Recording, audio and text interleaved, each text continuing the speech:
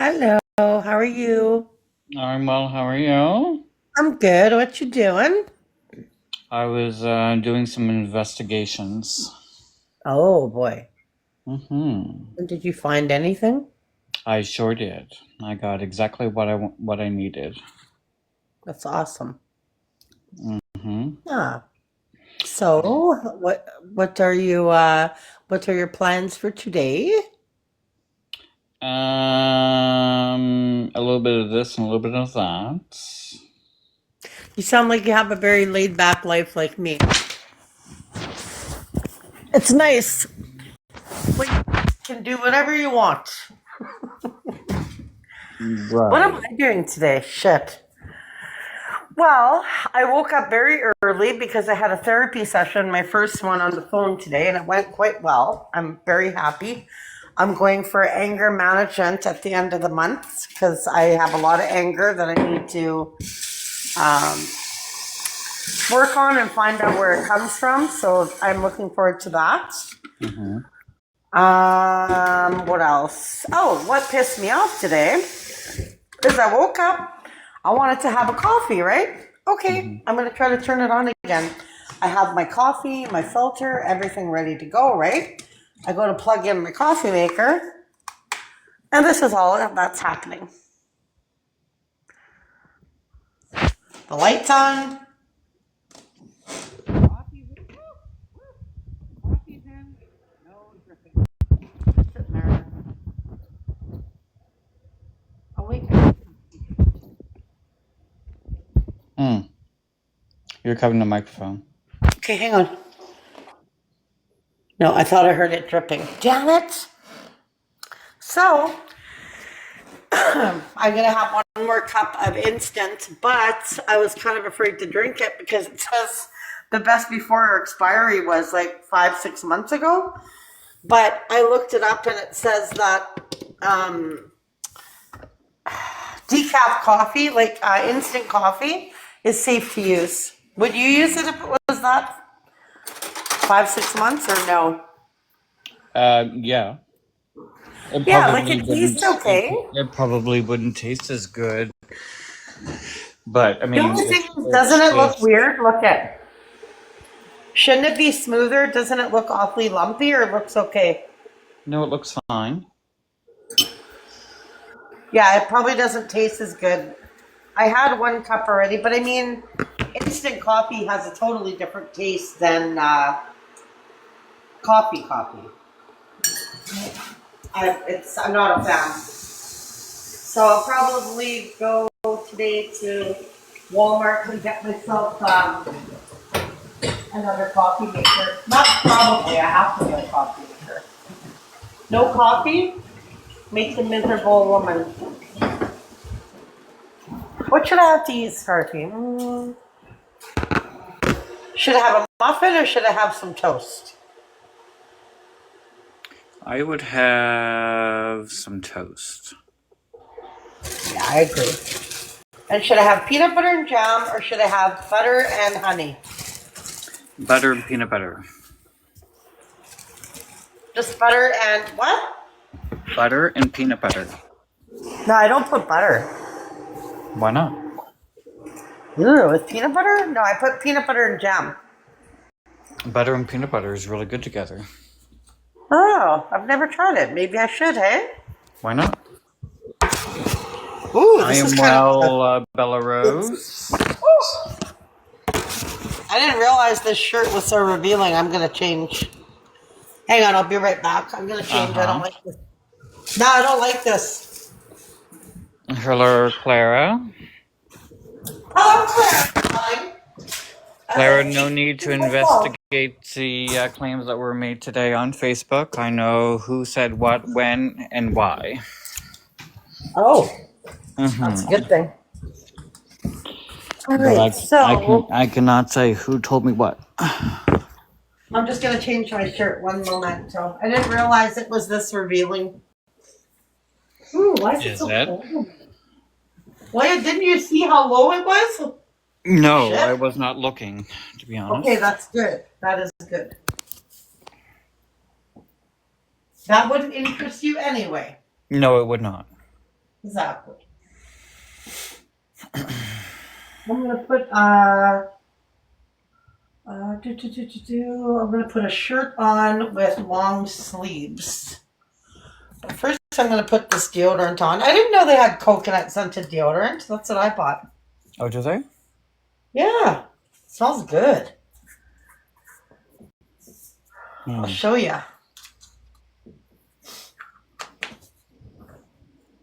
Pink coconut. Interesting. They also have cherry as well. Hmm. There, that's better. I put some slippers on my feet. That'll keep me warm. Did you? Yeah, just like a long sleeve shirt. Ugh. Chilly willy. Are you going outside? No, it's too freaking cold. Is it? Yeah. I don't know. Wait, why is it so cold in here when my heat is on 71? I don't get that. Perhaps you have some windows or doors that are a bit drafty? Well, it better not be because that means that it's going to be cold in the winter. Mind you, I did have a cigarette about 15, 20 minutes ago and I had the door open. That's probably why. Yes, Clara. I found out who said what, when it was said, and why it was said. That's good. Did it take you long to figure it out? No. Good. I love investigating and then catching somebody. Mm-hmm.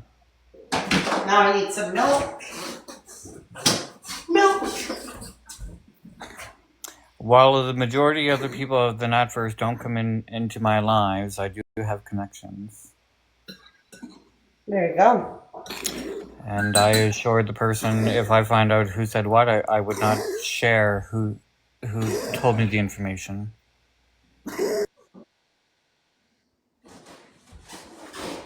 Peanut butter.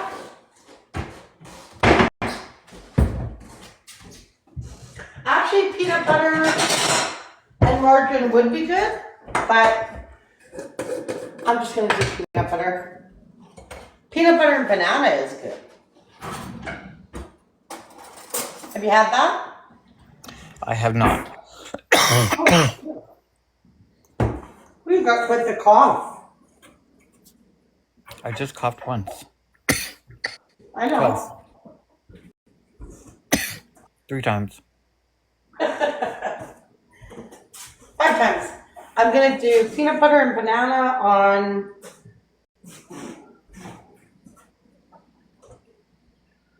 2 pieces.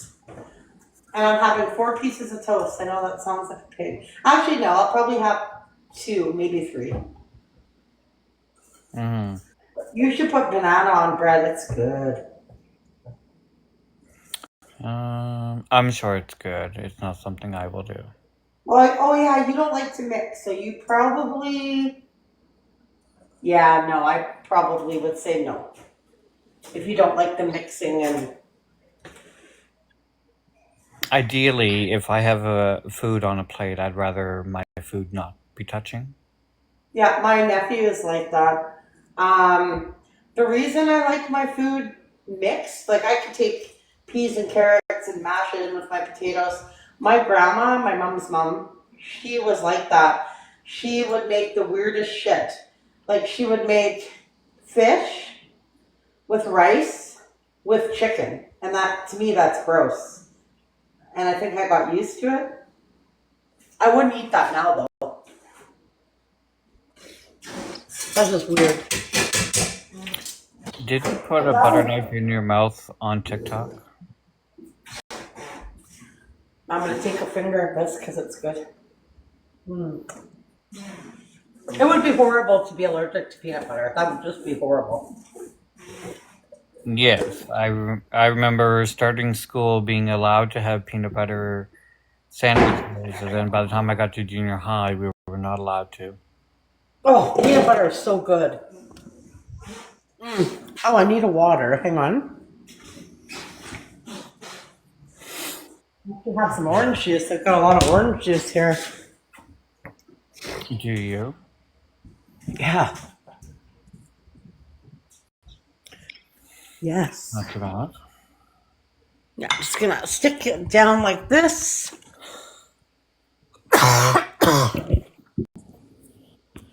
See, cigarettes make you cough. So did vaping. I don't know. I don't think you coughed as much. I Did coughed you? a lot. I coughed a lot when I was vaping. Oh, Every day. this is fucking good. I was a bit coughy this morning because I think some of the saliva in my mouth was a bit thick. Mm. I might be a bit dehydrated. I'm not sure. Do you drink water? No, not really. Really? No. That's bad. You need to drink water.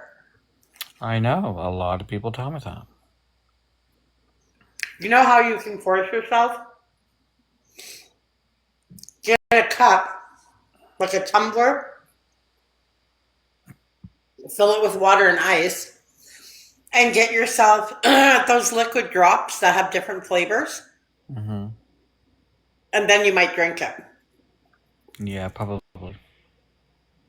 Yeah, you can put like lemonade packets in there, whatever. You're still getting water. Actually, I'm going to have only 1 or 2 pieces of this because I got a lot on here. Whew.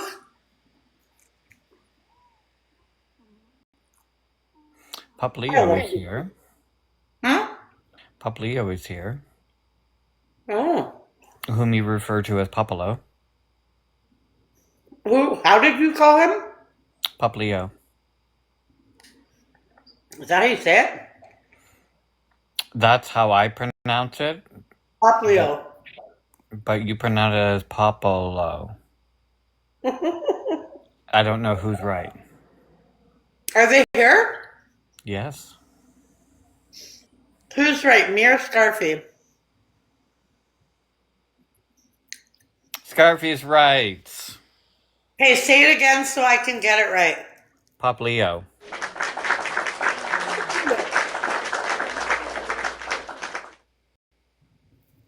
How was I saying it? Popolo.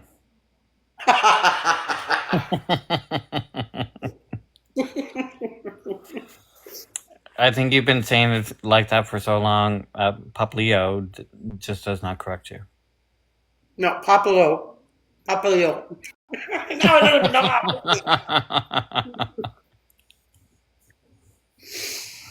My lancha. Oh, this is good. Even 1 piece is filling, you know? Peanut butter and banana is filling. Pop Leo just said, I've just accepted it.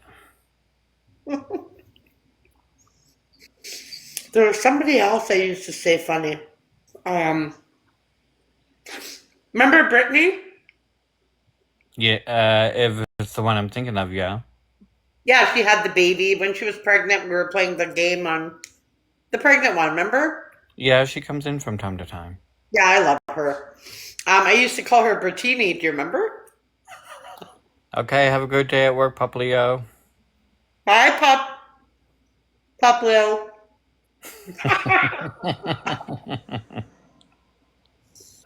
I don't think I'll be able to say it any other way.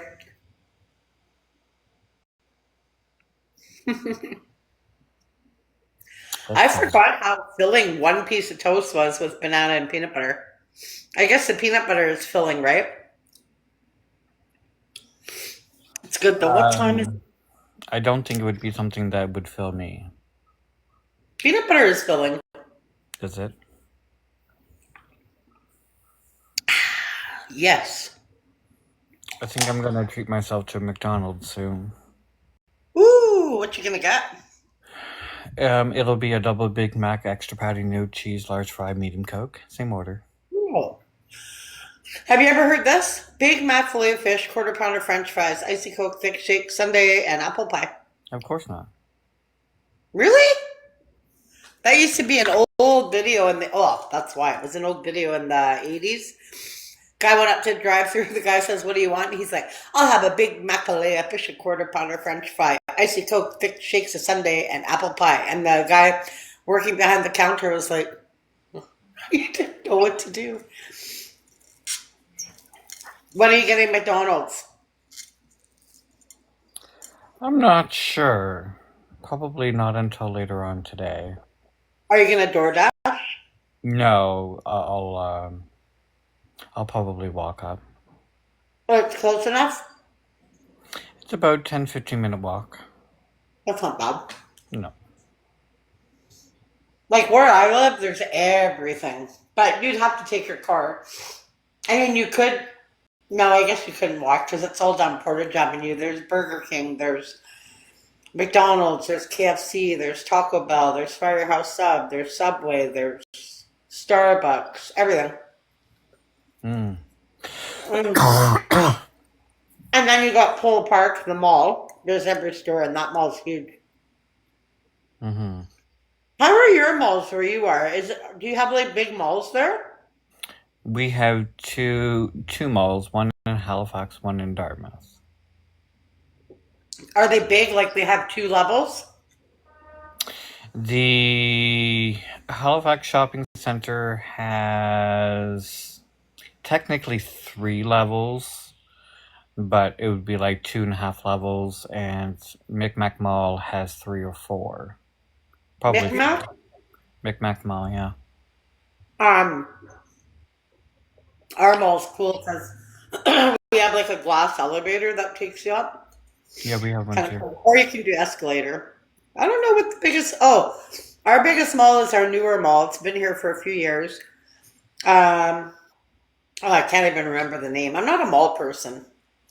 Um, the outlet mall. It has like Versace, yeah, all like brand name stores, but they're cheaper. So they say. I don't think they're cheaper, but if I could afford it, my favorite brand is Louis Vuitton. I love. I'm not really into name brands. I just like to wear clothes that look alright.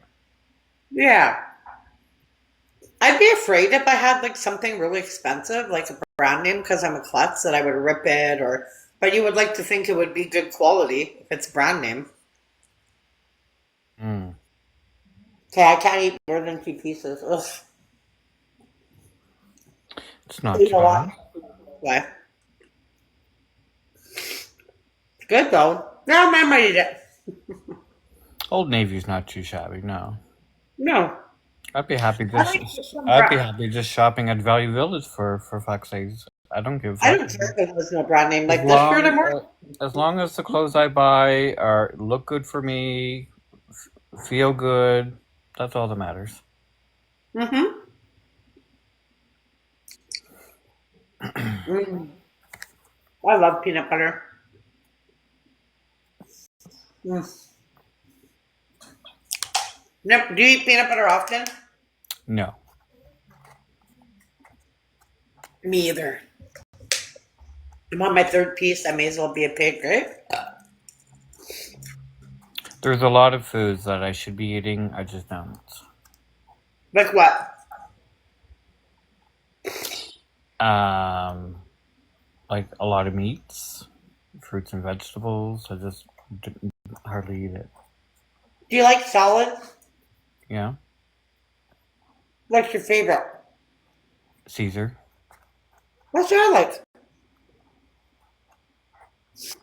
I put lemon and then the croutons and then the dressing and the white cheese on top. Mm. Mm-hmm. Caesar You salad is know, certainly my favorite, always has been. you know what's good? And if you put at Christmas time, you put little pieces of mandarin orange on your salad with shaved almonds. Mm. Good. Or strawberries. Hmm. It's not too bad. Yeah. You want to do this? Just 1 second.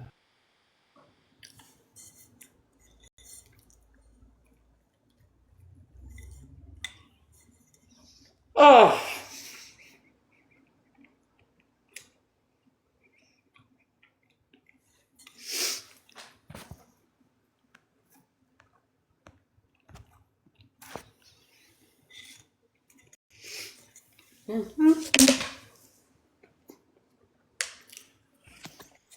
Sorry, just had a text message, and Oh, I'm gonna be getting a phone call at some point, and I just requested the person to text me before I get a phone call so I can end the live.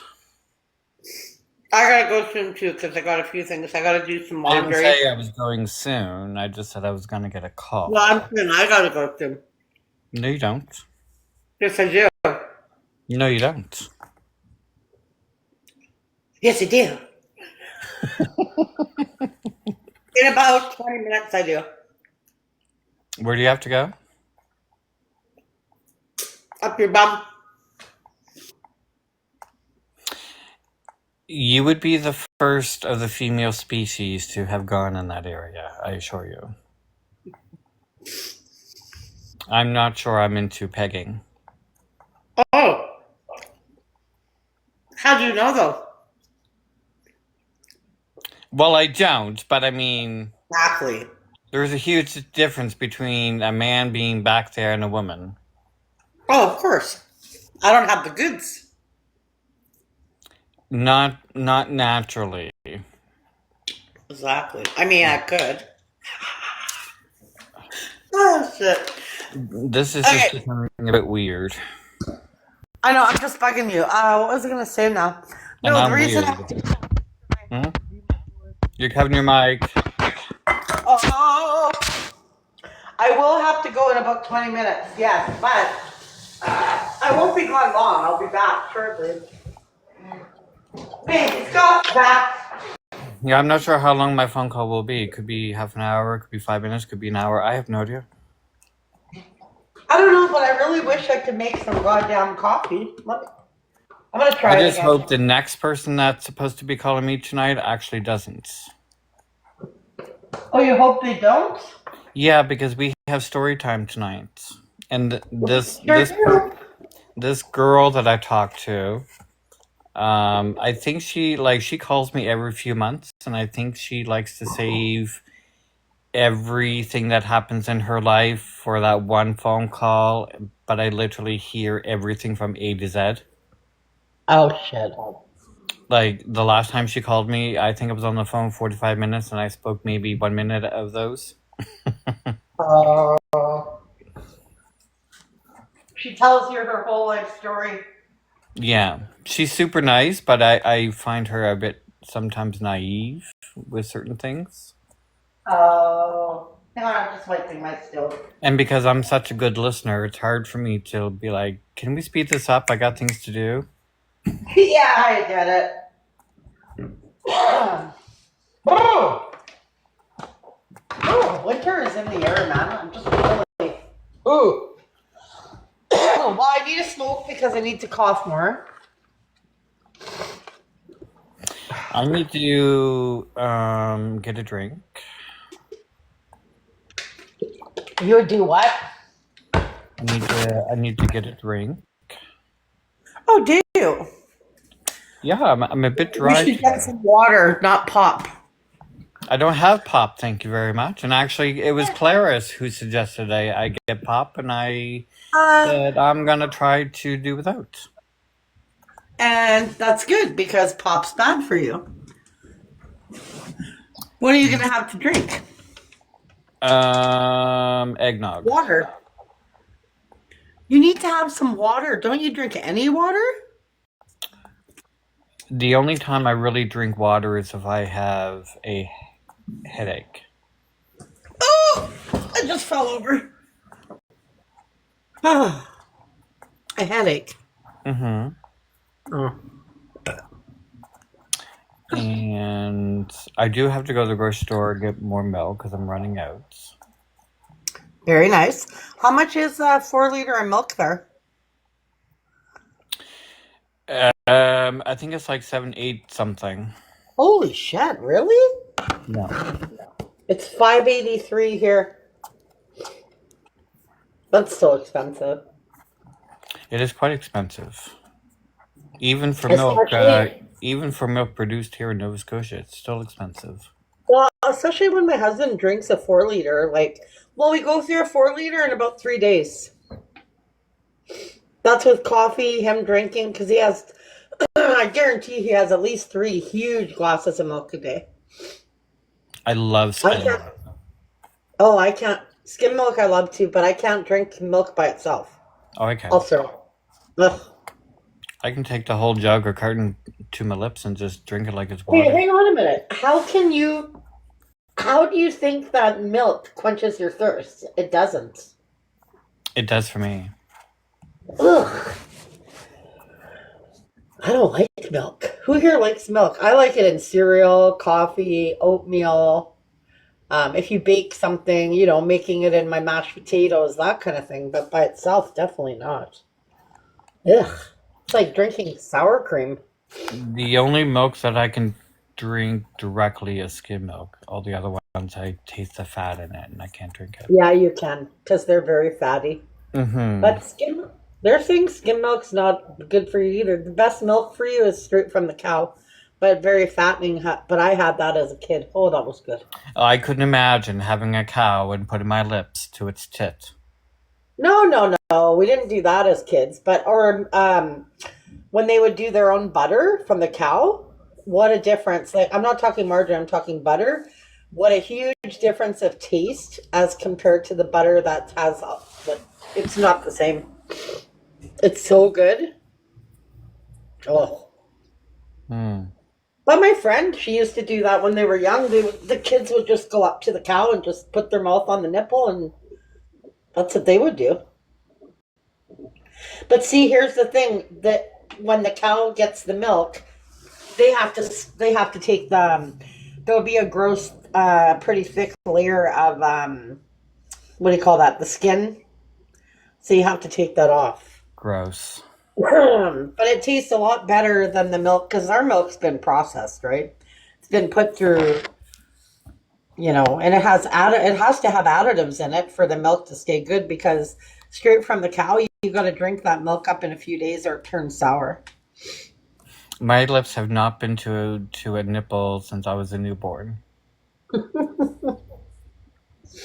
Fair enough. I just don't see the appeal. I can see why you like men. I like men too.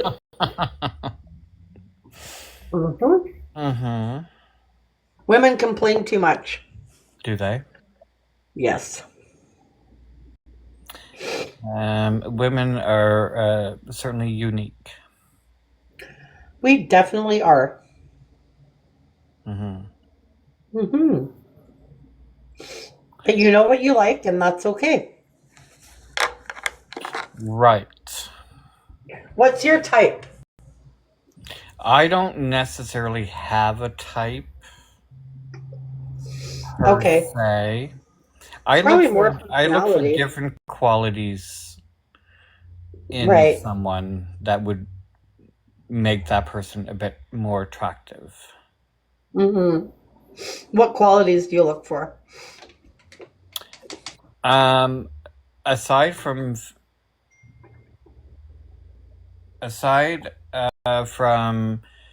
the physical qualities, I'm more into who they are as a person. Mm-hmm. What? Well, it's a lot more important the inside than what's on the outside because I've had boyfriends when I was younger that were drop dead gorgeous that just treated me like shit. Mm-hmm. Drew, when we first met, even he said I wasn't attracted to you at all, and I said I wasn't attracted to you either. But we hung out, and the more we hung out, we just fell in love. We just, he said I'm attracted to you now, but it's not the outside; it's more the inside. You got to be attracted to something, though. People who are sometimes not so attracted to someone can become attractive. Yeah, exactly. Mm-hmm. Yeah, he wasn't my type at all. But we fell in love. We hung out, and yeah. That's not too bad. I'm Well, happy 13 years single. Yeah, one thing that he said that he really liked about me, because he used to work out a lot. I had very big like legs. My calves were big. Like I had, like my legs are big now, but that's more fat, right? But well, I have pretty solid legs though.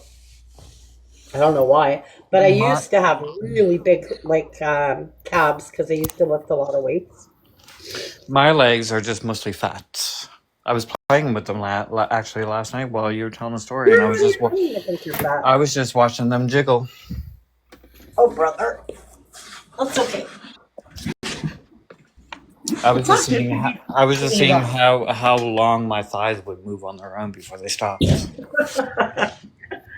Oh, you're funny. Funny, funny, funny. Hmm.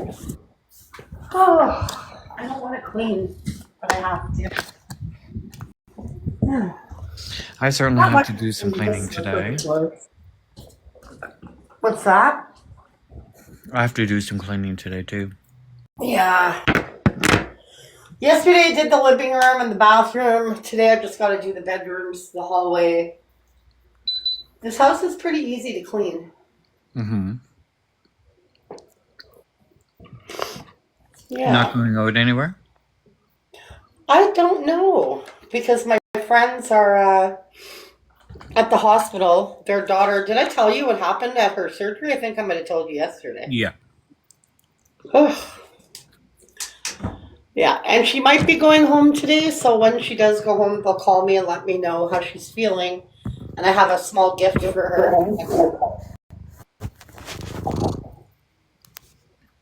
Did you hear my cat that I apparently rehomed? You rehomed your cat? Hang on, I'm going Uh, to turn my diffuser on. One sec. apparently. Well, that's funny because I see your cat all the time when you're live. I have 3 here. Apparently Exactly. I rehomed baby girl. Really? Why'd you do Mm-hmm. that? Not very nice. People are Who, by the crazy. way, is right here. Yeah, exactly. But the thing is, I don't know where people make up these stories from. It's funny. Same with me. People say, "Oh, you said this, or you said this, or you said it this way, but you meant it this way." Or I'm like, okay. Mm-hmm. Or well, when you said it, you had a grin on your face. Like, what? I can't control what my face does. Exactly. It just happens that way. Mm-hmm. What's that My face noise? and my facial expressions are quite telling, I'm told. Yeah, what's that noise? This, that would No, are be you eating something? I'm digging through my potato salad, yeah. Oh, okay. I'm gonna put on some relaxing music. Tell me if you can hear it. One sec.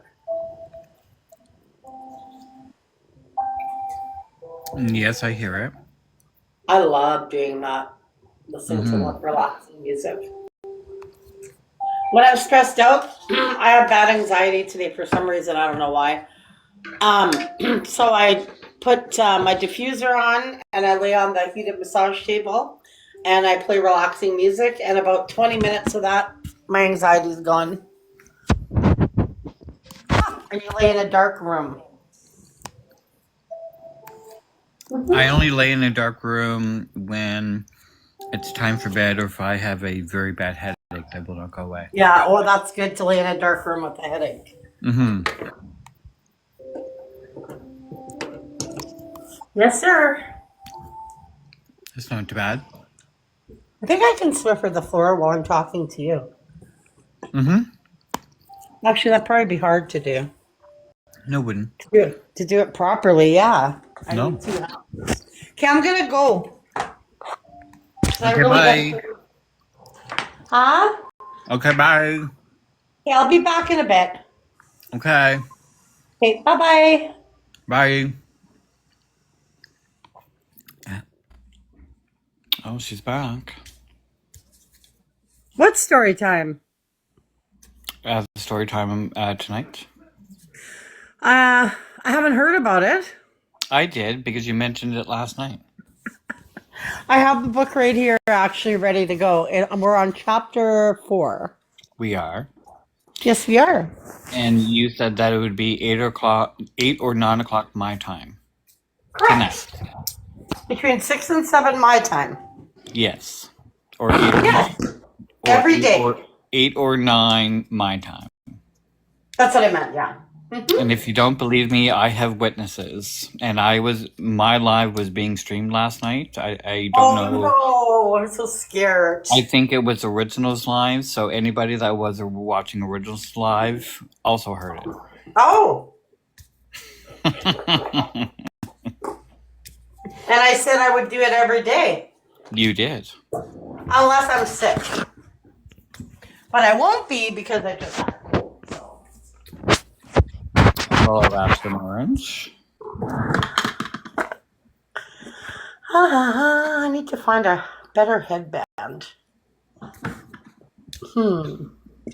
have every color headband. I have black, I have green, I have... I don't have a red headband. What the heck? What I'd like to find is red underwear.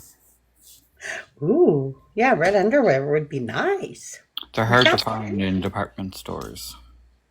Yeah, red is a very hard color to find for underwear. Mm-hmm. I have red. Do you?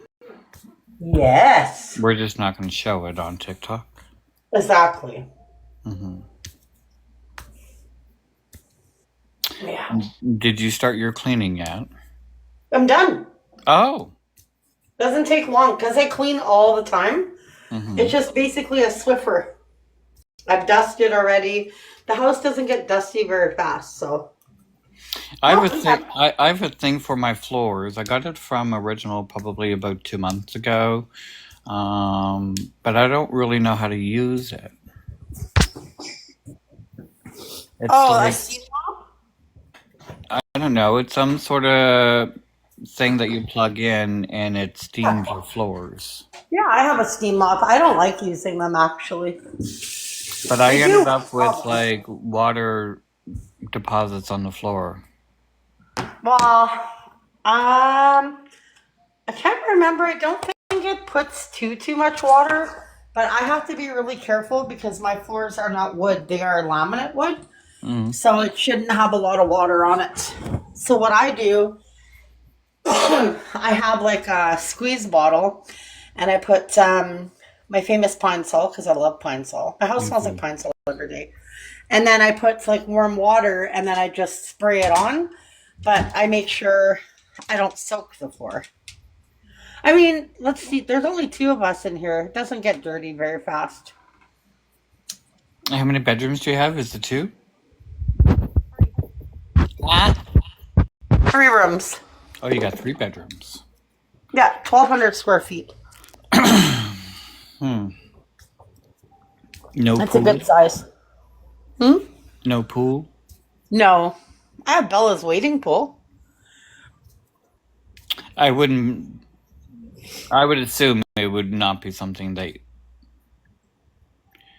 that a human being would fit into. No, it's like a wading pool, like big enough for a person to sit into, yeah. Oh. But just like if you wanted to cool off, you know? Right. The one thing you did not get to do this year is go swimming. Yeah. Oh, shit, I gotta go. Okay. Bye. Bye.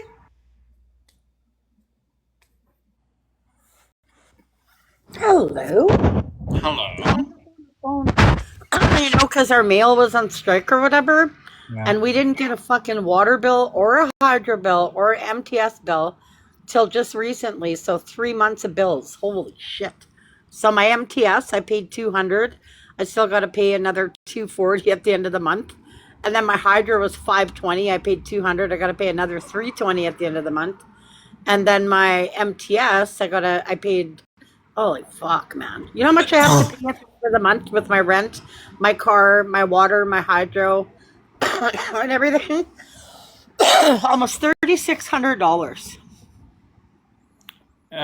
But even though Canada Post was on strike, could you not check That. No, their excuse was I called all of them. I called MTS, Hydro. I called them all, and they said, "Oh, well, we didn't get your change of address. It was all going to that one." And I said, "I called twice. I called MTS, I called Hydro and Water. So they were sending my fucking bill to the other address." Because I was like, "Why is my bill so high?" So shit. This month's gonna be expensive. Mm-hmm. I can do it though, but ugh.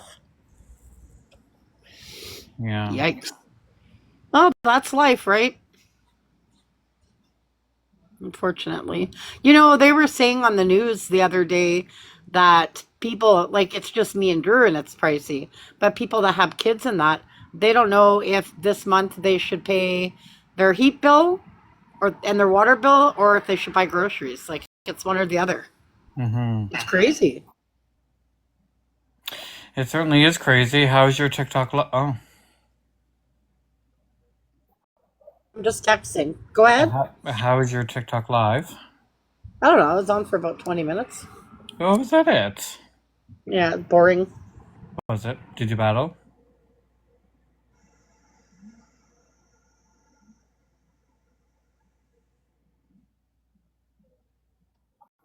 A little bit, but it was boring. Boring. There was one nice lady. She was so nice, but wow. She talked a lot from BC. Okay. You have no idea where you came from? What? I'm confused. It's fine. So what did you do? Did you have a nap? Did you clean? What'd you do? I had a 2-hour and 5-minute Microsoft Teams call. Oh. It's not too bad. No, it's not. I see. Mm-hmm. Yeah. It was like one of the hardest Teams calls that I've had, because I answered it off my laptop and I had no cigarettes here. Oh, shit. And I was desperate for one, and I can't just take it with me with no internet. So I had to sit here and bear and grin the desperation for some nicotine. Oh God. That's horrible. So once the call was over, I quickly got dressed and went to the store and got some. How much are your cigarettes? 21 something. You guys don't have like the cheap stores that sell the $5 packs? I haven't heard of a $5 pack in over. Yeah, we get 20. Years. Ow, I burnt my finger. Fuck. Shit. Speaking of smoking. Oh, ow! The cigarette's not out. Wait. Shit. Okay, that must be good. Clara, to answer your question, the only thing that I will say about it is that it went more than fine, but I won't get into specifics of the conversation. Ouch. I burnt my finger. What was I saying? Yeah, so we get 20 packs. I'd show you, but I could get you banned. Canadian Lights. You can get other kinds too. They're $5 for 20 cigarettes. But they're very, I think, to me, they're harsh. Like, they make you cough more. I'm gonna have a piece of pizza. Yeah.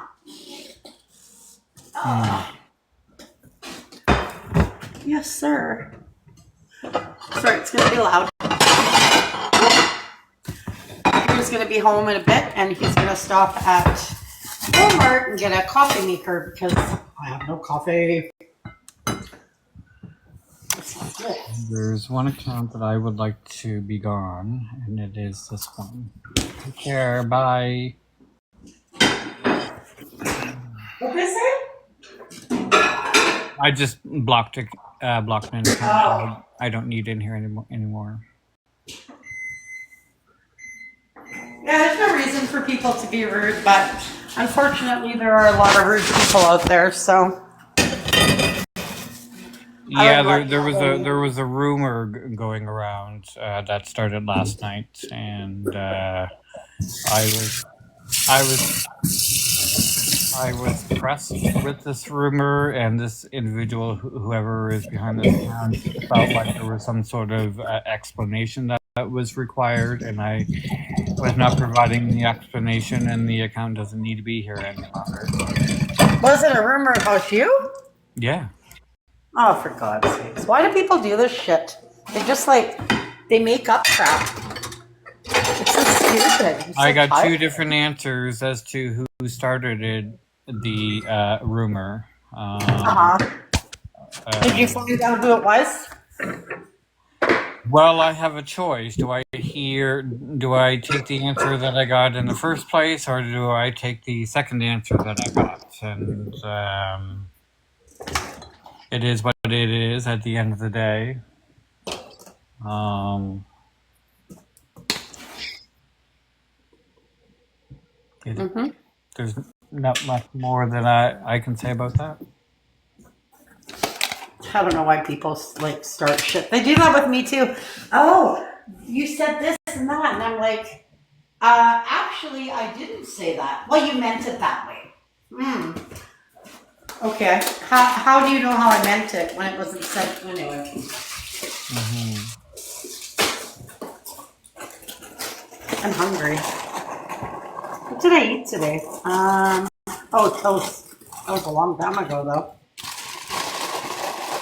What did you eat today? I didn't. You haven't? No, Oh, should eat something, Turkey. not yet. I had a 2 hour, just slightly over 2 hour conversation, and then I had a FaceTime call, and then I had to go to the corner store, and I definitely had to get my pop because I was desperate for one. I did a lot of talking, and I was super dry. Uh huh. So now I'm just resting and gonna figure out what I want to eat. Yeah, a 2 hour call is a long call, but it was Well, a I mean, necessary call. what's that? It was a necessary call. It definitely was, and I felt, without getting into whom it was with or the details of it, it was certainly required. Mm-hmm. I feel as though it went more, it went better than I had anticipated. Mm-hmm. Um, That's good. I think that I will. I think that's all I will say about that, because I don't want to Yeah, give it's more no, information for the nosies, and there are 31 people here. Um, it's nobody's business. no, it's not. So that's why I'm not going to get into details about it, but it certainly Oh, Chloe. made things a lot better. Yeah, when are you getting McDonald's? It's already 6:30 there. Well, it's 6:30, and I don't anticipate that I'm going to be walking up today. I didn't say I was going to McDonald's. I said I'm pretty sure I said I might. Hmm. Hmm. It's very rare that I say I'm going somewheres unless I know for a fact I'm going. Hmm.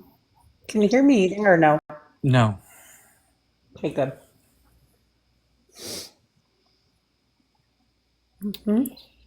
So Because I don't like when I can hear people eating. It grosses me out, and I know I'm bad for that. So you are. I know. So I'm trying. Just have to make sure your mouth is completely closed and don't talk when you have food in your mouth. It's not even that. It's like sometimes when you have the phone so close to you and you're eating things that are like pasta or lasagna, I can Oh. hear it inside your mouth, Oh. and I can If hear you hear this. me, tell me, okay? I can hear the swishing of the food inside the mouth, and it's just the sound in itself. It makes me want to go. "Ugh." Oh, okay. Can you hear me? No. Mm.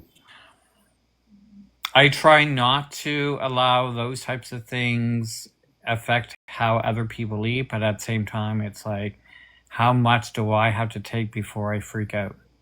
Mm-hmm. But I certainly appreciate when people take a greater effort to be a bit more careful with how they eat without it being too bothersome with how they consume their food. Mm-hmm.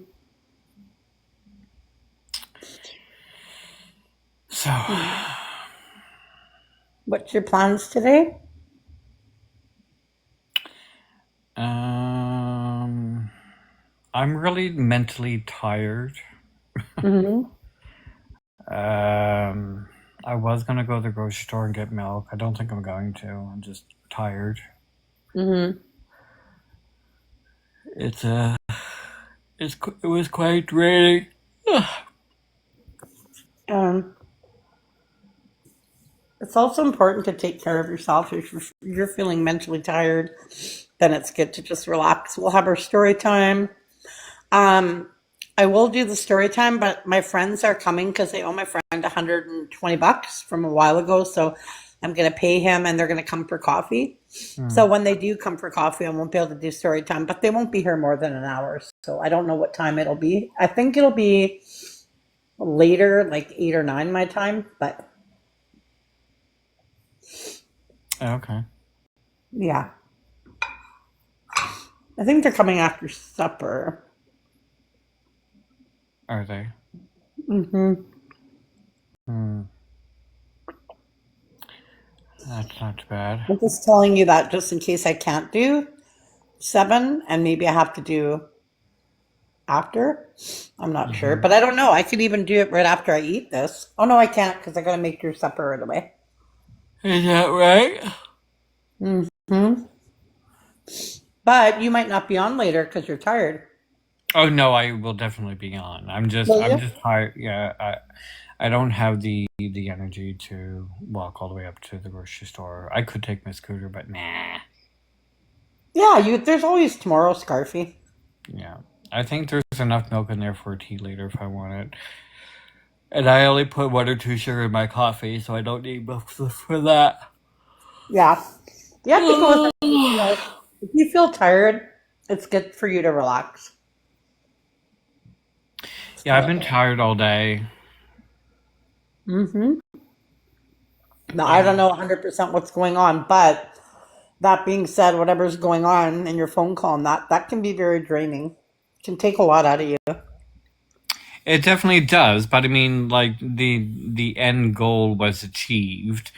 So I was certainly willing to endure the mental what's the word I'm looking for? Not mental anguish, but the mental stress that comes with having deep Yeah, to listen conversations. to what the other person was saying and Um, taking it in. Again, I'm going to be very careful with what I say because it's Hmm. private. Um, but it concluded um, better. Um, a lot was achieved or Hmm. accomplished, and that's exactly what I was hoping for. Right. Understandings were made, concessions. I certainly have to make concessions. It certainly identified certain areas that I required to be worked on. Right. Um, and like I said, we are all work in progress. Hmm. Um, Change is not going to be immediate, especially, when Oh you no. behaved in a certain way for a long period of time, because that's what's normal for me. So I have to try to do. I have to be a bit more vocal. Hmm. Um, so it's certainly something that I need to think about more. Um, and Hmm. we'll see how much progress I'm able to make. Well, like you said, change doesn't happen overnight. I have a lot of things I need to change, and One sec. You can't hear me eating, right? No. Okay. But I have a lot of things that I need to change. I need to think before I speak, and I've been doing okay. But like you said, it's a work in progress. And if I feel like I'm frustrated and I might say something, then I'm just gonna shut my mouth, you know? Right. So I will be able to go to bed happy. Hmm? I will be able to go to bed happy. Well, that's good. That's a good thing. Yeah. Eh, eh. Probably that phone call helped you a lot of stress go away too, you know? Absolutely. Yeah.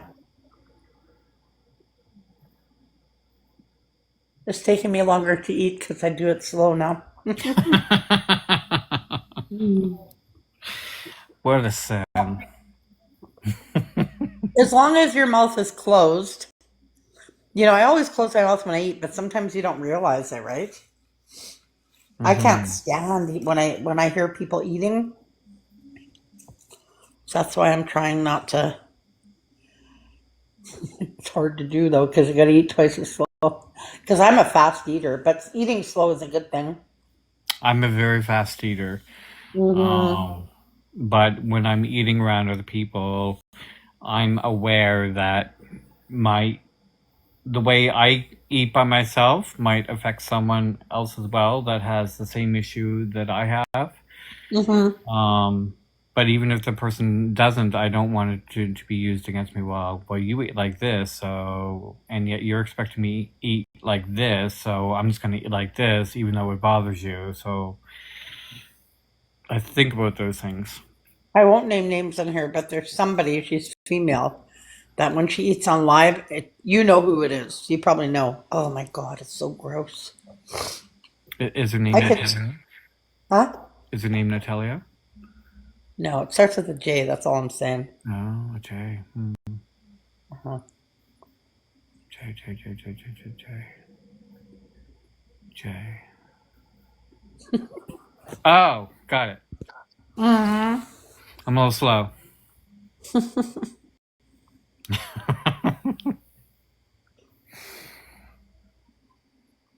It's not too bad. Hmm. What are you eating? Hang on. Oh my God, it takes so long. Hmm. I am eating pizza and I have some crackers on the side. Yes, sir. That'll be my supper. I'm going to make Drew something right away. Uh huh. Sorry, I was listening. I was just sending a chat screenshot to someone. Mmm. Cozy is showing through. Oh, you got rid of it. Mm-hmm. Mm-hmm. Clara, why are you not up here? That's why moderators are important. Yeah. You're one of them. Oh, yeah. I'll pay attention. What is going on? Why is it so? When Clara talks, do you see how light it is compared to the other one? I can't read that. What is going on with these comments? There Her is a comment. little eyeball next to it, and that means that it was held for approval. Oh. But why? To protect the chat. My live is not the only live that has that. Oh.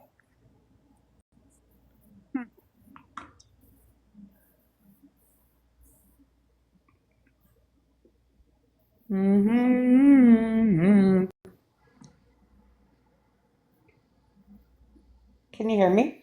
No. Yeah, but I gotta eat slow. Oh my god. You don't have to eat that slow. Yeah, Goodness I me. do. No, you don't. Hey, listen. No? No. Then I must open my mouth when I eat. I got to. I didn't think I did. Obviously, I You know, do. sometimes when you're sitting on the couch, you have the phone way too close to you, and you eat certain foods. I can hear the food Oh. inside your mouth. Oh. Other people have also commented on that.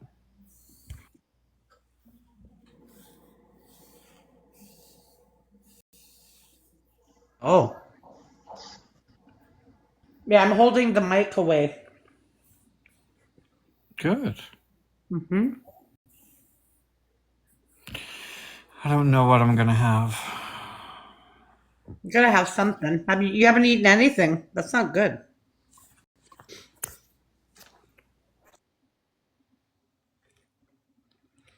Scarfy Darfy.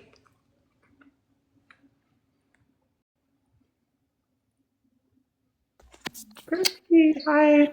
I'm sorry, I was typing a reply when you asked the question. What was the question? I don't remember. It was not even 60 seconds ago. I know. I don't think I asked anything. I just said something. I don't remember. I was just mumbling. Oh. At my age, you can say something. Oh, I just said I hold the microphone away when I eat. That's all. Like I don't put Mm. the food up by the phone, you know? You don't put the food up to the phone, or you don't put the phone up to the food. Right.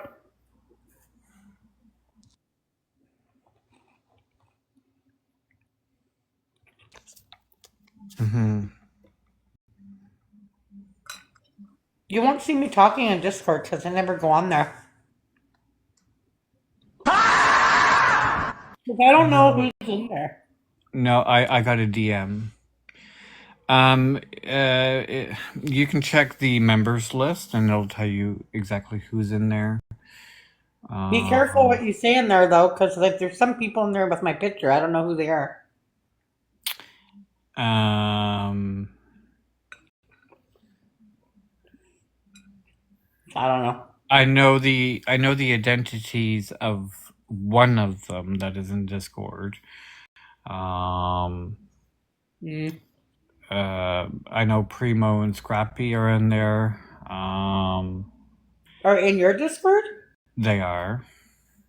Uh, There's a section in there for moderators only. You're not yet a moderator in the Discord, but there's a special chat group for just moderators that can't be viewed by non-mods. mhm, But everything else is public. So, mhm. but what was said about Discord was sent to me via DM. Mm, mm. Well,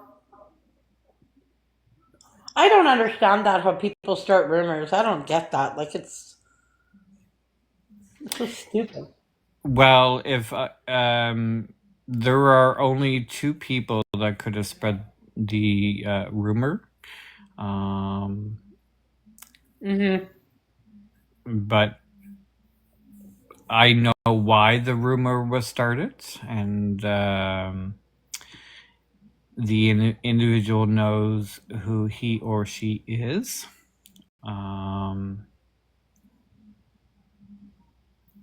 I'm not sure what the end goal was for starting the rumor.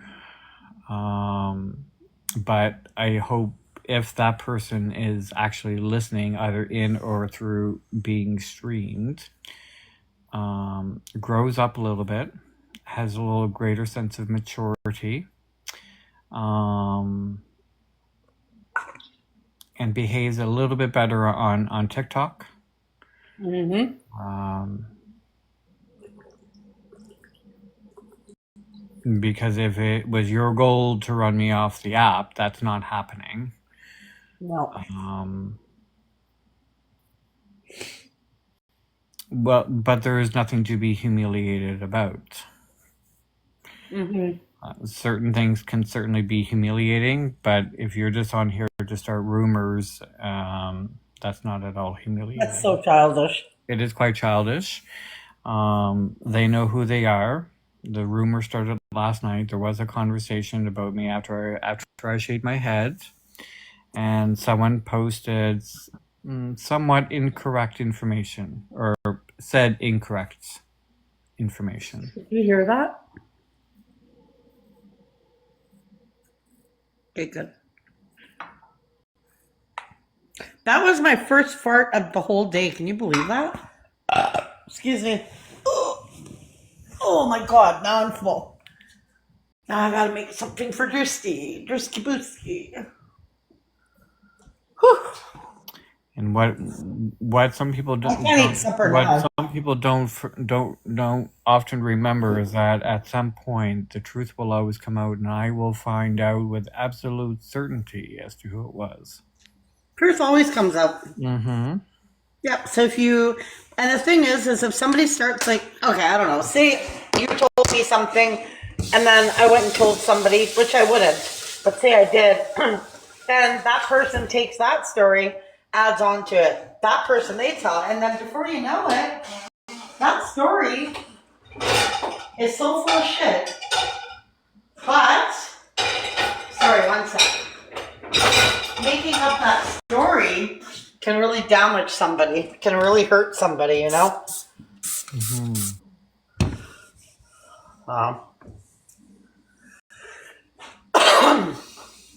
What should I make, Drew? What time is it now? 4:48. Did you just fart? No, I'm tapping my finger. What's for supper, Scarfy? I really never had that much. I never really had that much time to think about it. I know what I'm gonna make. So I'm not sure.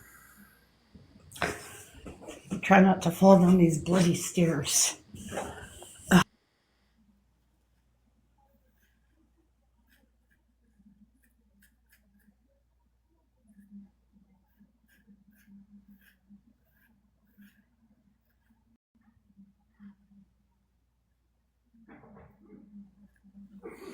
It's a game to certain individuals. They enjoy trying to humiliate people they dislike.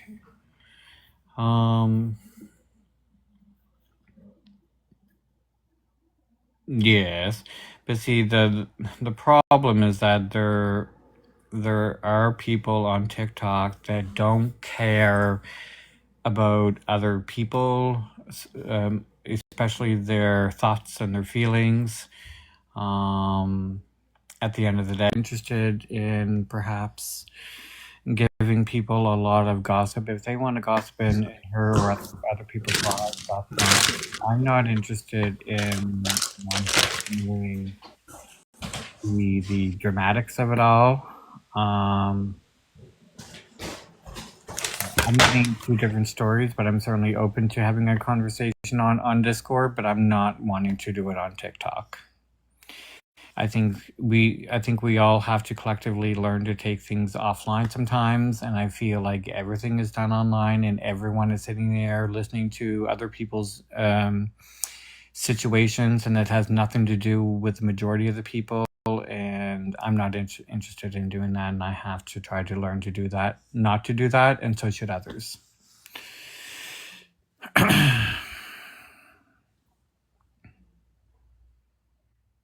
That's right.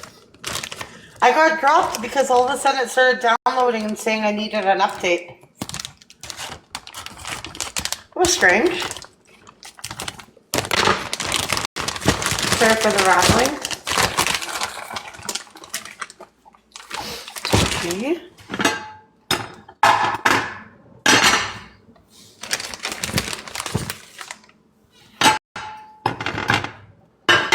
I'm just making him, they're just stuffed breaded chicken with some veggies and baked potato. I think that sounds okay. And then tomorrow I'm gonna make one thing I don't like is being lied to, or I don't like dishonesty.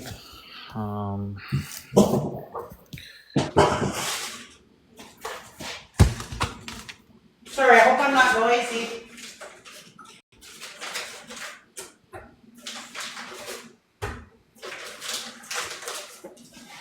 And I agree with you.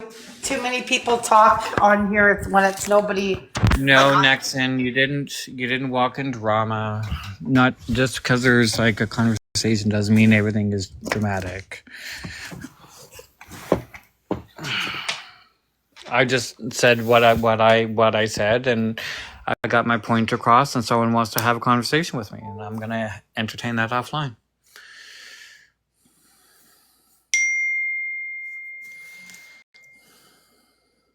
No, I don't know how to unblock someone.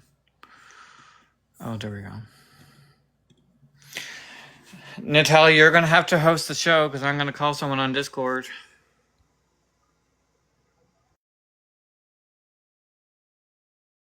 Okay, dokie. How long are you going to be?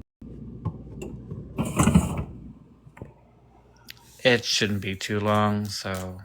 Alrighty. I can do that. Apparently, I have to send a friend request in order to be able to have a voice call. I hate Discord. I don't know. I'm not into Discord at all. Well, as a gamer, it's required. Yeah.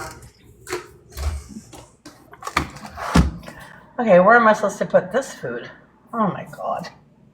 Too much food in the fridge. I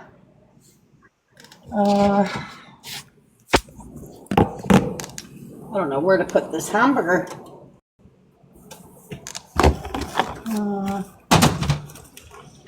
There we go. I'm gonna have some orange juice since we have so much of it. Otherwise, it's just a waste. Is it? Oh yeah, we got lots of orange juice. Holy shit.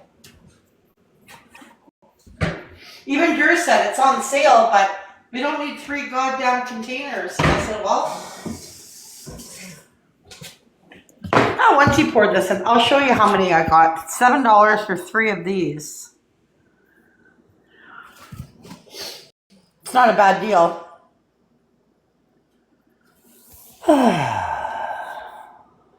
Okay, I'm muting.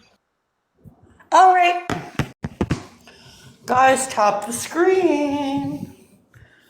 And say hello. Scarfy's just on a call, guys. So I'm your host with the most. Be nice. It's not too bad, you know. We're going to open our orange juice now. Why can't I open this orange juice? That's weird. Maybe that's why it was on sale. Not too bad though, guys. How's everybody doing? You don't say. All right. Let's get this party started. What did everybody do today? Oh yeah, it's not so bad. All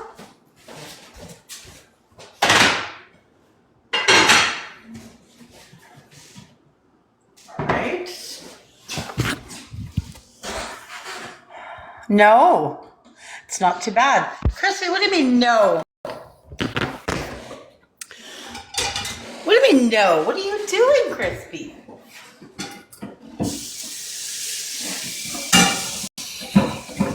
And me and Clara are watching the chat, and anybody who's rude will be automatically muted. So there. T is interested. Hello, T. How are you, T? I see Crispy peeking to make sure I'm doing my job.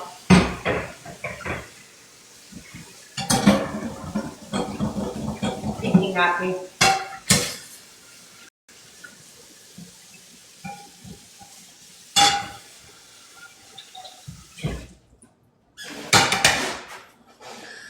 What's everyone up to? Everybody's so quiet tonight, Scarfy. What the hell's going on? You're lucky it's not my live because I would block y'all. Just kidding.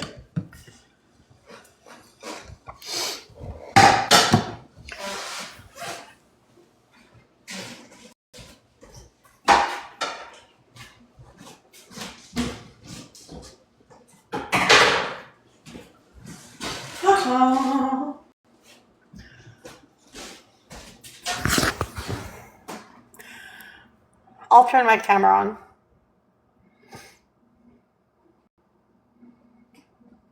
Hang on.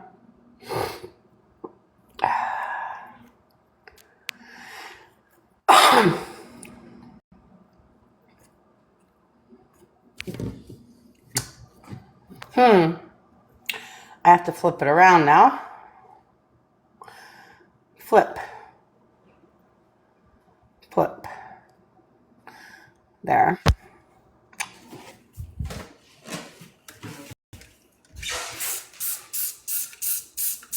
A plug? What do you mean?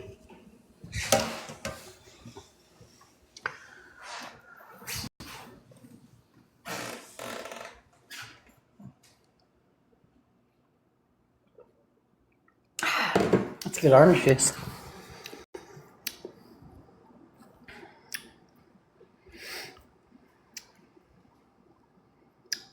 I see brown. Oh, really? Do you? Well, I see a glass of orange juice. Cheers. That's good.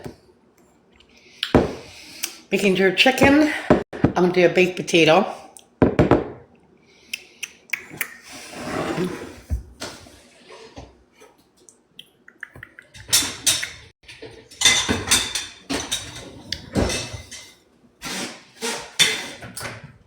Baked potato literally takes like what, 5 minutes?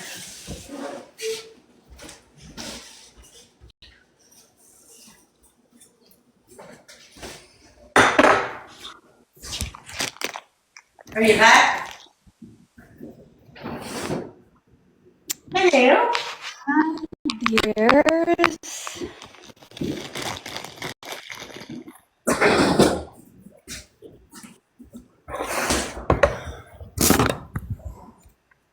Hi, Hello.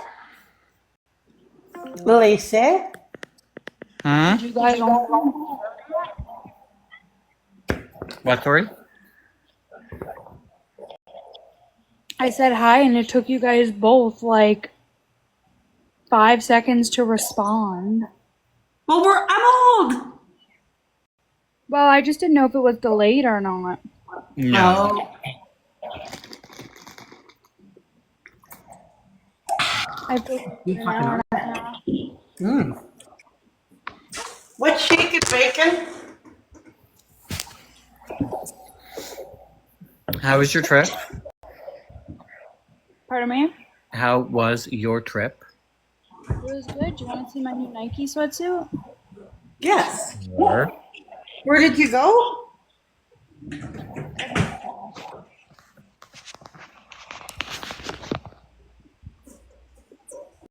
Oh, is that ever nice? Like the cargo. Okay, I can't buy my cigarettes, and I'm gonna. Why am I freak out. looking at it sideways? Yeah, it is sideways.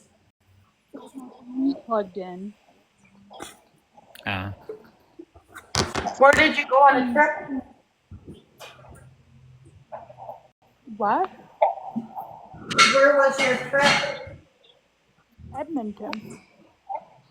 I can't hear her for some weird reason.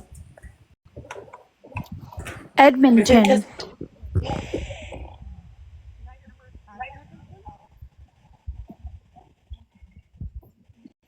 think she has a hard time hearing. Now I can't hear you. Is that your first time in Edmonton? I don't know. My sound is okay. Can you hear me, Scarfy?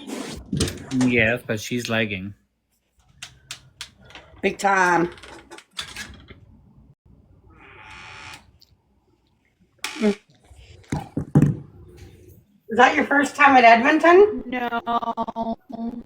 Oh, yeah. Mm. Yeah. Yeah, I've been to Edmonton. When my sister first had my niece, I love Edmonton. Kind of. I've had like layovers in Alberta, but um,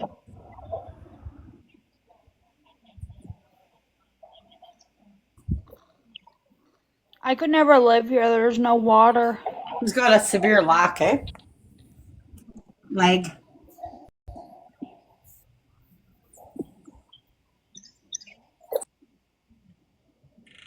Hmm.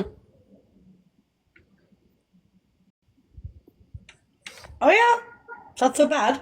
No, it isn't. 1 minute she was here, and 1 minute she was gone. Poof, just like that. Yeah. Oh, I gotta put my timer on.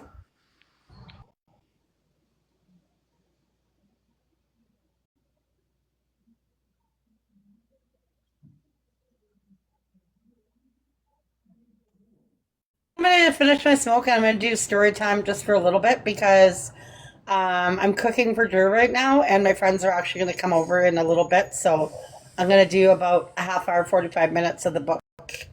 Okay. Is that okay, or It sounds peachy to me. how about you, Clara? I don't know who was all in here for it. I don't know if Bella was here. I don't know.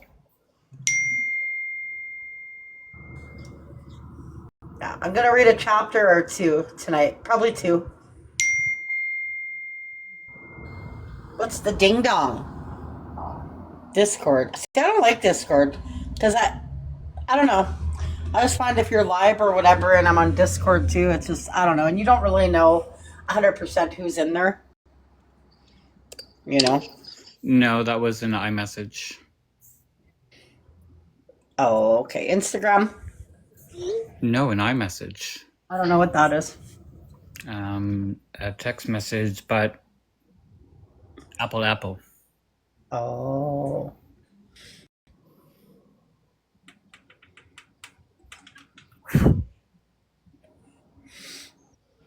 Oh, I think I'll do the story later. It's too early right now. No, it isn't. I mean, no, Huh? it isn't. It's not? No. Okay, it's not. Not really. It's 5:10 here. It's 7:10 your time. What time is it for you, Clara?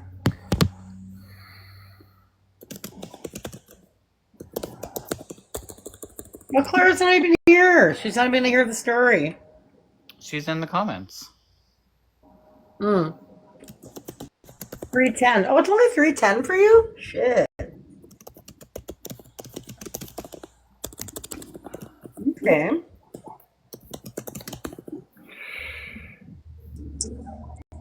Lady Grey is live. It shows me. Why do I see that? Oh, if I pull down, I can see who's live. I didn't know that. Did you know that? That's neat. I pull my screen down and it shows me who else is live.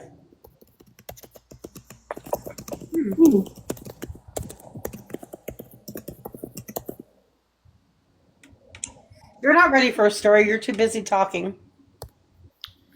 No, I'm sitting here listening. No, you're not. Don't tell me I'm not here listening. Are you sure? Hmm? Are you sure you want a story? Yes. Okay, I'm almost done. Then I'll mute, I'll pee, and then I will read.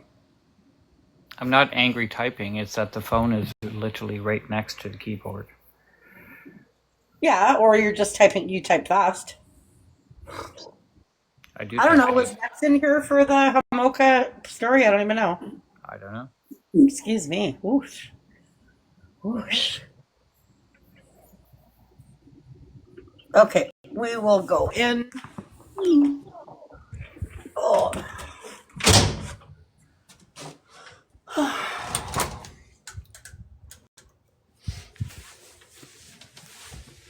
All right.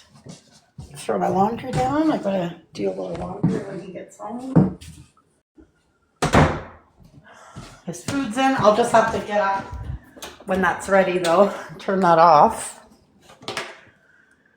I won't start his baked potatoes till he's home because literally, I think a baked potato will take about 7 minutes in the microwave. Okay, I'm gonna mute.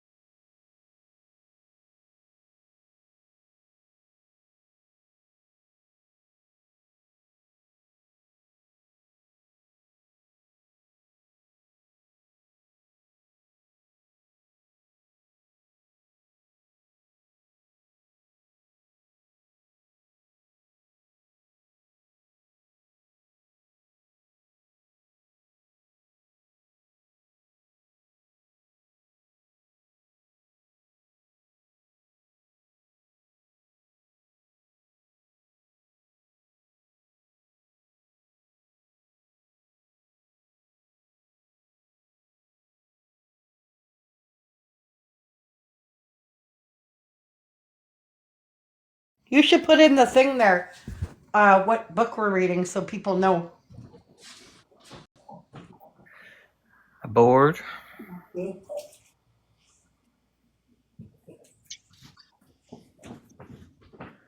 Oh, it's so cold. I don't know why. Oh, okay. It's hard to read with this cough, but I will do my best. So we are on chapter 4,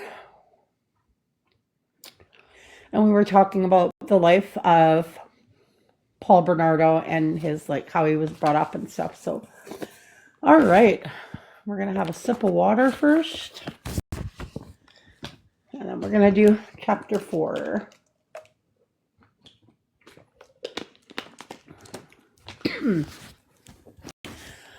All right, looking at that picture on his bed was like looking into a mirror. The guy in the photograph looked exactly like him. Paul was both repulsed and fascinated. His mother was a real bitch, just like his father said. Sometimes his father would sit on the couch. It did not matter whether they had company or not. When his mother came lumbering down the stairs, his father would say something like, boom, boom, boom, look out, here comes the big fat cow. At the time, his mother was living like some giant troll in the basement. She never fed them. She hid food under her bed. There was never any food in the refrigerator. It was an austere thing.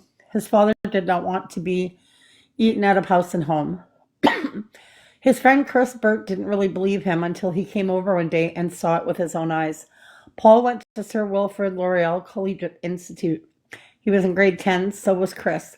To Chris, Paul seemed so together. He was always well dressed. Girls liked him. Paul had even introduced Chris to his girlfriend, Nancy McEwen.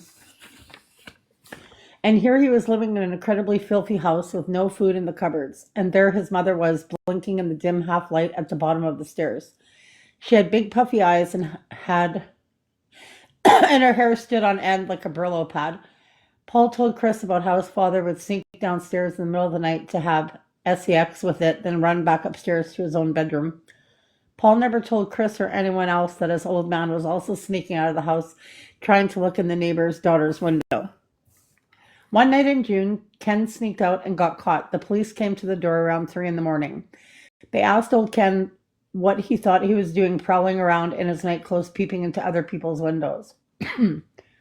Apparently, the 26-year-old woman in whose basement bedroom window he was trying to peek in had been sitting outside her house in her girlfriend's car at the time watching.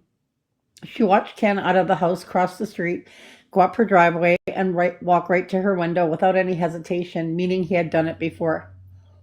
Her blinds were closed, so he gave up and scurried back to 21 Sir Raymond. He was wearing white pajamas with a blue pinstripe.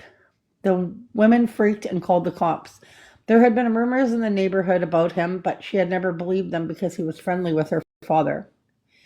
The old man was stressed right out after that. Ken stood at the door shaking and his Coke bottle glasses were all fogged up. The cops took note. They no more believed his lame cockamamie story about being woken up by a noise and having to check it out than Paul did. But there wasn't much they could do except warn him and write up a report. Then there was the business with his sister. The end. Goodbye. What?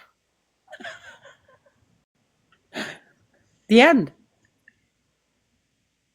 That was not even 10 fucking minutes. I know. All right. Debbie did not remember exactly when the SEX stuff started, but she knew it had been going on long before her mother got sick and her parents started sleeping in separate bedrooms. It just got a lot worse after they moved back from Barrie. Her father had taken a job in Barrie and moved the whole family up there for a year. And then they all came back to their old house on Sir Raymond and everybody was happy. Debbie was 10 years old. Her little brother, Paul, who had always been a little different, suddenly became outgoing and talkative. He had started playing soccer when they were in Barrie, and he signed up for the Guildwood League when they came back to Scarborough. He joined the Cub Scouts. He started playing baseball in the Community House League. Ken Bernardo even started coaching the team. That lasted about a year. Like Debbie, Paul started to swim seriously and take lessons at the YMCA. In the end, they both got national lifeguard certificates. On the surface, everything appeared normal. But it was not. Marilyn Bernardo became really mean and she looked different. Her skin dried out. It felt like the sandpaper on Ken's workbench in the basement. Debbie's mother was always yelling, her hands, face, and eyelids puffed up. Her nice shiny hair grew dull and brittle, and her fingernails were a funny color. And Marilyn Bernardo got really fat. Debbie knew her mother was sick, but that it was not really her fault, but she did not understand what a thyroid was. For some For some reason, areas around the Great Lakes, and particularly Lake Ontario, on whose shore they lived, were the most frequent sites of thyroid disorders in the world. Even if Debbie had understood, it wouldn't have made any difference. Her mother started staying in the room all the time with the curtains drawn and the lights off. She stopped cooking and doing chores. Both her mother and father told Debbie she would have to try and do the housework before and after school. Debbie was not very good at cooking and cleaning, and her mother was always yelling at her and her brothers. Their father would tell them that it was not their mother's fault that she was sick, but then he would make fun of her and call her a bitch. Her father started sneaking into Debbie's room at night. He told her not to tell her mother. It would just make her angry. Because Debbie was a heavy sleeper, she started putting shells and old coins in a metal garbage can and lodging the garbage can in front of her bedroom door. She slept with a flashlight. When her father tried to open the door, there would be a hell of a racket, and she would shine the light in his face. Debbie always made sure her curtains were closed because he used to climb out on the roof and try to watch her undressing at night. He would say he was just checking the eaves trough, even though it was dark. She remembered it occasionally happening during the week, but the garbage can thing seemed to help. Then there was Sunday night. Every Sunday, the whole family would settle down in front of the TV to watch Walt Disney, and her mother would lie down with the boys, and her dad would call her over. He would sit there. Oh, I can't say this. He would sit there and anger her while they watched Mickey Mouse. Sometimes it would hurt, and she would say, ouch. What's going on there? Her mother would ask, but she never said anything. Once during the day, when Marilyn had taken Paul and David out somewhere, Ken cornered her in the small bedroom upstairs and lay on top of her and started going through the motions. What are you doing? Debbie demanded. I'm making love to you, he told her. Squirming out from underneath, she managed to run off. It would be another 8 years before Debbie figured out how to run for good. The revelation that Paul was a bastard had a devastating effect on him, but it was relatively invisible. He quickly realized that it gave him a certain cachet, particularly with the girls he selectively told. It created in him a difference that set him apart, eliciting sympathy and interest. But it was a cancerous fact as much for the way in which he was originally told as for in the way in which it was handled, or rather not handled. Oh, well, if you don't like it, fuck off, Cinderella. Neither the man whom he now knew to be a stepfather nor his mother would confront the issue. He managed to find out his real father's name and that he had an insurance business in Kitchener. But that was it. His mother refused to ever discuss the subject. The only real change whenever she yelled at him, which was often, she now called him the bastard from hell. That's it, and we're on chapter 5 tomorrow. So one chapter a day. Chapter 5. Nancy McEwen had a vivid memory of Noel Francisco's grade 12 class on the afternoon of January 24th, 1980. Not because of the severed head in the pail, but because of Paul Bernardo's question. Nancy liked Paul. He was going out with her friend Anna, and Paul had introduced her to Chris Burt, the boyfriend Nancy would eventually marry. My throat's too dry. It's hard to read this out loud.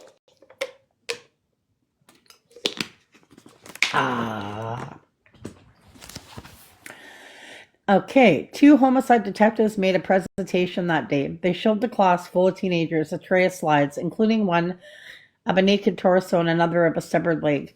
One slide was a blow-up of a tendon cut that went through the flesh, in particular into the thigh bone. The detectives explained that people who cut up bodies often make 1 or 2 tentative cuts before they choose their exact spot. It meant that the... Oh, one sec.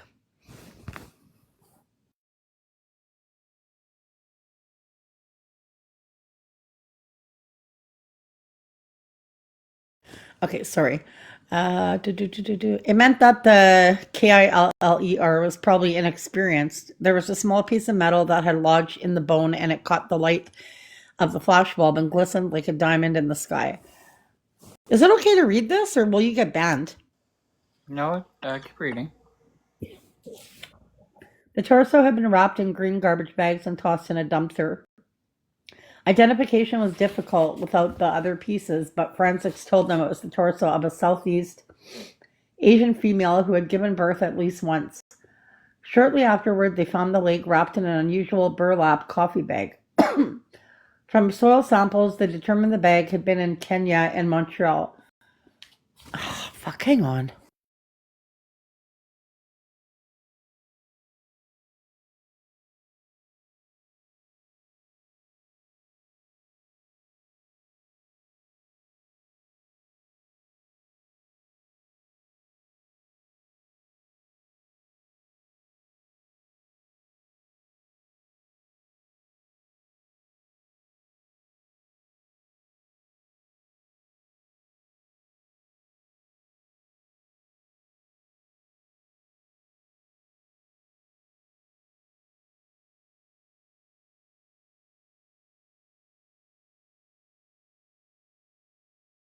Home, so I'm gonna have to just finish here.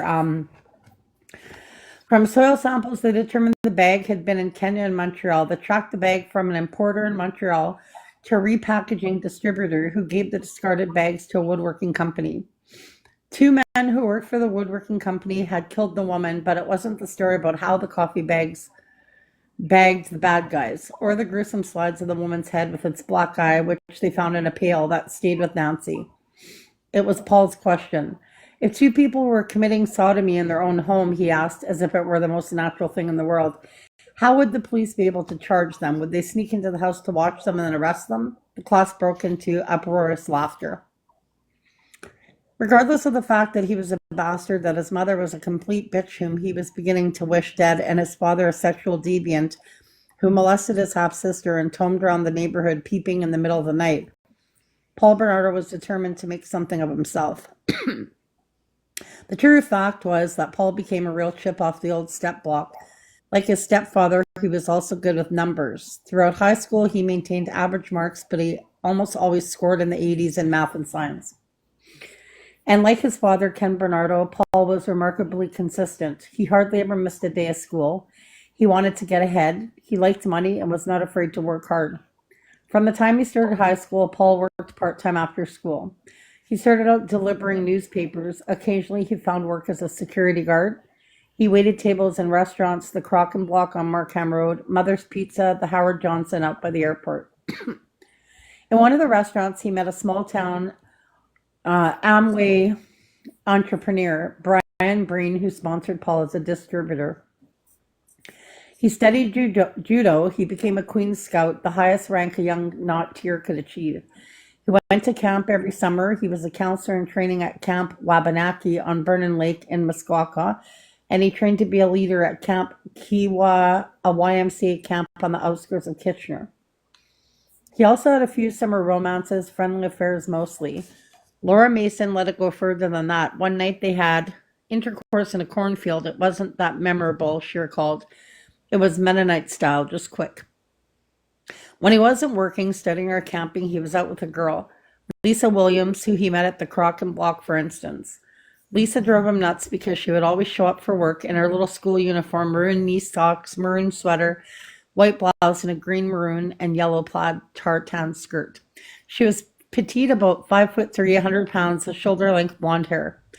At their peak, Lisa and Paul were going out maybe twice a week. He managed to talk her pants off once in a ravine after plying her with wine and giving her a t-shirt that read "Hands Off" on the front and "Property of Paul" on the back. People were walking by when they both had their pants off, so they put them on again and left. Lisa did not think he had an erection. In Nancy McEwen's opinion, Paul changed dramatically after he started hanging out with the Smirnis brothers. The three brothers, Steve, Alex, and Van, lived directly across the street from the Bernardos. Their parents owned a restaurant, and the brothers were always trying to buy friends with free drinks and souvlaki. They had that real crude macho attitude about them, particularly Van and Steve. And after a while, Paul started to walk the walk and talk the talk. His whole attitude toward women seemed to change. One day, Paul just dropped Nancy's friend Anna and started going after younger girls.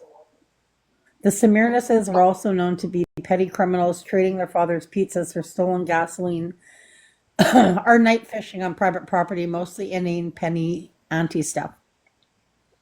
In 1982, Paul and his friends began taking a ritual trip to Florida at spring break in March. They met some girls who agreed to see them again. Smyrnus drove to Detroit with Paul and the others. At the Knights Inn in Sterling Heights, Steve played the big man and got himself arrested for trying to pick up the tab with a credit card a customer had left in his parents' restaurant. That was the other thing. Paul was bright. He wasn't a rock scientist, but he was extremely bright. The brothers Smyrnus were not. Young Ban was the worst. Apparently, he had once fallen from a balcony and hit his head. He had never been right after that. Steve tried two-timing Paul behind his back with a little blonde named Nadine Brammer, who orchestrated the whole thing so that Paul would find out. All Nancy knew was that it had ended badly. Then Paul started going out with a young raven-haired girl named Jennifer Galligan, whom he met through Steve Smyrnus. Nancy remembered Jennifer for two reasons. First, Jennifer was incredibly submissive. Second, Paul told Chris that he always had anal intercourse with her. It wasn't so much the fact that they frequented that style, as Chris so delicately put it. It was the fact that Paul and Chris talked about it all the time, what really got to Nancy. When Debbie Bernardo finally told her mother what her father had been doing to her over the years, her mother refused to believe her. How could you make such things up? Marilyn demanded. Why would you say such awful things? A couple of days later, Marilyn confronted Ken. She asked him how much he loved Debbie, and Ken said too much. At least that's what Marilyn told Debbie. Debbie moved to Kirkland Lake, a once thriving mining town a long way up north, but she never completely severed the ties. Less than a year passed, and Paul was serving as an usher at his sister's wedding. Ken Bernardo gave away his only daughter. After visiting the Bernardo household, it was not hard for Chris Burt to accept the fact that Paul's brother and sister hated it there and had left as soon as they could. He knew that Paul's brother worked in a factory somewhere and that Paul thought David was a real loser and a dweeb. As for the sister, all Chris knew was she had moved way up north to some godforsaken place as far away from Sir Ranner Drive and that woman in the basement as possible. Chris's understanding was that Paul stayed because it was really the only way he could get his education and get a stake. Chris felt sorry for Paul. He had no idea how the guys could take it. Whenever Chris had been over there, the old man never said a word, he just stared at him. He was pretty strict with Paul because he seemed to want Paul to do well too. But the mother was always nitpicking. Whenever Chris called, he could hear her cat walking in the background. No wonder Paul never liked to talk on the telephone. Paul finished high school in 1982 and his parents separated. Marilyn moved into a bachelor apartment in Kitchener. She didn't bother to furnish it. She just put a mattress on the floor. She told Paul that it was all about trying to understand her roots, getting to know her birth sisters, Claudia and Diane. In her diary, Marilyn noted that Ken was down most weekends. She maintained the apartment for a year, but neither of her sisters, Claudia and Diane, had any idea about why they'd been put up for adoption. Jennifer Galligan met Paul Bernardo on a double date. She was with Steve Smyrnus and he was with Diane Weidman. She was 15 or 16 at the time and Paul was 22. Tall, blonde, blue-eyed, Jennifer thought he was really good looking. Jennifer had luxuriant, soft, shiny, thick, dark hair. Otherwise, she thought little of herself. Jennifer had been adopted like Paul's mother. Her parents were devoted Catholics. To Paul, she seemed guilt-ridden, obsessed with the Blessed Virgin Mary, and neurotic. In other words, perfect for him. Paul had some unusual characteristics, but Jennifer accepted them. He would twitch and sniff a lot, and he would stare into space for long periods of time for no apparent reason. He would always get sexually aggressive around 11 or midnight and 2 in the morning. Hunger made him orny. Alcohol made him violent. Jennifer felt that Paul really loved and hated her all in one, that he hated himself for being the way he was, that he was so intrigued by the emotion he felt when he did things to her, when he hurt and humiliated her, that he was addicted to it. He enjoyed it. He seemed to generally like it when she cried out, so she learned how and when to do it. Like Nancy McEwen, Jennifer Galligan really wondered about Paul's relationship with the Smirnis brothers. She thought that Paul wanted to be heterosexual, but that he had real homosexual tendencies. Paul and Van and Steve were always joking around, pushing themselves up against one another. Part of Jennifer's bewilderment came from Paul's strong preference for anal. After he took her virginity, he only ever really wanted to do it from behind. That and shove wine bottles into her. She let him do it because she loved him and because he seemed to get such a thrill out of it. There, chapter 6, I'll have to do another day. Or later I can. Oh, yeah. I'll do chapter 6 later, but oh wait, I might not have to go. Hang on a sec.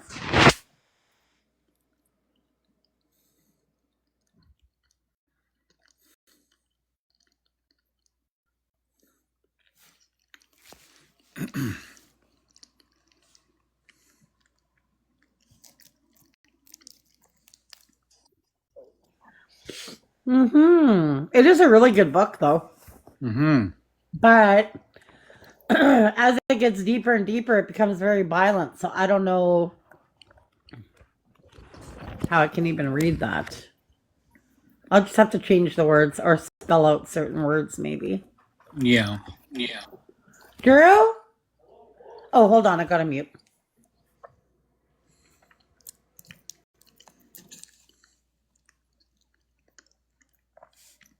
Hey, I just said Papa noticed crime in youth. Comment with your thoughts.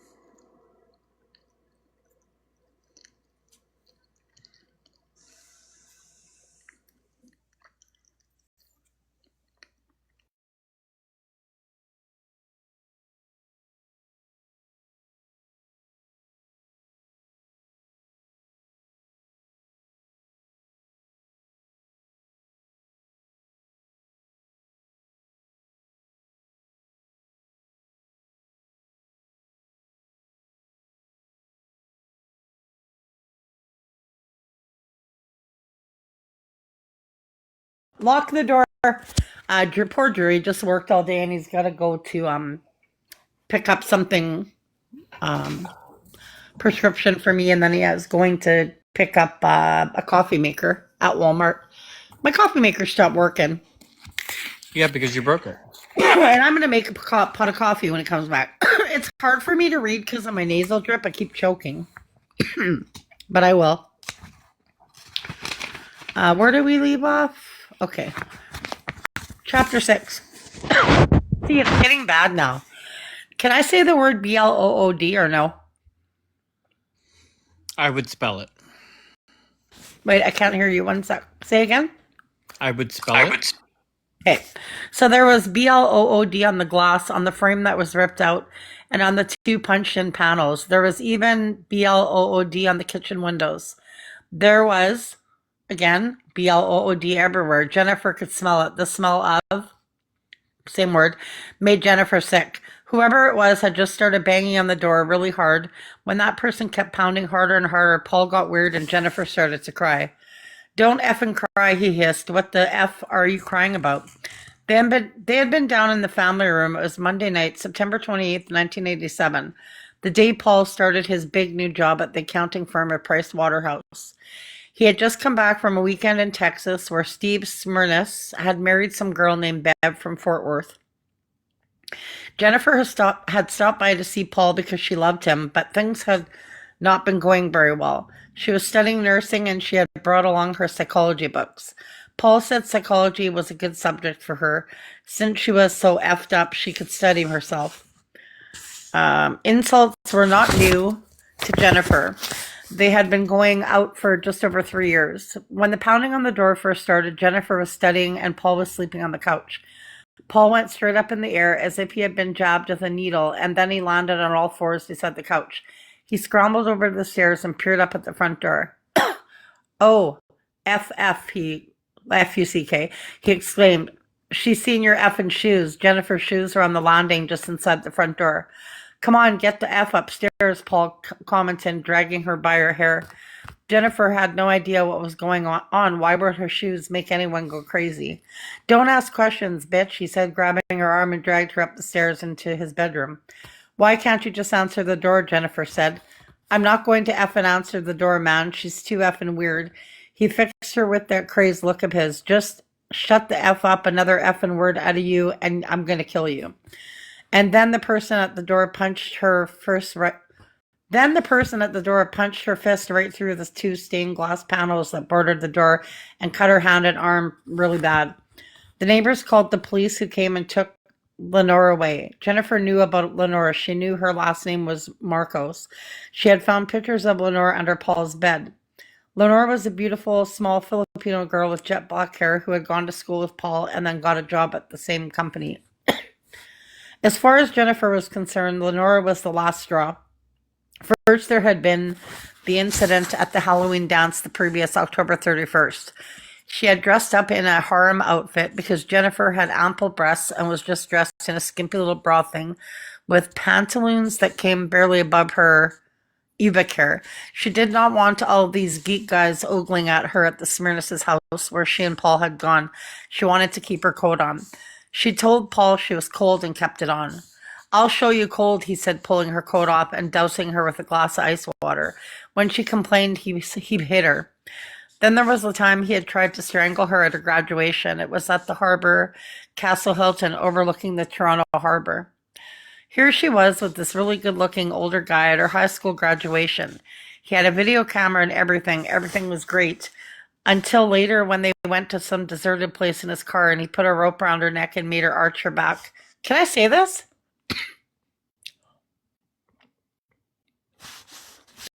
What? Yes. I can't. Yes. Okay. Then he insisted on anal and he pulled out the rope. She could barely breathe. Then he got all apologetic and kissy and lovey-dovey. Another time he told her to pull down her pants and arch her back and put her bum way up in the air. So she did, and he took Polaroid pictures. He told her if she ever left him or told anyone about this, he would take the pictures and post them on her church bulletin board. He was a nice guy, eh? Then there was the trip they took to Florida in August. She wanted to please him and be mature and have a drink and everything. So when he pulled out his ID and gave it to her, she was happy. Then he said some girl had loaned it to him. Come on, get real. I'm pretty naive, but I'm not that stupid, she told him. Paul said he had actually bought it at a place downtown where you could buy any ID and all sorts of things. Still, something didn't ring true.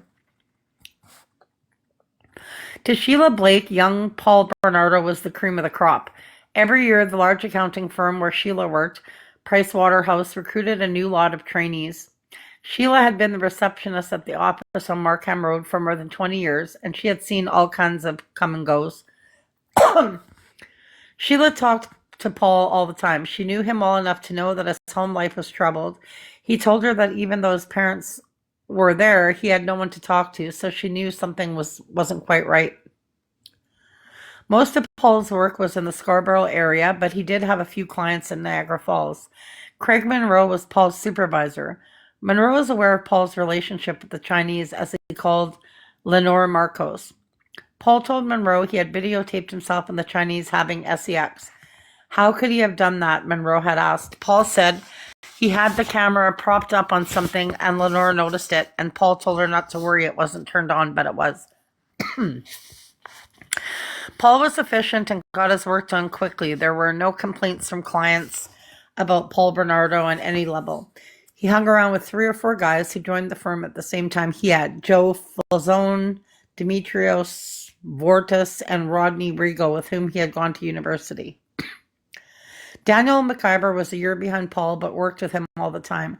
He was impressed that Bernardo wore Dak shoes, which were very expensive, and had good suits that appeared well made.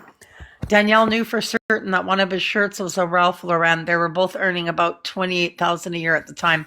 That was a while ago, so that was a good wage.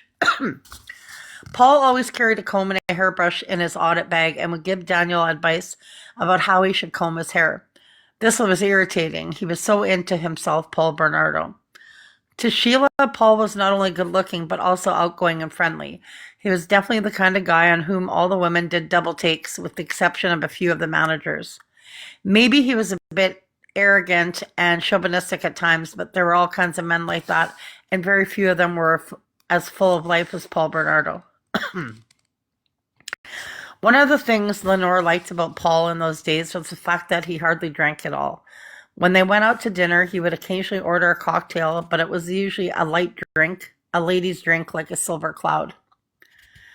Lenore was thrilled when he bought her a LaSalle watch for her birthday in 1986. That Christmas, she went to Baltimore to spend the holiday with relatives and brought back a picture of a boy she met. Paul went berserk and dumped her garbage all over her apartment floor looking for it. He hit her in the face and she hit him back. Then he decked her, knocked her right down, and knocked out a tooth. After he calmed down, they made up. He gave her a ring. Early in March, Paul called Lenore and said he wanted to punish her for not being a virgin. If she let him do it, he would forgive her and never bring the subject up again. It was 2 o'clock in the morning, but Lenore got in her car and drove to meet him at the deserted parking lot in Fairview Mall. Paul spanked her with his belt while she apologized for having had sex with anyone other than him. Later, she recalled that it had not really hurt, but she knew it was strange, and she never told anyone, not even her closest friends.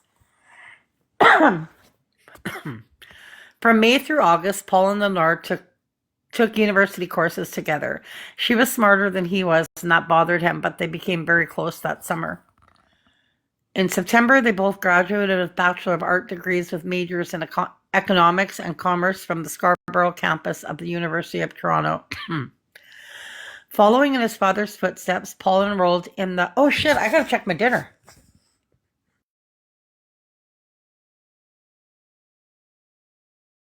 Uh-oh. It's probably burnt. One sec. Shit. I think it'll be okay. Shit. Uh-oh.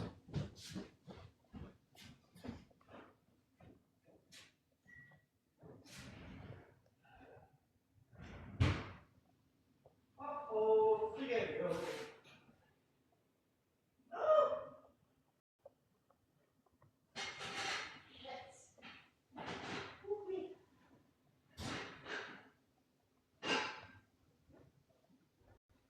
It's okay. It's okay.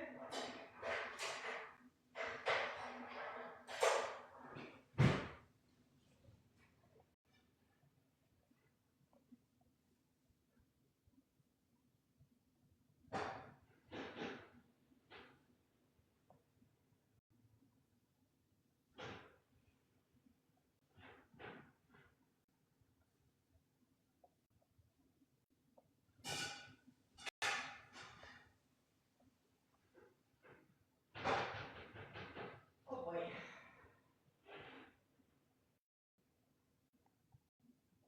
It's alright. It's okay. Everybody wants to play.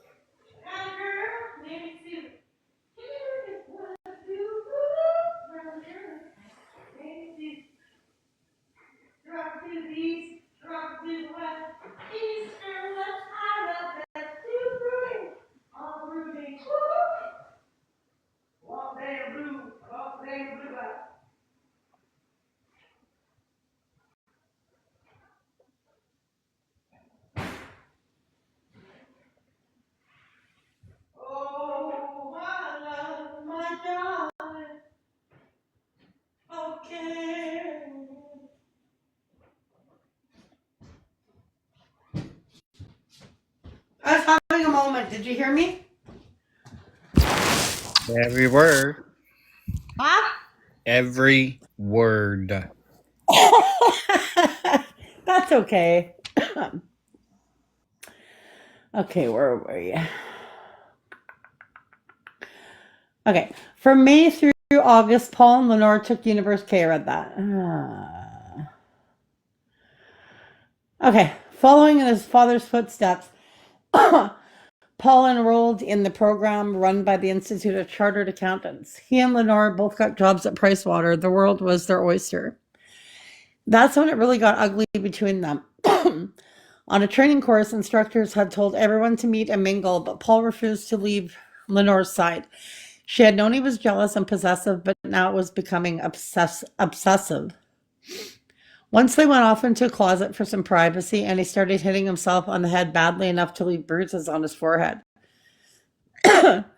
Lenore thought it was her fault somehow because he loved her so much it was starting to drive her crazy.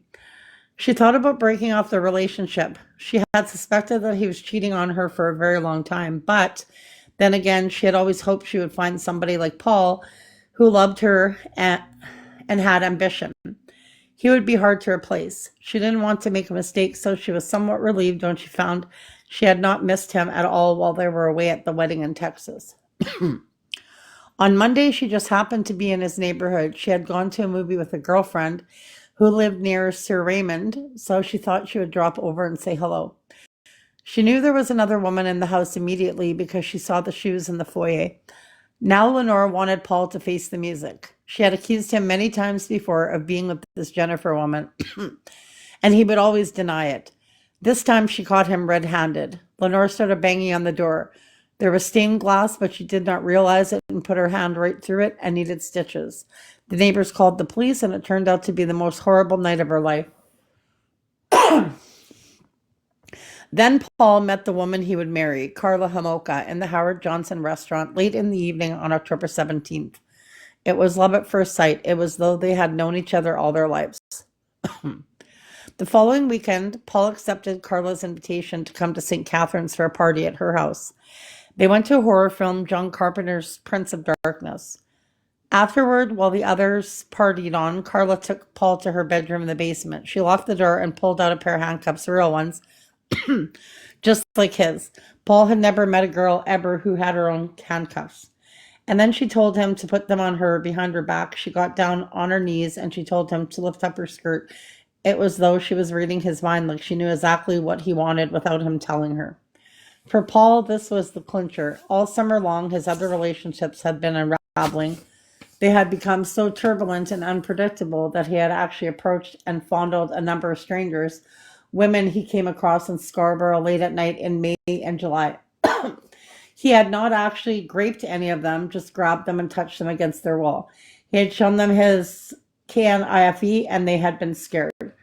Carla, handcuffed on her knees and begging for him, was scratching an itch. Paul asked her what she would think if he was a grapist. She would think it was cool, she said. Their love deepened. He started graping women with her help in earnest.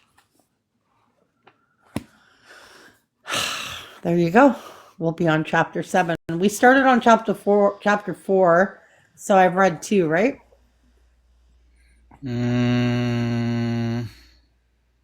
Yeah. Yeah, we started on chapter 4, so I've read 4, 5, and 6. I read 3. Mm-hmm. You know how many chapters this book has? I thought you said it was 30-something. I don't know. I don't know if I can show the pictures on here. I wouldn't. There's no bad picture. Oh, yeah, no, oops, there are some graphic ones, actually. Mm-hmm. Well, how many chapters are there? Hang on. Oh, chapter 32. Yeah, there's about 34 chapters. Chapter 7. A short evening drive into the sunset, the road to St. Catharines from Scarborough took Paul west along the contours of Lake Ontario to Hamilton, where the Queen Elizabeth Highway curved south and then east towards Niagara Falls. 12 miles from the American border. Sorry for coughing. My throat gets so dry when I read. 12 miles from the American border, there are 3 or 4 exits for the small city. Thus began the ritual. Many a Wednesday night and every weekend, Paul would drive to St. Catherine to see Carla. If Paul left Scarborough around 6 a.m., depending on traffic and weather, he would arrive in St. Catharines less than 2 hours later. For the first couple of weekends, Paul went back and forth 3 and 4 times between Friday evening and Sunday night. Despite the Homolka imprecations to call them Dorothy and Karen, Paul would only refer to Carla's parents as Mr. and Mrs. H. This boy was polite. Soon Mrs. Homolka saw the foolishness in all that driving back and forth. Dorothy was as enthralled as her daughter with this polite, slightly older, well-to-do, educated, beautiful man with a great job. Paul was older, 23 to Carla's 17, but he did not act or look it. His round, open baby face, baby blue eyes gave him a boyish, innocent aura. Very quickly, Paul Bernardo became the Homolka's weekend son. When Paul was not at the Homolka house at 61 Dundonald, Carla was writing him cards and letters. The marriage began with a 3-page letter on October 27th, 10 days after they met, and continued for nearly 6 years. Even after they moved in together and married, Carla would write him little pillow notes almost daily. Hi, Hunter! Oh. On November 6, 1987, she presented him with a card featuring 3 little pigs, inviting him to call me anytime. It revealed something about the lovers' early banter. To my prince, love from your princess. Paul responded with flowers. She persisted with more and more cards. One on November 13th featured 2 cartoon characters in bed and 2 other characters peering at them through a window. Roses are red, violets are blue. There's nothing more fun than a pervert like you. Hi, Hunter. Does she mean to be up here? Hang on one sec.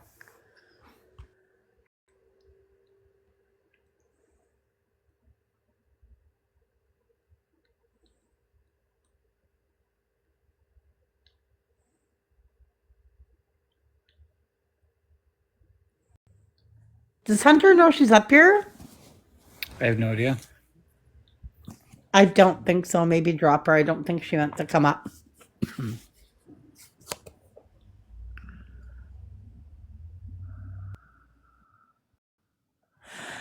Quit telling me to stop interrupting the story when I'm the one reading it. Thank you very much. A week later, on the afternoon of November 19th, 1987, Jennifer Galligan accompanied Mr. and Mrs. Oh, fuck.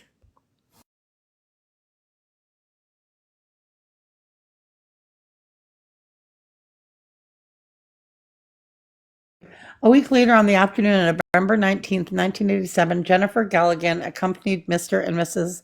Bernardo to Paul's graduation at the downtown campus of the University of Toronto. Jennifer wore her purple coat. She was really curious to see Lenora Marcus, even though she had never seen her. She had never laid eyes on her. After the ceremony and the cheek-kissing congratulations, she and Paul rendezvoused at the Armada Hotel. They had a few black Russians. Paul was testy, accusing her of going with other boys. People were looking at them because he was almost yelling at her and how she wandered around letting other men stick their salamis in her. Nice. Jennifer was dumbfounded. She tried to ignore it and gave him his graduation present, a Brookdale sweater. She told him that she thought it looked very professional. Is this all you got me? He exclaimed. I effing graduate for you, and this is all you effing got me? Then he stood up and proclaimed, this one's a real slut, to the entire lounge. At closing time, Paul walked off, stranding her. When she went looking for the telephone to call her father, she saw him out in the parking lot, wildly driving in circles, doing donuts in his white Capri. She walked over to the car, and he seemed to calm down. He agreed that their relationship was over, but insisted he should do the honorable thing and drive her home. After locking the doors, making sure Jennifer had her seatbelt fastened, Paul started grabbing her hair and hitting her at every stoplight. Days later, she still carried an imprint of his fist on her back. Instead of driving Jennifer home, Paul went to the deserted factory parking lot where they used to park all the time. By then, her head ached and her face was a bloody mess. He pulled out his KNIFE held it to her throat, and told her he was going to unalive her. Jennifer bolted, but the Black Russians caught up with her and she tripped on a curb. She finally got away, but only because he dropped his KNIFE between the seats and could not find it. She ran into the ravine and got lost in the woods. The following evening, Paul was in St. Catharines when he left. Carla gave him another greeting card, this one featuring a cartoon SEX maniac with a woman on her hands and knees. I like it in a man, it read. Thanks for making me so happy. Love, Carla, wrote Carla. On November 27th, Paul sent Carla a rare card featuring the stylized face of a geisha. It said, fantasies can come true even for you and me. Carla was his shelter from the gathering storm.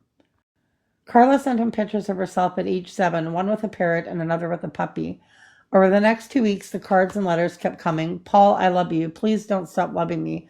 Tomorrow and forever, I love you. Don't rip off all my clothes and ravish me like a beast for a solid hour. Do it all night. Now, I love you. And take it. Don't break it. Don't you forget I love you. Please remember always I love you. Hugs and kisses, and I would do anything for you. On December 12th, Carla took the train to Toronto and went to the Pricewater Christmas party with Paul. It was held at the same Howard Johnson's where they had met less than 2 months earlier. For old time's sakes, they had SEX in a stairwell. There were many pictures taken that evening. Carla and Paul looked like a debutante and her date at the ball. Paul and Carla looked so young that one of the senior partners wondered out loud who had brought their children. In a letter dated December 8th, Carla told him she had bought him some new gloves but could not find black leather isotoners anywhere. And then on December 15th, Paul received a strange, undecipherable message. All men are not alike. You are so special. You mean so much to me, Amo. I don't know, some other language, which he interpreted as her wholehearted blessing. Are you there? Yes. Well, I don't see you.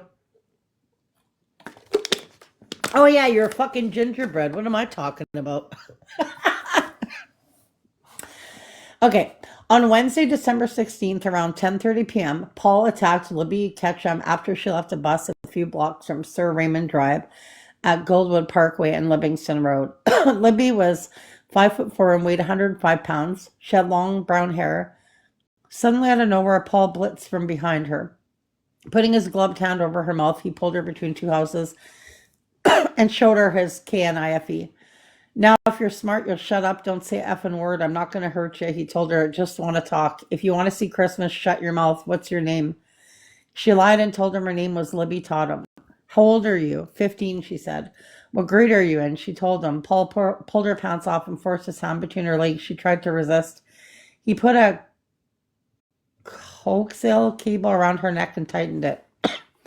Just let me have my fun, he said. Then I'll let you live. Then for an hour and a half, he forced SEX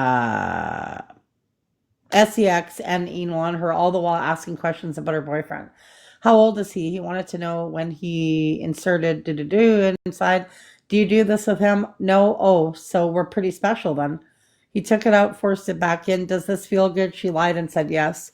Do you mean that? Because if you don't mean that, I'm probably going to hurt you more. You're a sweetheart because you're cooperating. What's your name? Paul asked again. Looking through Libby's wallet, he found her ID, including her birth certificate with her real name. Oh, you lied to me. You're a liar. You said your name was Libby Totham before. I guess I have one or two choices, Libby Totham or Libby Ketchum. Now close your eyes and make sure they're closed tight. If you open them, I will unalive you. Put my DICK in your mouth, hold it in your hands, don't bite because I can't live with that pain. Then he stopped to take off her coat, putting it on top of the trailer in her neighbor's driveway. Libby could not fathom what was happening to her. She could not believe it. She was only a few doors from her own door, and here they were between two of her neighbors' houses. It was early, well before 11. Everybody in the neighborhood was probably still awake. We're not stopping until it happens, he said. He made her tell him she loved him and told her to call herself by SLUT. Then he asked for Christmas greetings. Now tell it you love it. Wish it a Merry Christmas. And Paul flashes KNIFB. So she looked right at it and wished it a Merry Christmas. Because she was gagging on it, he asked her if she was okay, and then he, in her mouth.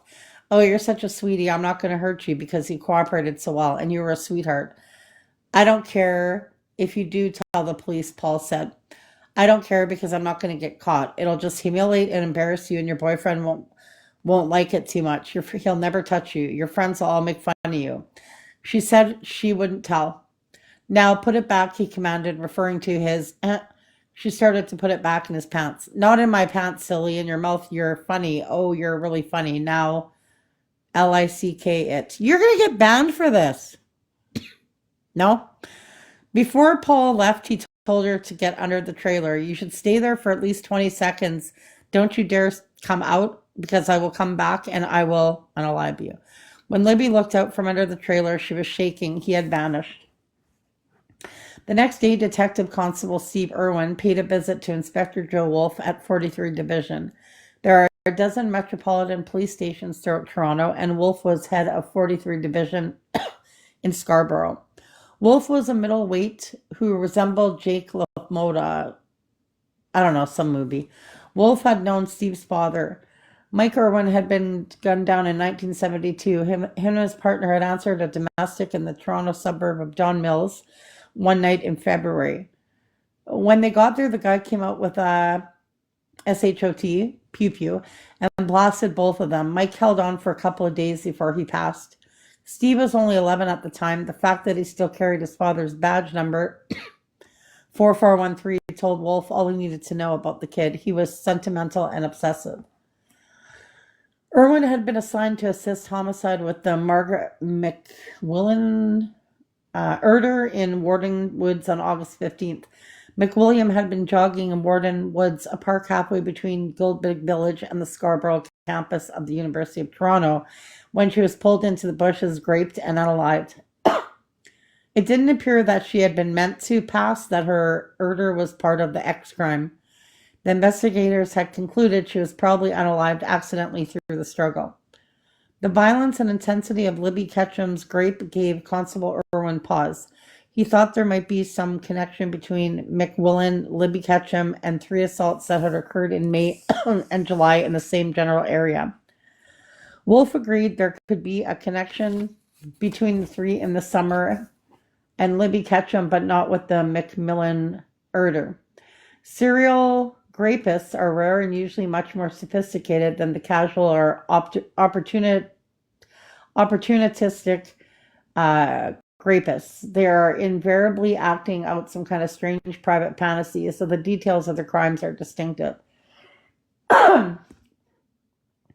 Their earlier assaults on May 4th, May 14th, and July 27th were naive but violent.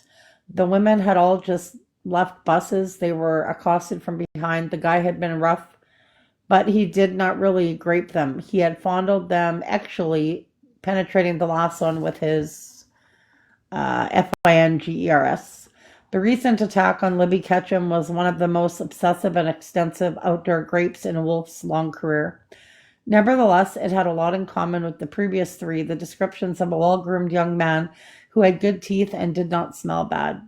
The rapist talked all the time he was assaulting his victims, and he wanted to hear certain specific things. All of the attacks had occurred within a short radius of Scarborough's Guildwood Village.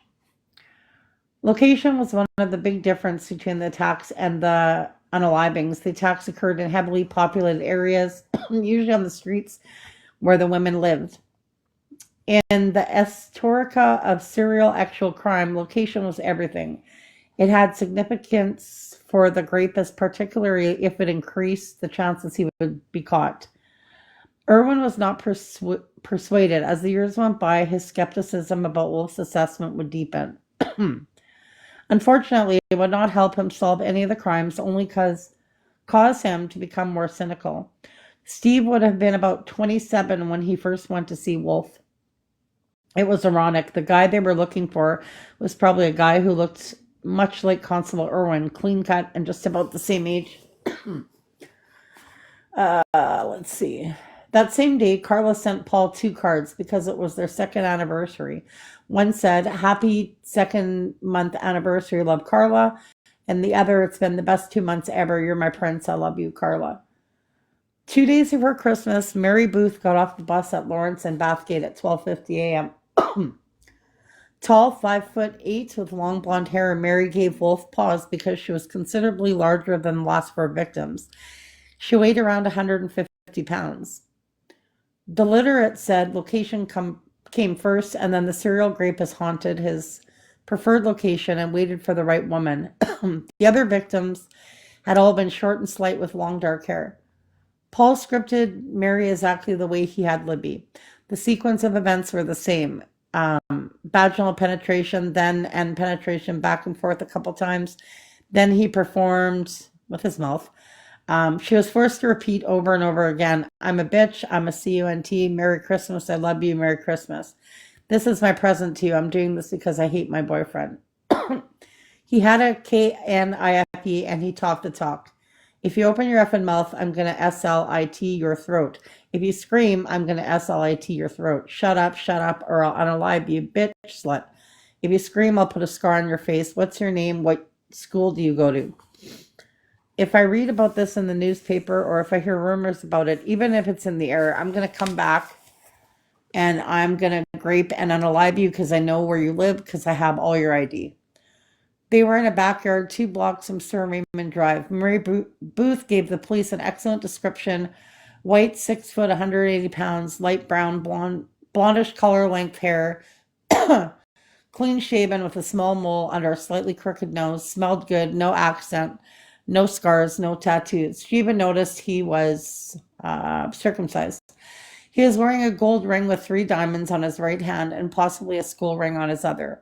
It had a red stone. He drove a white Capri and carried a stiletto KNIFE in a dark leather case. The composite they developed from Mary's description in early January was a dead ringer for Paul Bernardo. The powers that be decided not to publish it. Composite published in the newspapers can be more hindrance than help. First of all, any signal to the press and the public that their law enforcement professionals are stumped. Every mother, sister, wife, and girlfriend comes out of the woodwork and proclaims her son, brother, husband, or lover is a rapist. The police quickly fall into psychological maelstrom of collective inetto, I can't say the word, vendetta and resentment, from whence they began to spin out in every widening circles. All the police really had at this point were 2 serious sexual assaults very close together in a specific confined area. The perpetrator was distinctive. How many boys next door were serial rapists? There was a little pressure. Naturally, the press was on them, but Wolf had seen much worse. The press had not made any connection between the assaults and Macmillan's murder. The guy would make a mistake, they would soon catch him. They always do. For Christmas, Paul gave Carla a $300 dress, a gold necklace, an expensive Gundy teddy bear she called Bunky. Paul got a hand-printed gift certificate. Upon presentation of this coupon, Carla Leon Hamaka will perform 6 perverted acts upon Paul Kenneth Bernardo. These acts may be chosen by the recipient of the coupon. This coupon expires January 2nd, 1988. Love, Carla. Once Jennifer Galligan started talking, her words quickly became a torrent. Sergeant Kevin McNiff's daughter had asked him to talk to her friend. McNiff worked on the Toronto Island at a 52 division. He was a decade off pension, biding his time with righteous, consistent service to his community. Sergeant McNiff met Jennifer in a McDonald's just after New Year's, 1988. I was crying and he said, effing stop crying, you effing bitch, you're giving me a headache. And then he'd hit me again. And then he took me to a place where he used to take me to do it behind this factory building. And I could show you the place. I mean, I know exactly where it is. Oh, shut up. This person in the chat. If you don't like it, get the fuck out of here. And he took me to Okay, he tried to do it again with me. And I was saying, no, I want to get away. I want to leave. And he goes, oh yeah, I'll make you leave. And grabbed me by my hair. He pulled my hair and ripped my pantyhose. And he said, I'm going to effing grape you, you effing blah, blah, blah, blah. And then he was hitting me and hitting me again. And he would just hit. And oh God, all I remember was he started looking for his KNIFE. I'm effing going to unalive you, he said, looking for his KNIFE, and he couldn't find it. You're going to get banned for this story. It's too violent. You don't think so? I don't think so, no. Jennifer spewed huge chunks of monologue. Sergeant McNiff could barely look at her. All he had been told was that Jennifer had a problem. Do you have any, no, you don't have any kind of violation, right? No. No, because I'm using different words. So Jennifer spewed huge chunks of monologue. Sergeant McNiff could barely look at her. All he had been told was that Jennifer had a problem with her ex-boyfriend. They were sitting in a McDonald's. McNiff was trying to sip his coffee, but the furious pace necessary for taking notes mitigated even a sip. The weirdest thing was that when Jennifer spoke, her face contorted, and it was as if she were playing two roles, hers and this Paul Bernardo person. I just took off like wild thunder. I never ran so fast in my life, and I got away. I ran and ran and ran. And he's yelling, "You effing slut." I remember him standing outside the car, and he's going, "You effing slut," and saying the F word over and over. "I'm going to come after you, and then when I do, you're going to be unalived." I ran through the forest so fast, no shoes on, my pantyhose ripped, covered in BLOOD. And he obviously didn't want to run through the forest. And I remember there were burns in my hair. There were burrs, oh, sorry, burrs in my hair, burrs in my pantyhose, and burrs on my coat. I remember running so fast up a hill. I went into a trance where I saw myself standing at the top of the hill saying, "You can do it, come on." Jennifer knew the person at the hilltop was not herself. She thought it was Mary and drew enough strength from the Blessed Virgin to keep going until she made it to a girlfriend's house. She's surprised she survived. She fell asleep on the sofa, her head pounding. No one called the police. Shortly afterward, Paul tried to see Jennifer, but her father told him to stay away or face big trouble.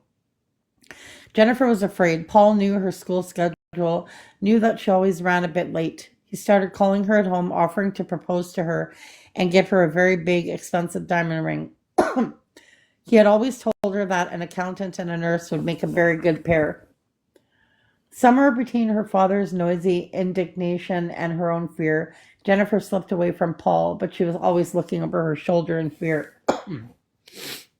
When she finally stopped talking, the sergeant was speechless.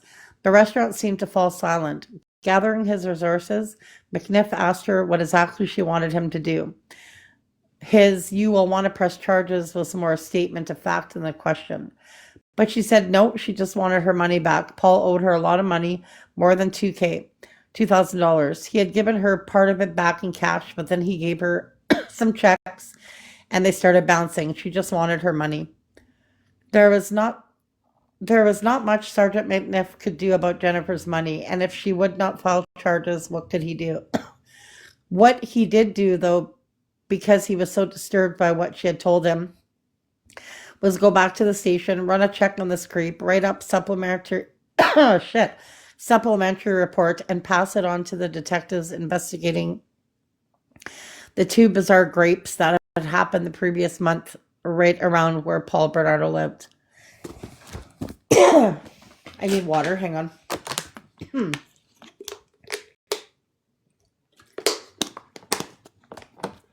Okay. Okay, where did I leave off? One sec. Okay. He found that Bernardo had been written up 3 times before, each time Jennifer had been involved. There had been 2 assaults, one on March 4th and the other on July 26, 1986. The complainant was Jennifer Galligan. Bernardo was never charged. There was a mischief under on September 29th, 1987, which involved Jennifer and another woman named Lenora Marcus. But again, nothing had come of it. This guy had horseshoes up his ass. Sergeant McNiff knew there was something wrong. There was too much coincidence. For instance, the girl who had been raped on December 23rd said her assailant drove a white Capri. Bernardo drove a white Capri. McNiff made out a few-page report dated at January 5th, 1987. Instead of January 5th, 1988, an honest mistake, and it got misfiled. Let's see how much more. 2 days later, Carla sent Paul a 3-stage letter of apology. She admitted to him that she was not a virgin when they met, and the news had not sat well. Hello? "I'm so sorry for what I've done," she wrote. "Hearing you say I don't love you was one of the worst moments of my life. I guess I really screwed things up. One sec. Did you get a coffee maker? I wonder if it's new. I have to run water through it first or vinegar, right, to clean it out. Was it in a box or just sitting on a thing? Oh, so nobody's touched it then. I'll just rinse it out. I was just gonna say, I'm gonna do your baked potatoes. Just give me 5 minutes, okay? Okay. Sorry. Okay, we're almost done this chapter. 2 days later, Carla sent Paul a 3-page of apology. She admitted to him that she was not a virgin when they met, and the news had not sat well. I'm so sorry for what I've done, she wrote. Hearing you say I don't love you was one of the worst moments in my life. I guess I really screwed things up. Carla did not understand Paul's obsession with virginity. After all, he had not been one when they met. If you find your virgin, what? If you find your virgin, she added, there will be something wrong with her. Oh, you better reset and quick.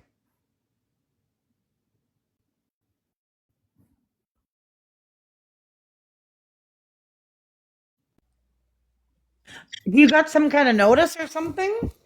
I did. Someone's been here reporting you. God, they're stupid. Anyway, I'm almost done this, and then we'll do it again tomorrow. Maybe we'll do it earlier. I don't know.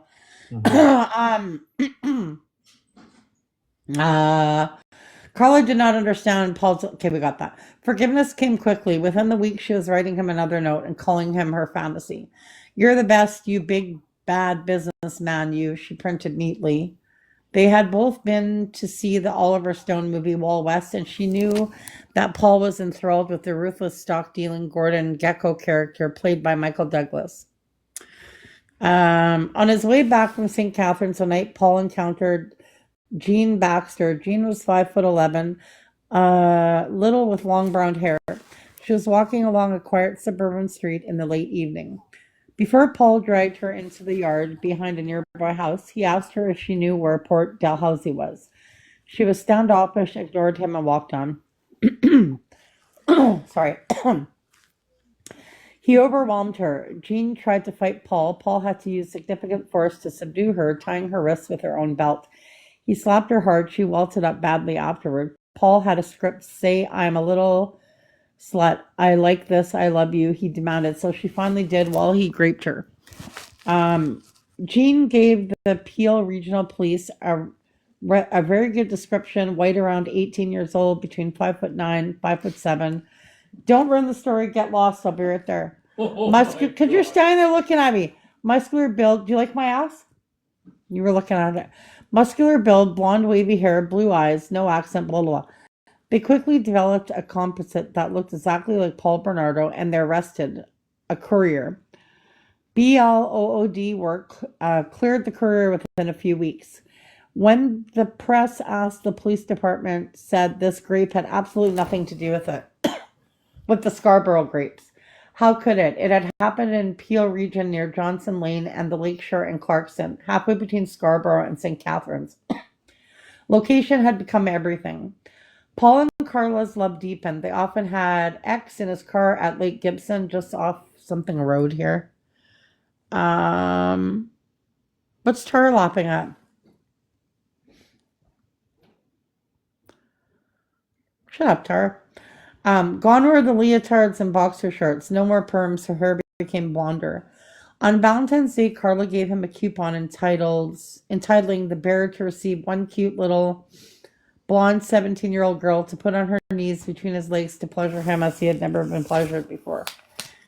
See, she had a lot to do with this. In the spring, she bought a studded dog collar and wore it for him. She even found a greeting card to go with it, saying, sticks and stones may break my bones, but whips and chains excite me. Only you know how much. Obviously, certain things are on Carla's mind. She started calling his pee-pee Snuffles and happily noted, I love it when you SHOOT in my mouth. For her birthday on May 4th, Paul gave her a ring. She told the Diamond Club girls she was promised and flashed the evidence. I'm almost done. Shut up. In Carla's high school yearbook, her FM favorite memory was listed as camping, August 1988. Camping was a euphemism for a 10-day trip she had she and Paul took to see the mouse at Walt Disney World in Florida. She lied to her parents and told them they were going to Paul's grandparents' cottage on Georgia Bay. It was on this trip that Paul made his first video featuring Carla. In their motel room at the Marriott, they they cabareted, half naked, having it up for the camera, wearing those famous mouse ear hats with their names embossed on their foreheads. They looked exactly like what they were, Ken and Barbie on summer vacation at Disney World. That was the summer 90-year-old Frank Bernardo passed away. Ironically, Marilyn and Ken decided to take an Italian vacation to honor his memory. Left alone at 21 Sir Raymond, Paul became inspired and took a series of Polaroids. Carla rather liked the idea of defiling Paula's mother's house, especially since Marilyn had called her daughter a slut the first time they met. In one picture, Carla is laid back, arm above her head, spread eagled, grinning from ear to ear with her NIPPLES and genitalia covering in whipped cream. 16 ornographic Polaroids in all. They ran the gamut from genital close-ups to squeeze the NIPPLE shots. She raised her arms with handcuffs on and smiled through the gag. In another, she knelt with her rear and raised and cupped hands behind her head. With the timing device, Paul managed to capture both of them in a variety of X-acts, from a rear entry to fellatio. Unlike Jennifer Galligan, Carla did not have to be, I don't know what this word is, cohered. She happily inserted the wine bottle whenever Paul told her to. And I'm going to reset just in case, okay? Okie dokie.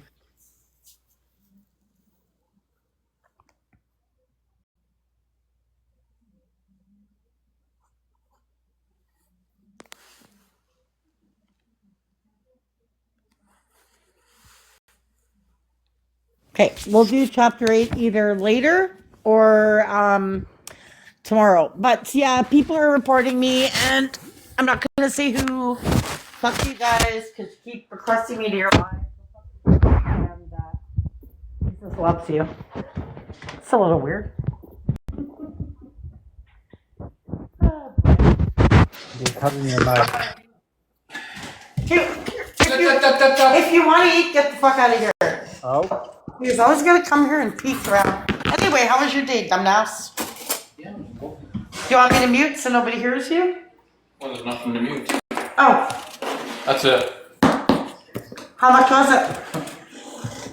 How much was it? It was cheaper than what I thought. $15. $15 for a coffee maker? It's probably a piece of shit. $15 for a coffee maker? That's cheap. It's gotta be a piece of shit. At Walmart. Yeah, it's gotta be. Anyway, get out of here. I need to make myself some coffee because At Stupid Store, the cheapest one was $130. Why are you digging in your ass? Wash your hands. Well, that's all over there. Who cares? At my age, do you think I give a shit if TikTok heard me say that? I don't.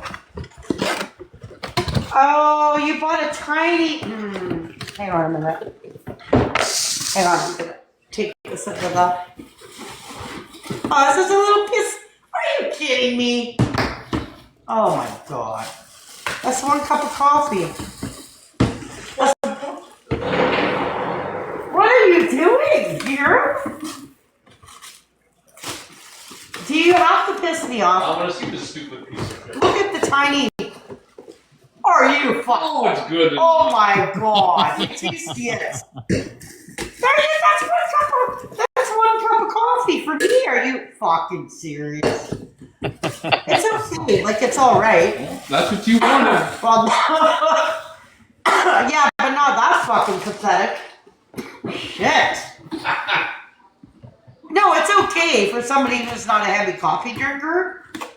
But like, fuck. Oh, you drink coffee like a... Well, that's like a cup What a for style. me. Here, I'll show you. Hang on. You're gonna laugh. First, let me put his potatoes in, okay?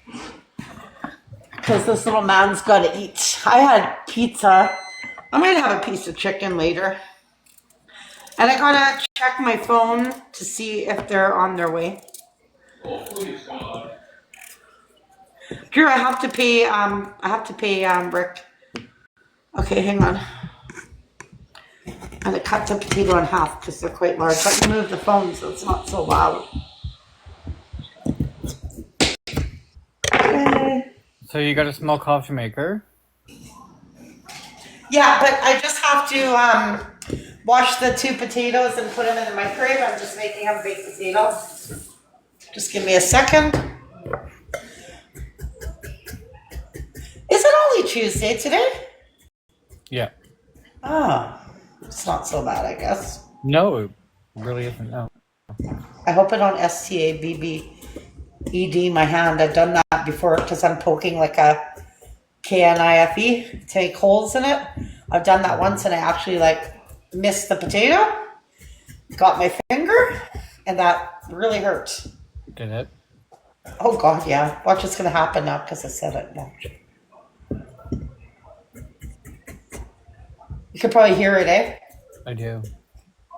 Yeah, I was doing that one day and I actually got my hand and I almost needed stitches. I probably did, but I refused to get stitches. Nowadays, stitches are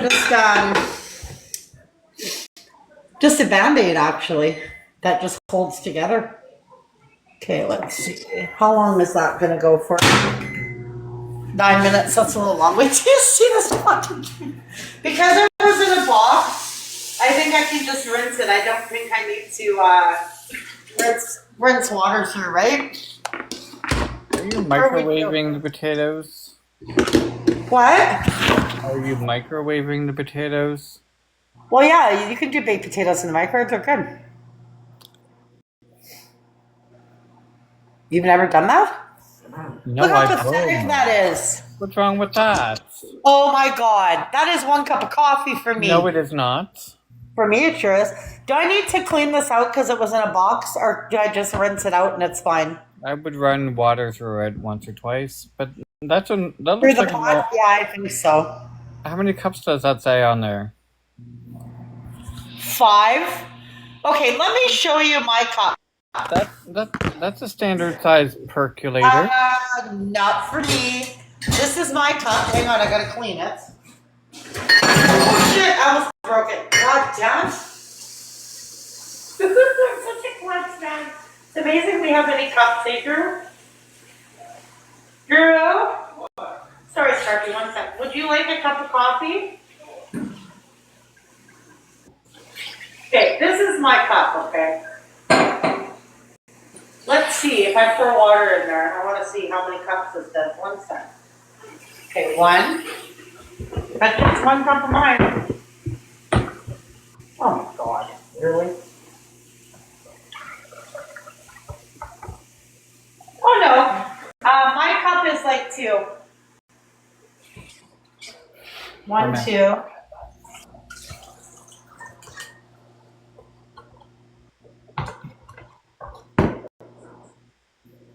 Oh. Just give me a sec. Sorry, Sharpie. Okay, so this cup, I poured in here 3 times, and that's full. So it says 5 cups, but my cups, it's 3 cups. That's not bad. Because it's bigger, you know? So now I'll just run the water through the machine twice, and then I'll make my coffee, right? Yes. The way you were laughing at it, you made it sound like it was just a small, puny little percolator. Well, actually, this is probably better because normally, if I make a big pot, I end up throwing half of it out anyway. Because if it sits too long, it tastes like shit, right? Yeah, that's a normal standard home percolator. Yeah. So this makes about 3 big cups, Drew. So usually in the 12 pot, I put 6 tablespoons. So in 3 cups, how much would you put? 3 tablespoons, maybe? Well, what it shows for 4 cups, which is just a single cup for me, I probably put 4 or 5 tablespoons of coffee in, just because I like mine strong. I'll probably start with 3. Okay, I'm gonna run the water through twice. You're right, because even though nobody's used it, is it not working? Even though nobody's used it, it could still be plasticky, because it's new. Oh, those potatoes smell done. I'm Is gonna it put you working? down. Did you by chance try the other percolator in a different outlet to make sure it wasn't the outlet itself? Ooh, sour. Say it again. Did you happen to use the other percolator in a different plug to make sure that it wasn't that one plug that was bad? Yeah, I did check. Mm. Yeah. What are you eating, Drew? Oh shit! You know what that was? The coffee. I guess there was water on the bottom of the pot. It's like, can you hear it hissing? I thought he was rattling a wrapper. Oh yeah. So I'll let that run twice. And I'm very excited to have coffee because I had shit percolate today. Oh, Yeah. Uh-oh. So I'm a little excited about this. did you go to the superstore or something? Because it looks like no name. Yeah, I think this was from Superstore. It's cheap, man, Superstore. Some things. Because he got 250 filters for the price at Walmart for, I think, 60. Come on, get back in there. I can't wait to have some coffee. There's nothing better, I'm going to put down, nothing better than freshly brewed coffee, Mm-hmm. Because that coffee, that percolated stuff, I mean, it's all right, but it definitely has a distinct taste to it. Like, I don't know. Okay. I'm trying to stand this up so it doesn't fall. Oh, that's a really good story, Dave. Mm-hmm.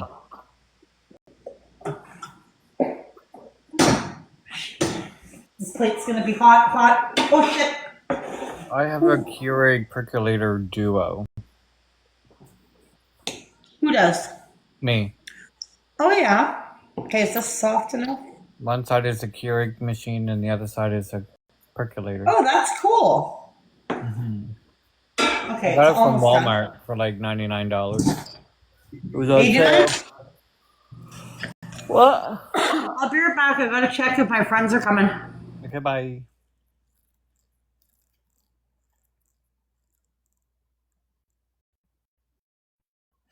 Is she on pause or did she leave? Oh no, she's still here.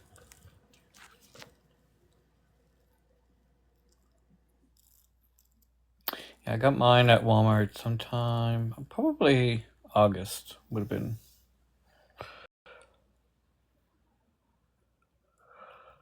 I love Utopia. Days are going great. How are you, Shintopia?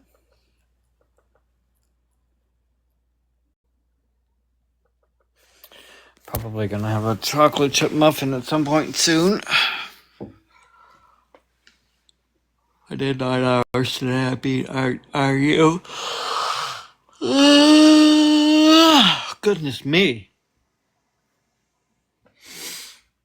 What's for supper?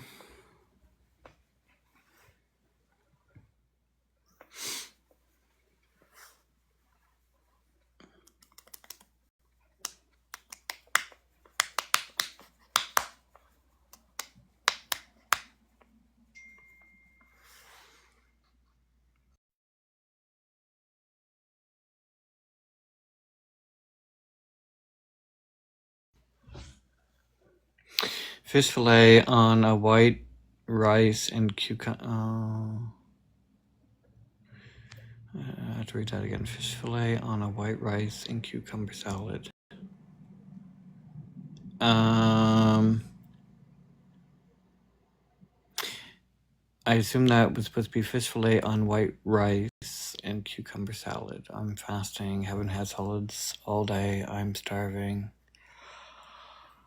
I cheated on my no pop.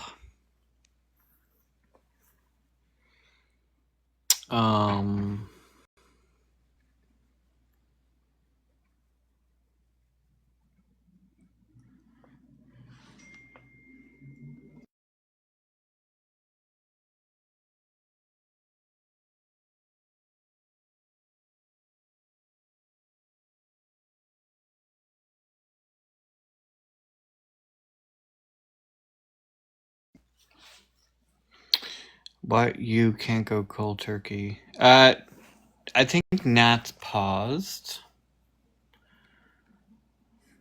It would be an interesting profile photo, I'm sure.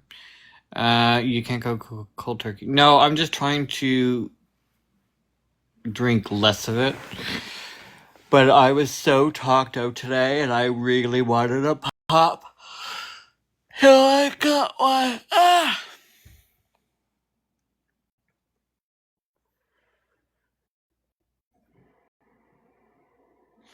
It's like my first pop in a week.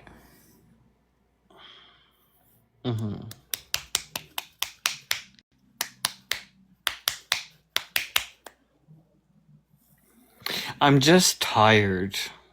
I think because it's been a very long, challenging week for me, and consequences pertaining to my appetite. Fuck. Having strange dreams, inconsistent sleep,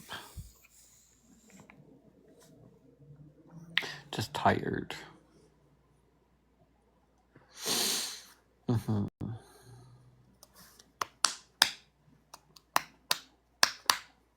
Yeah.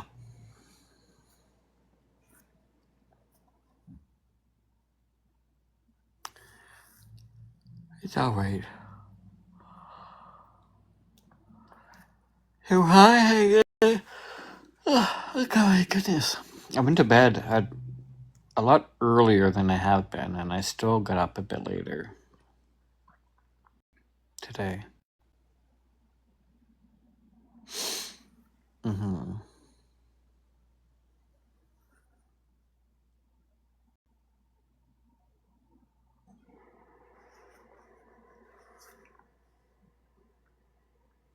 Yeah. Natalia, are you on pause, or are you still here? Have you bounced? Like, it looks like you're just there staring at me, and I'm not sure I'm comfortable with that. I'm not sure what you're doing with that tongue there, but...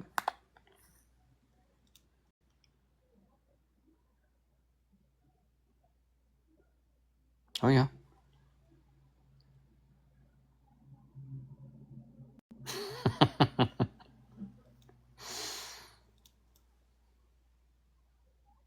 Hello? Oh. Did she leave?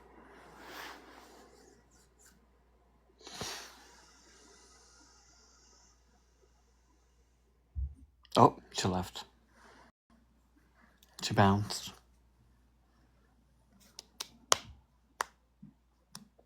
That's what I was thinking.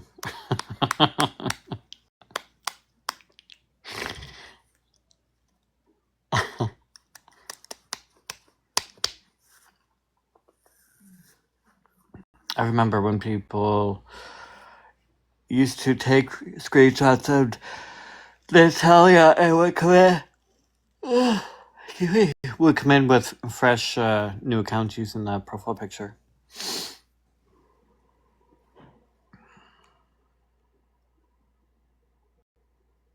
Good times.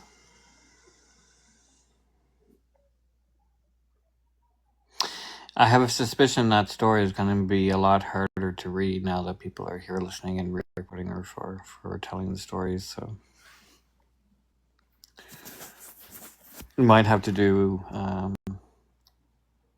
private only lives or something.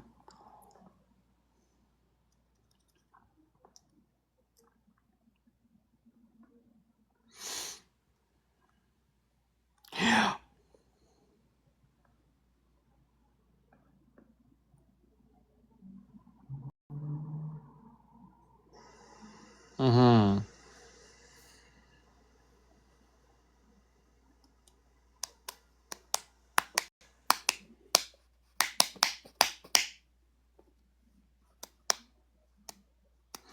Putting away laundry, that story makes me sick. So gross.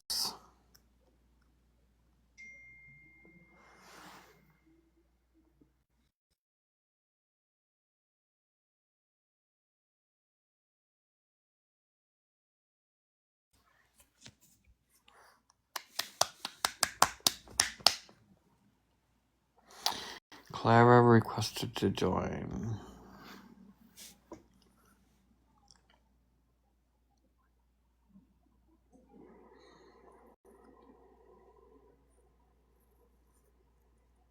Oh yeah.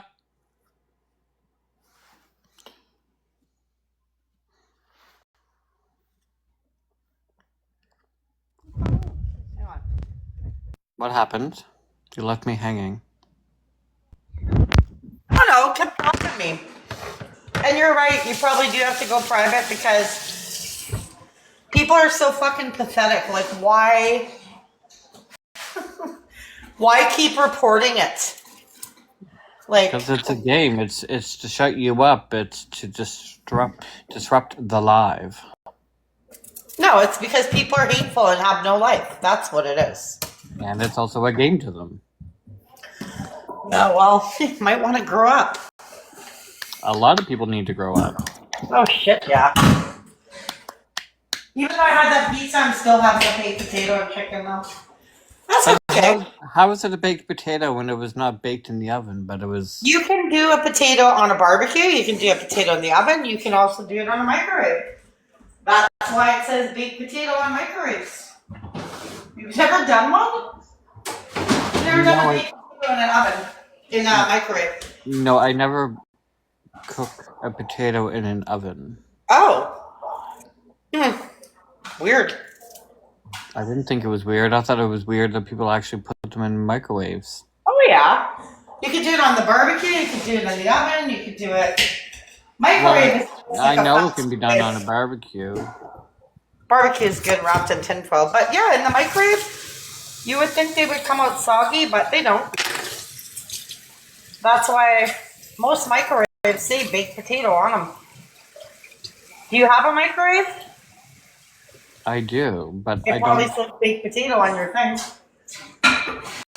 Mine says defrost popcorn, beverage, baked potato, frozen vegetable, dinner plate, soup.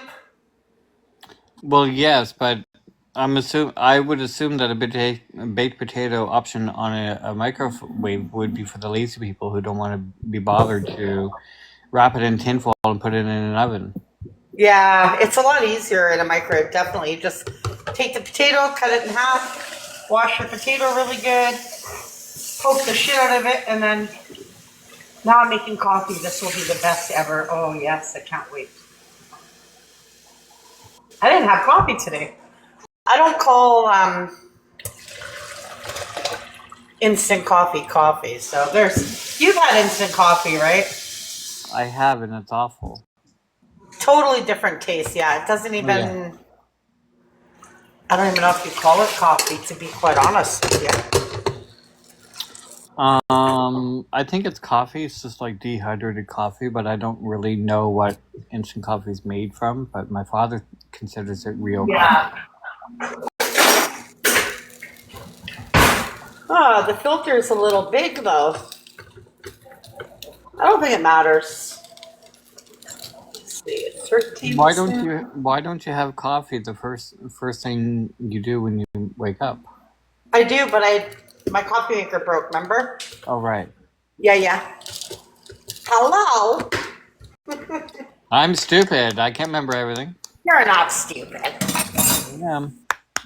Yeah. Yes, I am. Well, I don't think you are stupid. That's your problem. So there you go. What's that noise? Hang on. I coughed. No, hang on. I gotta turn this down. What the fuck is that noise? What's that noise?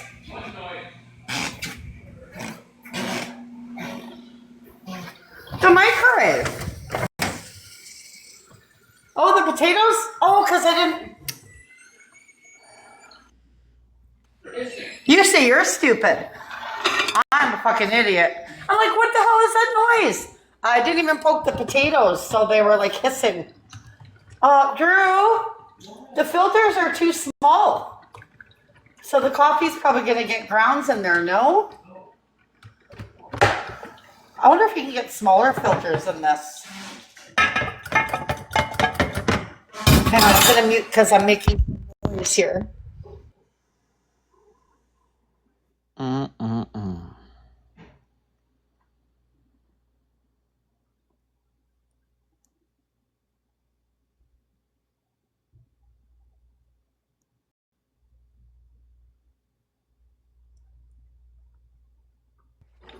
Yeah, sorry about that. You have to actually poke the potato.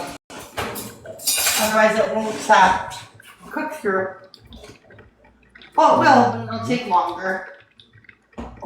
You should try to bake potatoes, Sharpie, in the microwave. No, I prefer. They're not soggy or anything. No, I prefer to either put it in an oven for a baked potato, or I'll just peel They're it. so good. No. Oh shit! I'm burning my hands. You better eat, Scarfy. Hello. Is it good, Drew? Did you eat anything yet, Scarfy? I'm gonna have a muffin here shortly.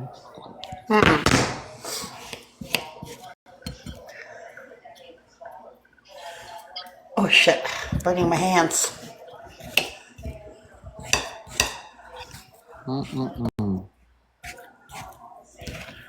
So do you cook other things in the microwave that you shouldn't? Pardon? Do you cook anything else in the microwave that you shouldn't? Well, baked potatoes are very common being made in the microwave. No, usually I don't like cooking in the microwave anything, but just usually to heat food up. But baked potatoes in the microwave are delicious. I don't care if people think it's weird, but there's a baked potato button for a reason, you know? Right. Yes, sir. No, this coffee maker is not too bad, actually. Here, you didn't get cigarettes. Did you thank Drew for picking it up? Of course I did. I didn't hear it. I'll see you again. Thank you, Drew. I heard the yup. I did hear. Didn't I say thank you earlier, Drew? See, I did, so blah, blah. I always try to say thank you. Especially after work. The last thing he probably wanted to do was go to the store, you know? But he doesn't want me to take the car, I'll tell you that. That would not be a good thing. Because there would be nothing left of probably either of us. Did you actually brew the coffee, or did you just run the water before brewing coffee? Did I what? Yeah. No, what did you say? Sorry, I'm making... Exactly. Did you just What do you brew mean your coffee? brew the coffee? What else would I do with it? I need to start going to church. You just asked me if I brewed the coffee. What else would I do in a coffee maker? Water. Brew the water. Through what? Does anyone know the Serenity Prayer? Hey, Scarfy, what are you talking about? Did I brew the coffee? It's in a fucking coffee maker. The hell Yeah. did I shove it up my ass and brew it? I don't know. Oh, fuck me. Oh, well. I can't hear you because I'm doing something. Did you already put the water in through twice, and are you now brewing the coffee? Yes, I did. Yes. Fuck me, Jesus Christ. Fuck off. Something so simple. Yes, it's almost done actually. And it looks delicious and I can't wait. Would you like a cup, my darling? No. Would you like a cup, girl? I wonder, okay, so I put 3 tablespoons, so we'll see if that's too strong or not. The only reason it's hard to hear you is because I got my microwave going, the coffee maker, and that was nice. I heard that. That was lovely. Thank you.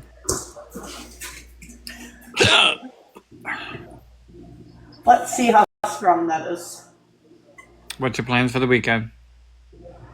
Me? What the hell? It's only Tuesday. I don't know. I don't think that far ahead, man. I just go with Well, the I don't day. know. Maybe you had suddenly made plans for the weekend. Maybe you got like some sort of gathering happening or some Oh, friends shit. coming over or something. No. Some people like me do like to make plans in advance. Oh, really? Mm-hmm. I don't know. I like to go day by day, you know? I'm not sure. A little of this, a little of that. Well, I normally do day by days as well, but I mean, like, if I intend on having plans for the weekend, I want to make sure that I'm committed to those plans so that if something else does come up, I can say, no, sorry, I have plans. No, usually we don't really, I don't like to make plans just because they don't always fall through. But no, we don't have any kind of plans like any birthday parties or, you know, family shit. So his mom and dad are gone. I don't do anything with my family, so it's just, yeah, whatever happens, happens. Oh, shit. Let's see how this coffee tastes. Oh, let's see. 1 second. I forgot to have my phone call tonight early.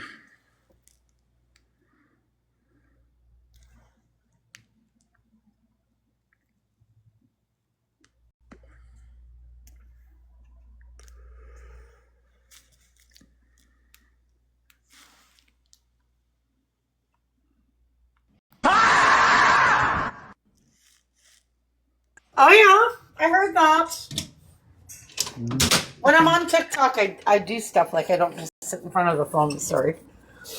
Oh, you don't, eh? No. No. Mm-mm. Are you eating? No, I'm having a smoke. How are you?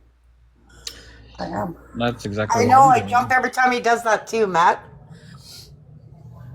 It would be more pleasing for me if I could see the visual reactions. I miss those. Holy shit, that's good coffee. Ooh. So 3 tablespoons for 5 cups. And I could add a little bit more water. It's good. Not too bad. It probably tastes better because it's a newer pot, newer coffee. Mm-hmm. That's weird. I had that coffee maker for years and then I go to plug it in. I see the light going. I walk away. I come back 10, 12 minutes later thinking I'm going to smell coffee. I'm like, what the hell? So I was like, oh, no coffee for me.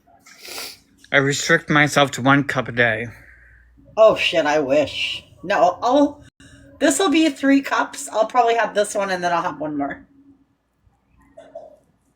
See, I like to sleep. Yeah, I do too. That's probably why I don't fall. Well, last night I fell asleep about 12:30, so that's pretty early for me. I used to drink like 2, 3, 4 cups a day, but I ended up with a lot of sleeping problems. It was likely caused by coffee, so I restrict myself to 1 cup a day. Yeah, I'm not that I wish I was that disciplined, but now I can say I drank a pot of coffee. So if I have 2 or 3 cups, that's not so bad because I take a lot of milk. So At home, I just usually put in 2 sugar. But if I go to like Starbucks or Tim's, then I'll put cream in mine. yes. Mm. So I never have coffee cream here. Shouldn't be drinking coffee at night, no. But usually I No. have no problem. Oh, Drew, Drew, do you have any laundry? No. Okay, so I'll have to go throw that small load in. You sure? What about your Gitchy Gitch? You don't have any crusty underwear? Oh, gross.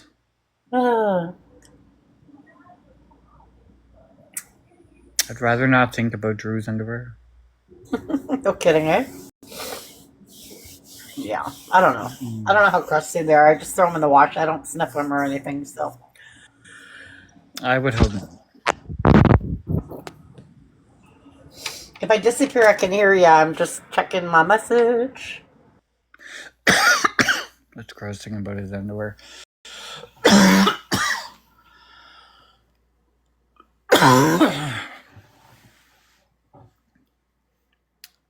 That's nasty. Wow, how rude. What? What's that song? How rude. That's not too bad. Thanks for the. How many roses was that? 17.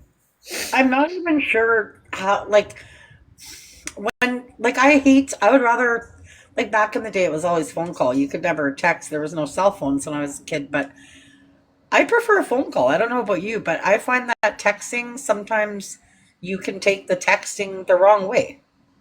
Because you can't, That was exactly my point when I've had to have yeah. conversations. Some people prefer to do it over text messages, and I've tried to convey that's not always a good idea, especially if I'm the one replying. Well, here's the thing, right? A lot of people, like I have a friend that when they talk, they'll either talk in capitals or after everything they put exclamation marks. And to me, that's yelling. Right. And they're like, I'm I, not yelling. I said, well, an exclamation mark means that you're like saying it loudly. You're getting a point across.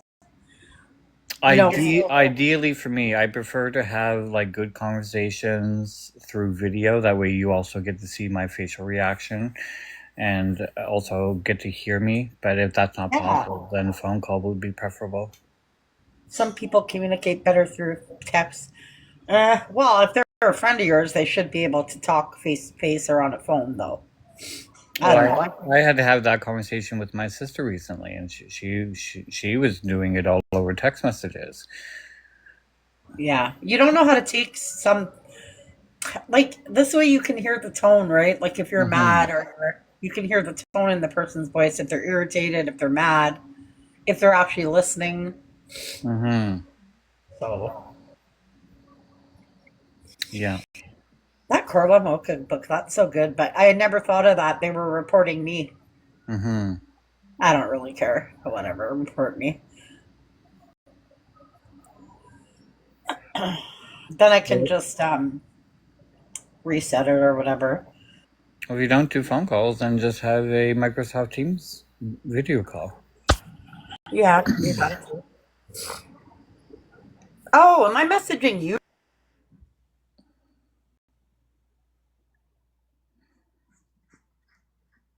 My friend through text. I thought I accidentally messaged yours.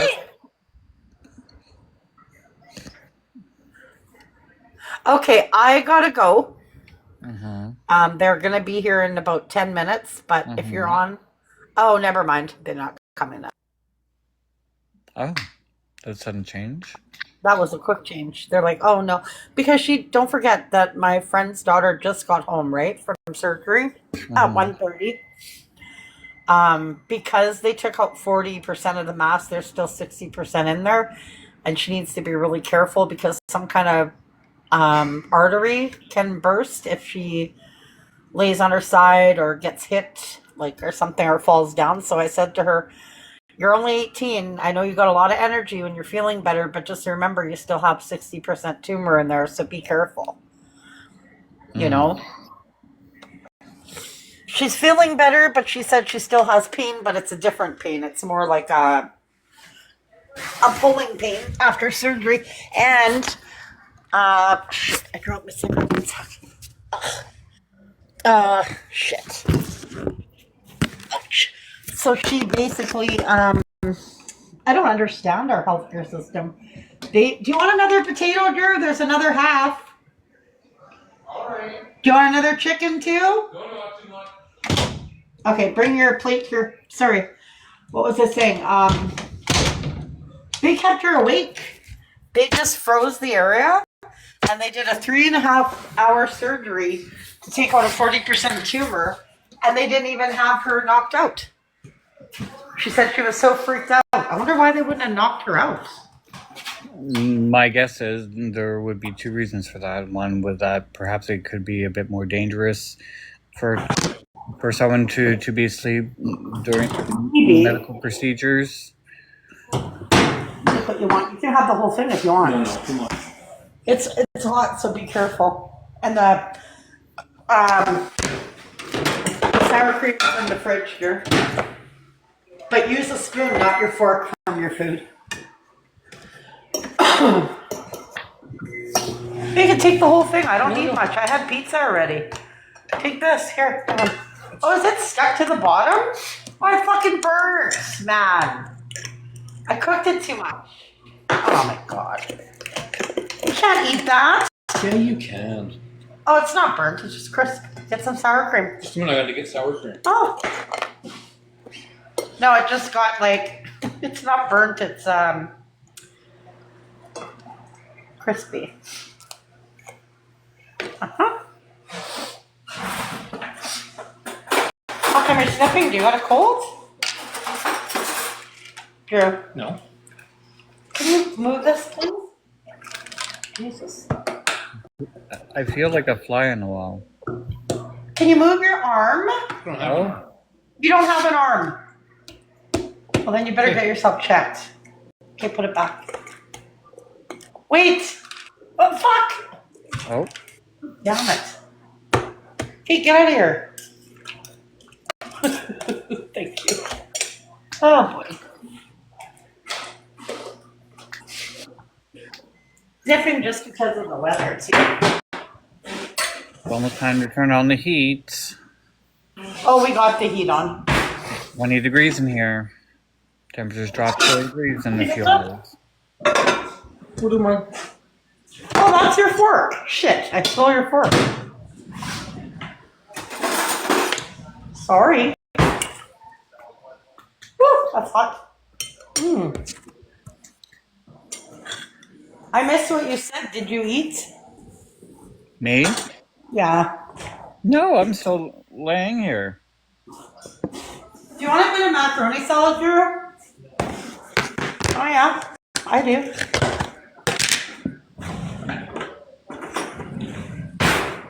Macaroni salad at Superstore is pretty good. If it's anything like Sobeys, I would have to disagree. No, nothing like that, actually. It's,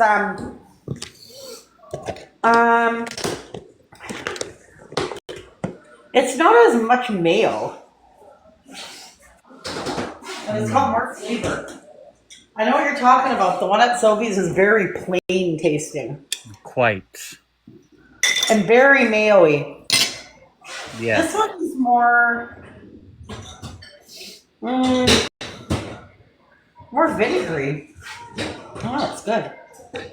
Stop requesting. If I didn't accept you the first 3 times, I'm still not going to do it after the 6th time. Who's requesting? I don't know, random people. Oh, yeah. Random people are usually troublemakers. Exactly. Yeah. Alright, now I'll sit down for a little bit. But I'm going to go because I want to spend a little bit of time with Yursky. Okay, bye. Okay, bye, Scarfy. Bye. Check yes or no.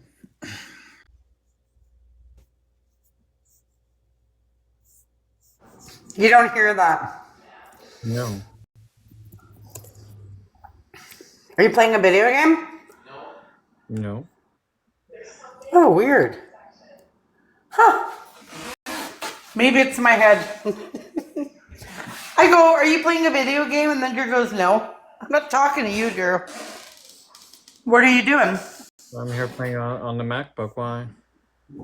You're playing what? On the MacBook. Oh, you're playing a game. No, I'm on the MacBook. Oh. Rubbing my fingers. You on know the what it is? What the fuck are you watching, Drew? What the fuck are you watching? Ghost Hunter. Because it keeps going, sis, sis. You don't hear that? That's fucking annoying. He's watching some Ghost Hunter and it keeps going.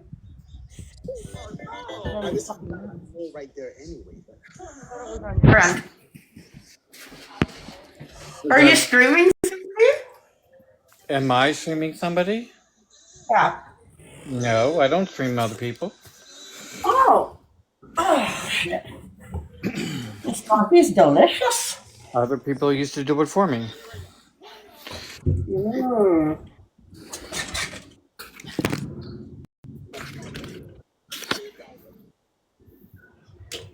How come no one ever joins the box? I don't know. Maybe because they don't want to talk to me. I don't know. Oh. I see. Oh my god. Yeah. Okay. I'm gonna go. All right, bye. Just wanted to come say hello. Okay, bye. Bye. I shared a tour. You're what, Stitchy? I shared the live tour. I was like, Oh, get did you? back in here. That's not too bad. No.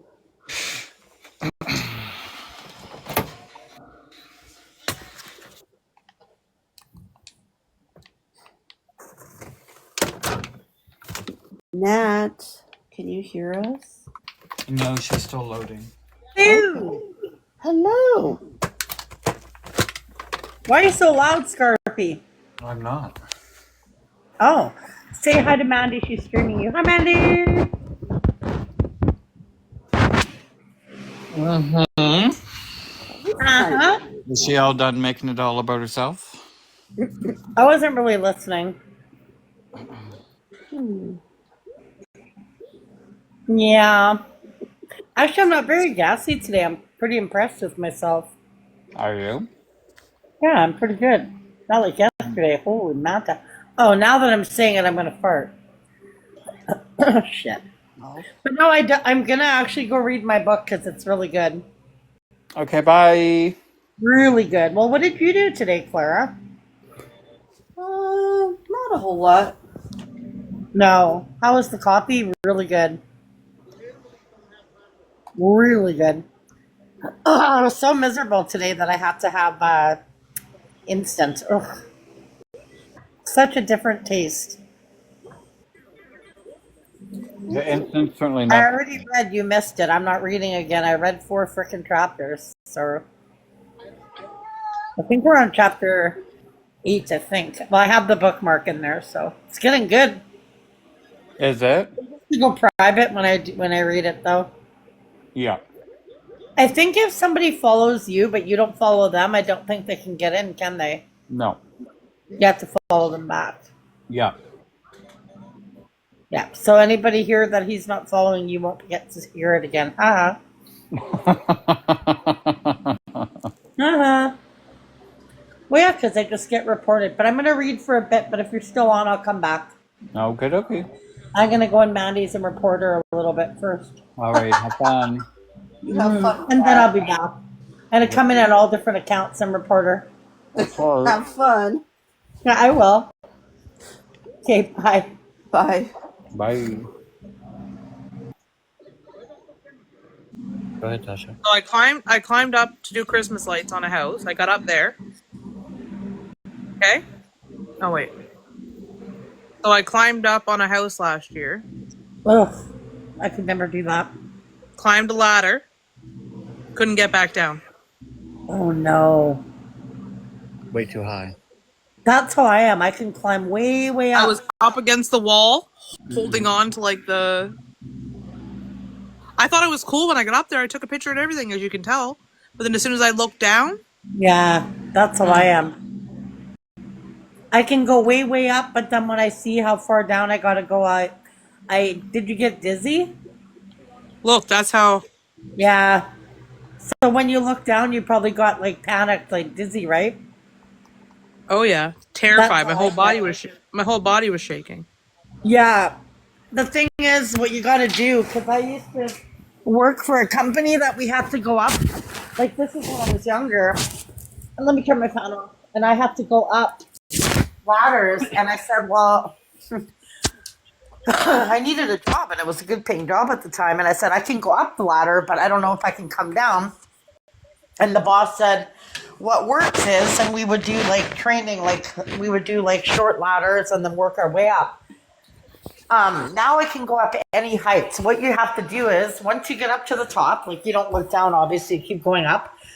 And then when you turn around to look and you see how far down you have to go, if you start to panic or you start to feel like dizzy or whatever, you just turn the other way and you just like, do deep breathing and stuff like that. And as you're going down, you don't look behind you. So you don't turn your head so you can look down. You just focus on 1 foot at a time going down, but you don't look behind you. Because if you look behind you, then you see the height, right? That's my first Leafs game. I even went rock climbing one time, and I was so distressed, I started to get dizzy. Yeah. The key is the guy that at company I work for, as long as once you get up, you don't turn your head and look how high up you are. You just go up, you do your job, and then you slowly and carefully just go down, but you only focus on your legs and feet. You don't turn around and look how high up you are, because then you will panic. I had no problem getting up.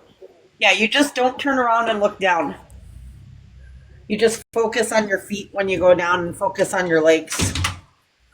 And then you'll be fine. But the minute you turn around and you go, holy shit, look how high up I am. What did you ask her? Yeah, the key's outside in the bowl, right beside the bike. You gotta put it together first. You're quitting You TikTok. have to move a car. I think so. Let me know when. The stress of what, Chintopia? You don't even go live. Here, then you move the car, and then you can just back the bike out. Here's the key.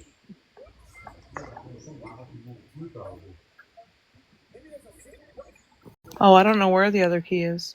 I gotta go to the bathroom up here. Oh. I'll take this one just in case. Are you guys having story time or something? We already did. Oh, I knew that you had that story time. I thought there was another one coming. Not to my knowledge.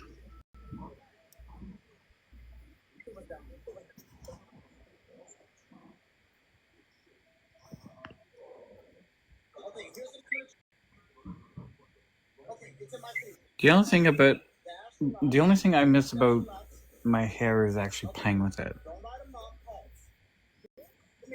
I don't like that you cut your hair off. I was asked today if I was having like a Britney Spears moment. I feel like maybe you were when I left your live yesterday and then came back and you looked like that, I went, why didn't you call me first? Like I could have talked you through it.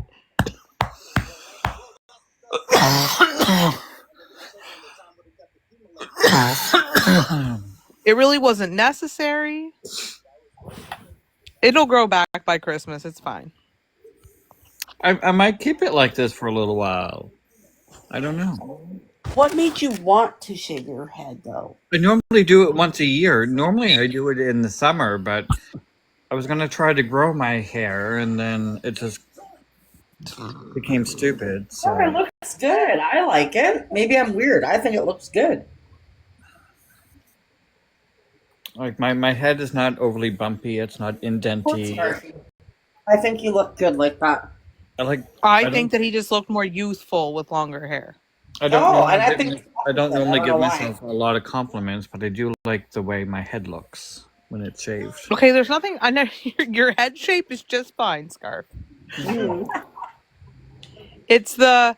I saw you today go to a convenience store to buy cigarettes with the hood on, and you looked like you might be a criminal. Oh God. Well, it Like was he was 7 talking on the degrees. phone, I and had no hair. I just kept shaking my head, going, I don't understand. We lose most of our body heat through our heads, so I had to keep my head protected. I like it. Scarfy, stop. We talked about the steps in place for this not to happen. We're gonna be fine. I'm gonna hold your hand. For what? Why would you need to keep your body? Why would taking your hair off help you in any way right now?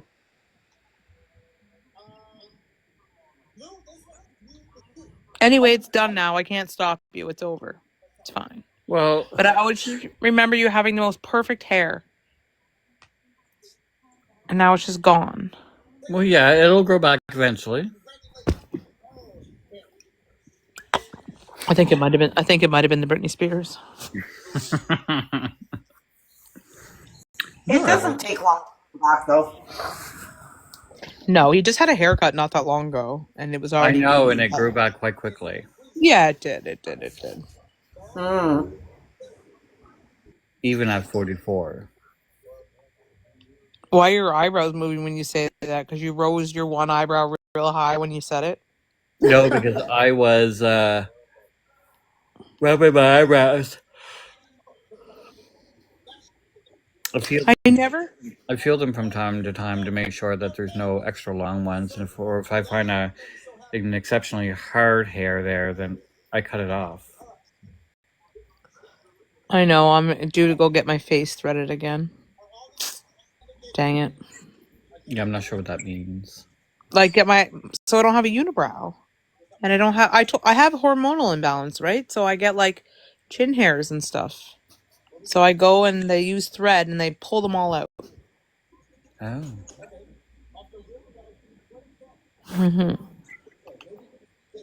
Yeah, but facial hair is common amongst older people. Okay, well, everybody else can have it. I don't want it. My mother gets it, and she's, I don't know, 60 something. Like in the interim, in between, I'll like trim it and stuff. But like, I have PCOS, right? So like, really, if I, okay, good. Really, if I, Second.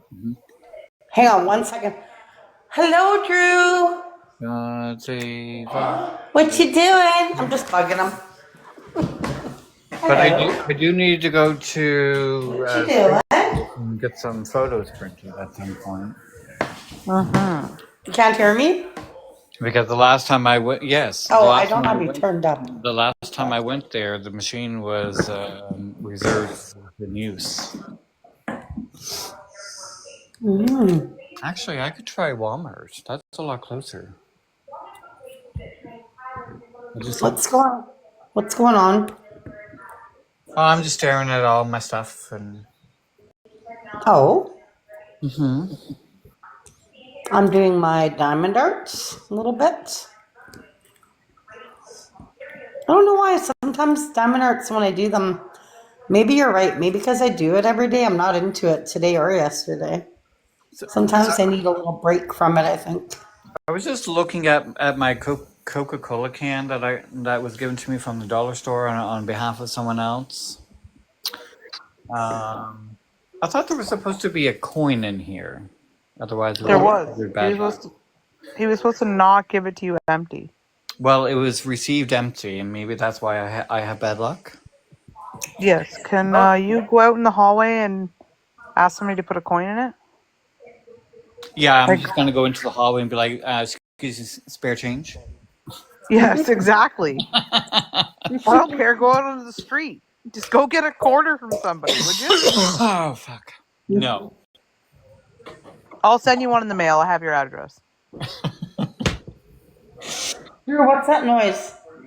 Oh my God. Oh, and I got a pin from Canada Post. It's the RCMP. Well, that'd be nice if we could see it. Like, I'm staring at a brown screen. Oh, just hold yourself. No, I won't do that. It's inappropriate. No, it isn't. No, wrong one. No, wrong one. You guys know each other just off TikTok or in real life? No, wrong one. IRL. Hmm? In real life, since I was 16 years old. Cute Oh, that's little cool. pin. RCMP Community Policing pin. Okay. I'm not sure why it was given to me, but it was. Scarfy, I'm going to need you to green screen the picture that my mom sent you of you and I. So did you guys go to school together? No. Not exactly. Man. Okay. No, we lived in the same group home together. Yes, Oh, we did. nice. Okay. One of the queen. We were the misfits. Oh, I've been a misfit. that's okay. Nothing wrong with that. No, I've known Original since I was 9. Oh, wow. I met him before you. Time. I think I was 9. I might have Wow. been younger. I don't know. I was in grade 3 when I first met him. Oh. Really? Unfortunately, I, however, had to move away, and I never got to say my goodbyes. I think Original was my second ever kiss. Really? Mm-hmm. Aw. He kissed it. Oh, I know. If you're listening, Original, nothing against you, but everybody practiced. He was very suave. Aw. Was he? Yes, he was. Who was he now? Yes, I told my sister to time it, and I told the guy, if you kiss me more than like 2 or 3 seconds, I'm going to punch you. So he stuck his tongue down my throat, and I gave him a black eye. Oh. You kept that? What's in there? This is a Faber Drive in Victoria Duffield ticket for a concert that I went to on the 8th of December 2012 at the Halifax Pavilion. That's so cool to have memories like that. Hey, I keep everything. I do too, and it's a problem. I even have birthday cards from when I was like just 1 year old. Stuff like that I keep. I even have Sarah keeps Zellas. everything. Okay, wait a minute. Do you keep like receipts too? Yeah, I got receipts from 2010. Yeah, like your has receipts for years from Walmart, and I'm like, why are you keeping this? In case you want to return it 10 years later? I'm not sure why I keep certain things. I just I used to keep a lot of things, and then I realized I don't want to leave that shit for my kid to go through, so I throw it all out now. Oh yeah. My bag of flags. I have all of my son's first concert tickets, all that. I keep all of that, but No, that's good because that's memories for them. he's got 2 Rubbermaid memory boxes of stuff, and he loves going through them. Aw, how old is he? 18 now. I'm not okay. sure, I'm not sure I could read the McDonald's murder book. You just have the one? I'm sure there's someone listening. Yes, just one. And will certainly report me for it. I couldn't have children. He's adopted. Oh, nice. It's nice that you adopted.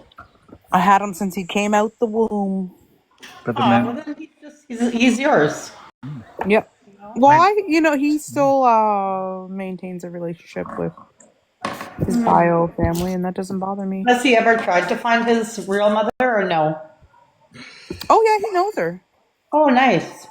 Yeah. He sees her probably at least once a year. We attended his grandma's funeral. He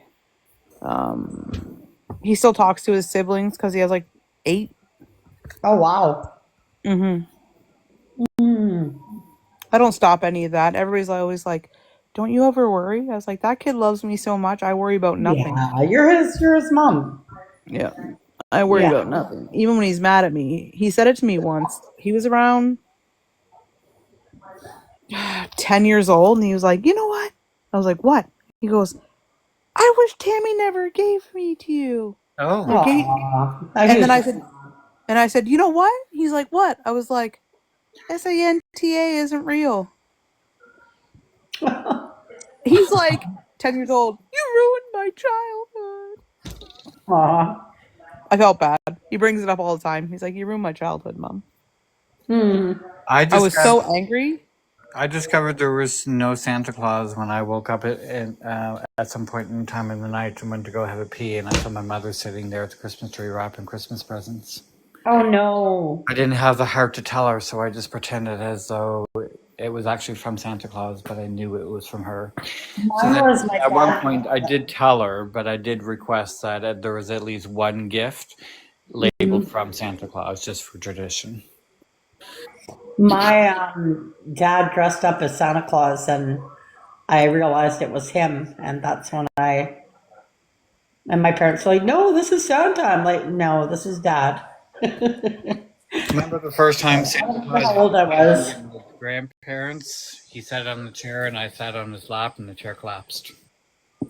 Oh no. Scarfy, do you have brothers or sisters? I have one sister. She's very pretty. Sorry? I have one sister. Oh, okay. Older, younger?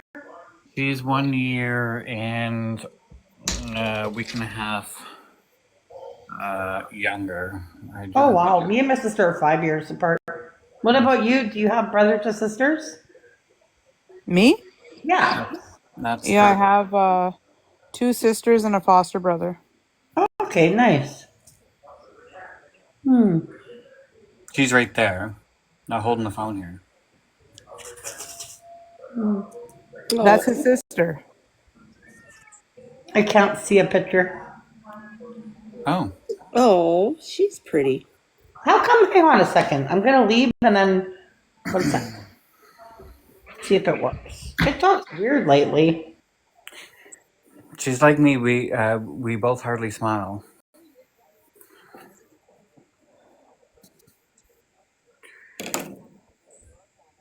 Well, my first kiss, Zach, I don't know why we're talking about it, but was not. It was with this guy named Evan.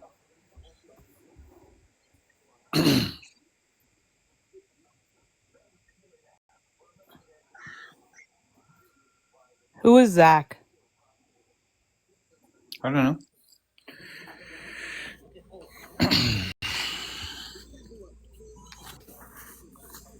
I have no idea who he is.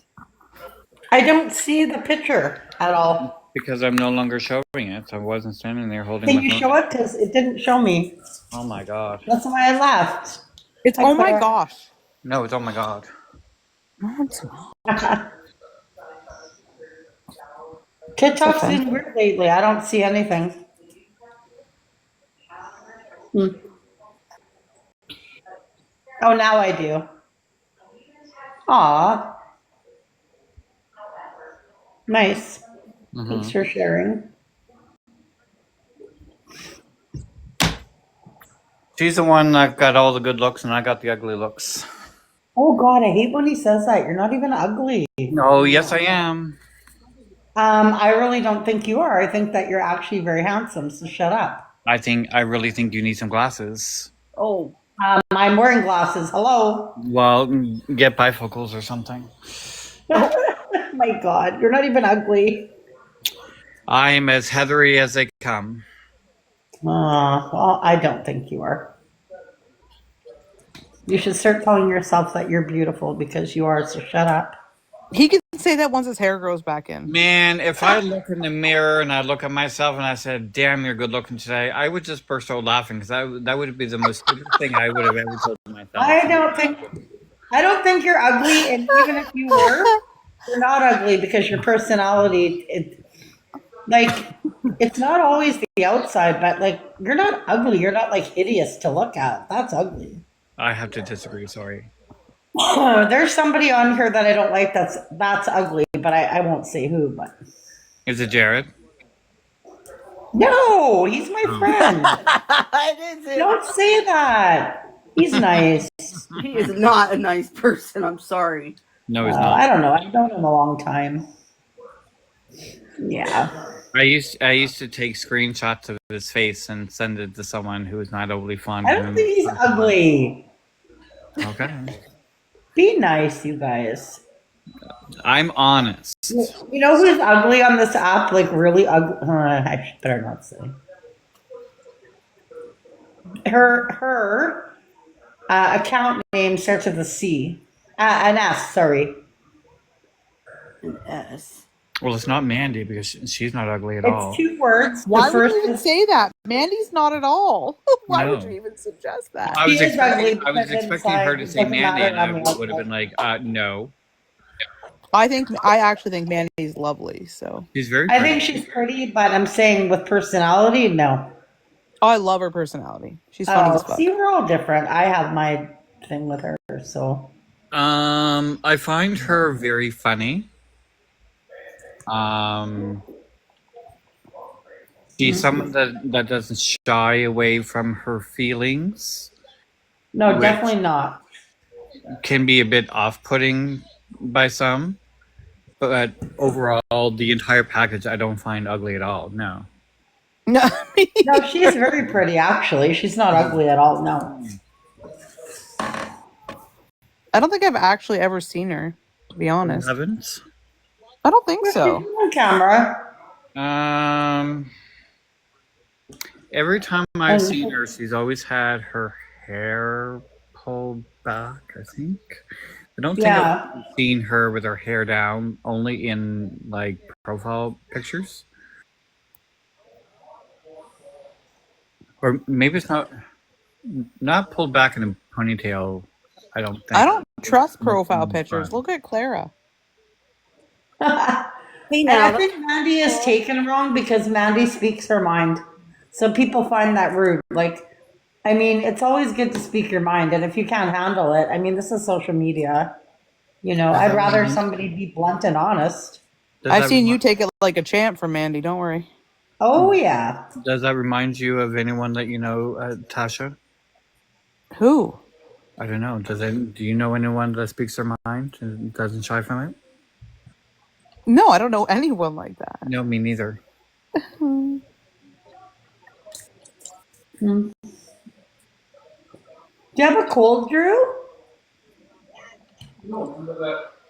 Oh, yeah. From the dog care. He I was think the at first work. girl that I kissed, her name was Amanda Fisher from Spryfield. Oh. Hmm. That was grade 3. And I was like, no, hell no, I'm not kissing a girl again. This is gross. She was the only girl that I kissed in school ever. Hmm. She used to live up in the 500 block back in the day. Oh, one of those. Mm-hmm.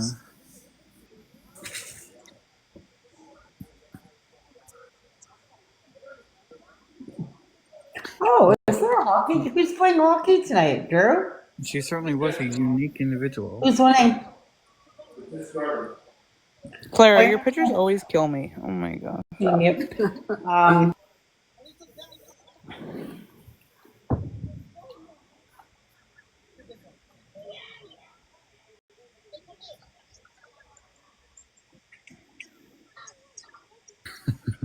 My swirls are so much cuter than your swirls.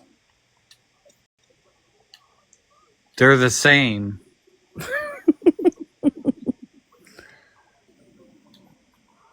I think the placement of my buttons is nicer though. They're the same. No, I'm tilted a little bit. That's because you're doing that on purpose.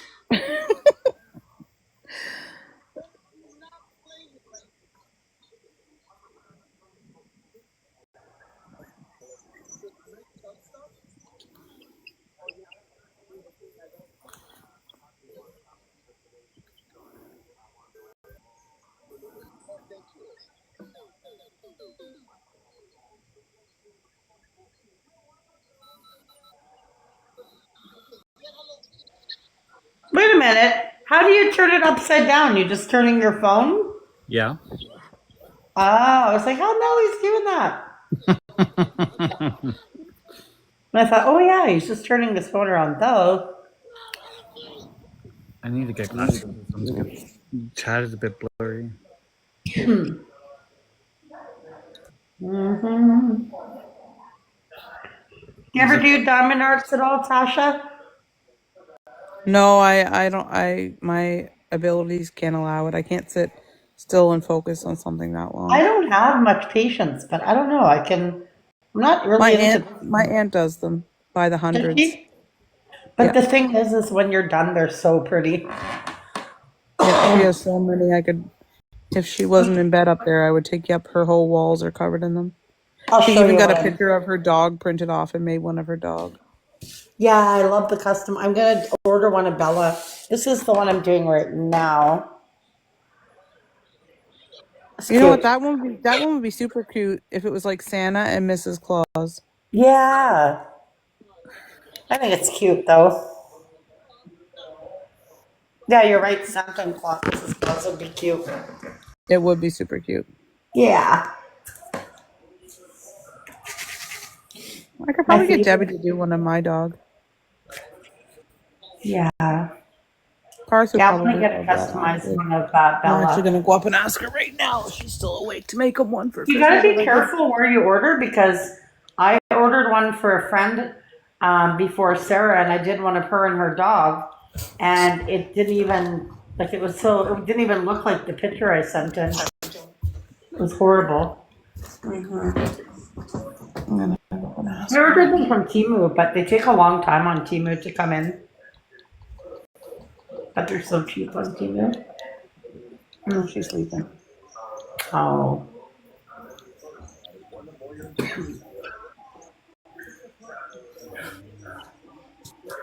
I'll ask her tomorrow.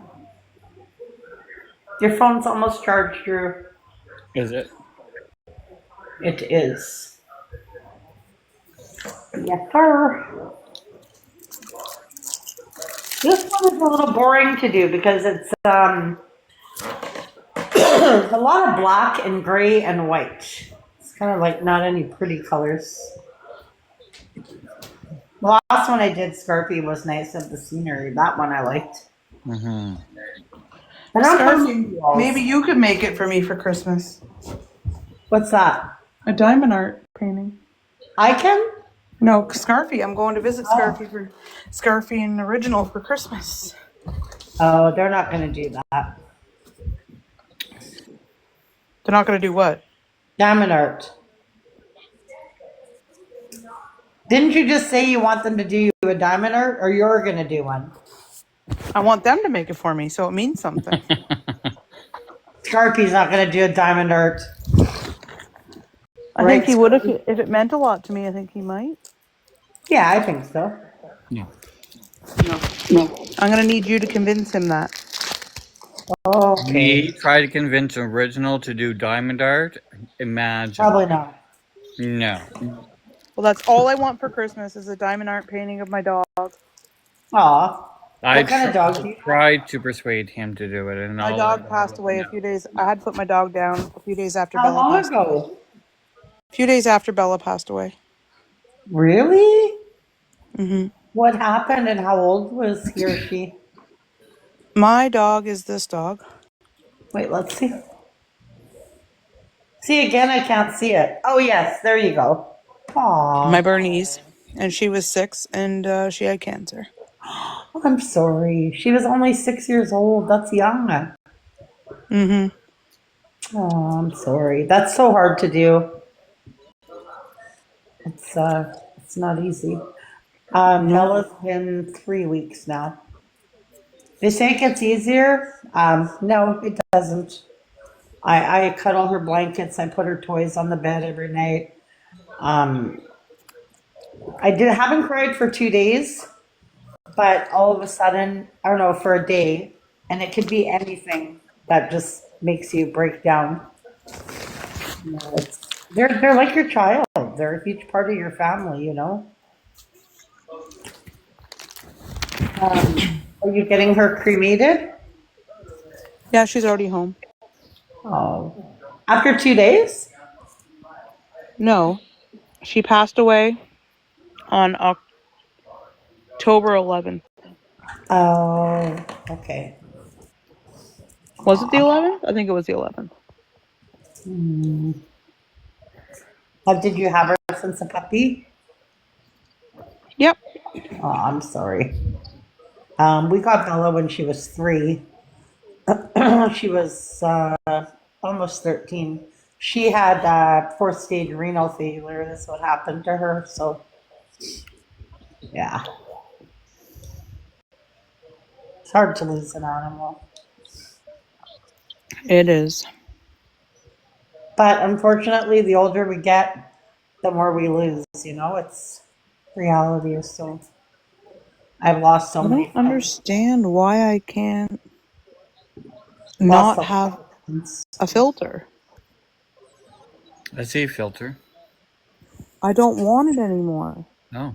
Oh, all you gotta do is go to the end, I think, of the effects, and there's like a little circle with a line through it, I think. Wait, let's see. Um, I'm pressing on that already. and then now just click effects and then the little circle, and it should go completely off. I did that already. Weird. See, I'm still a gingerbread man. TikTok's been really glitchy lately. Mm-hmm. Like, really weird. People will be in the box say, "Don't you see me?" And you're like, "Nope, I don't see you." Oh, there she dropped. And then if she comes up, it'll probably work. I wish I could see Clara. I bet you Clara's pretty. But not everybody, she says, not everybody wants to show themselves. I know what she looks like. When you were like, I still snuggle her, whatever. I'm currently laying in her bed. Yeah, Scarfy's seen my face a few times. Aw, I know. It's really hard. I'm sorry. Sometimes I even take her little dog bed. I know the day that she was put to sleep, I threw myself into her bed and I was smelling her blankets and I was just crying so hard I was shaking. Because the smell, don't ever wash her blanket. That smell apparently stays for a very long time. That's her ashes. Oh, you got the box one. I love that. Aww. That's her dog bowl and all her toys. I know I have it all too. You still have it out, eh? Aw. Oh yeah, because the husband won't let me fucking. I'll tell you something. She's there still with you. Like, and they say like, the dog is gone and stuff like that. The dog is gone.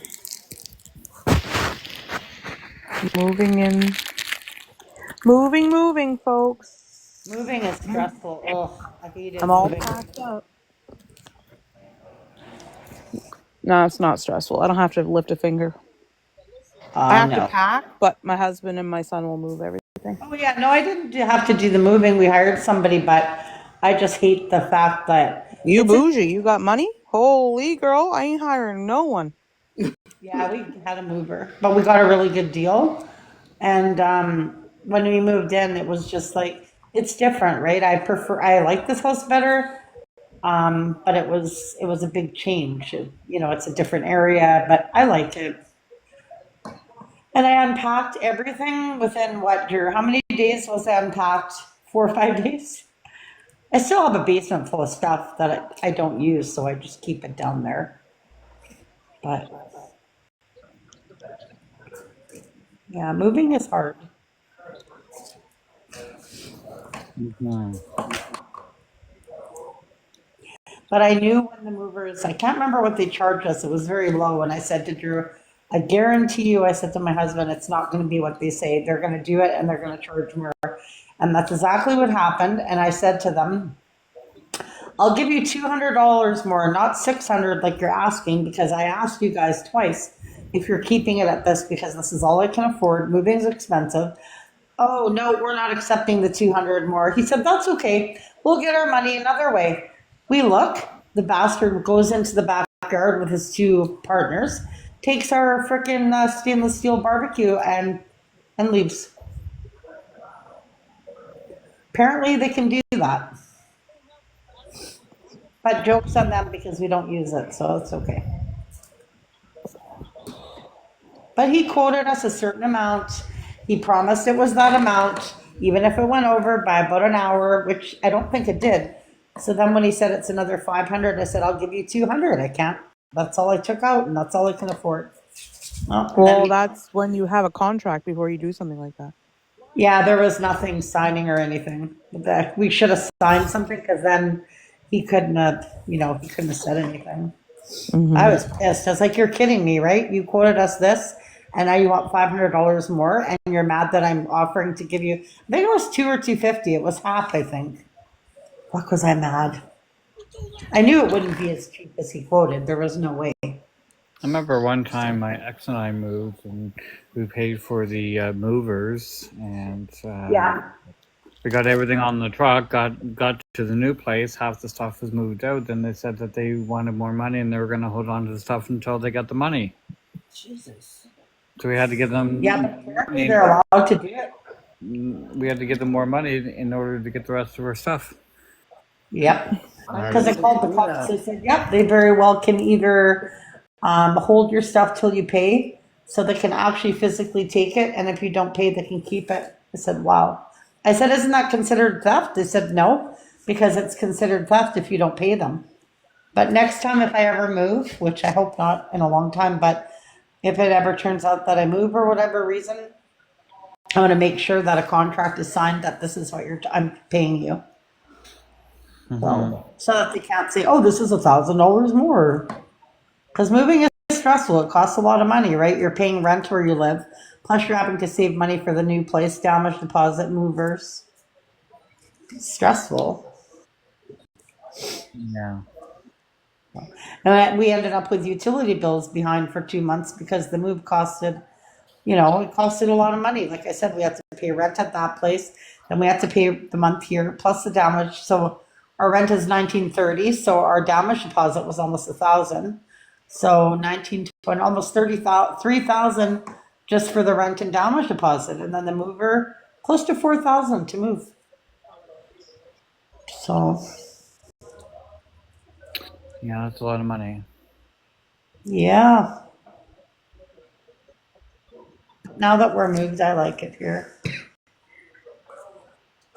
Because there's a bus stop in front of my house, I thought, oh, I'm not gonna like it. I'm gonna sit on the deck, and you've seen our deck in the front, and I thought, oh, all these people coming off the bus in the day, but nobody bugs you. It's pretty quiet around here. That's good.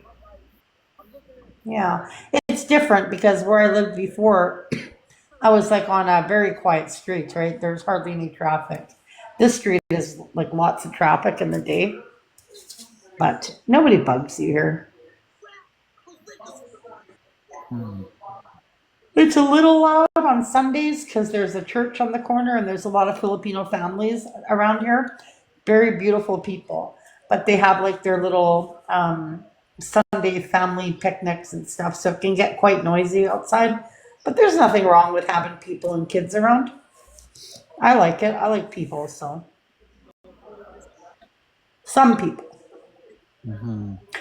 Oh, what time is it? Drew, bedtime, sweetheart. He's falling asleep in his chair. Is it? Better go to bed, eh? He goes, I know. Poor guy. He goes to bed about 10, but then he lays in bed. I don't think, well, usually by 10:30 I hear him snoring. So. Do you want sandwich meat or egg salad? No, you choose. What do you prefer? Egg salad.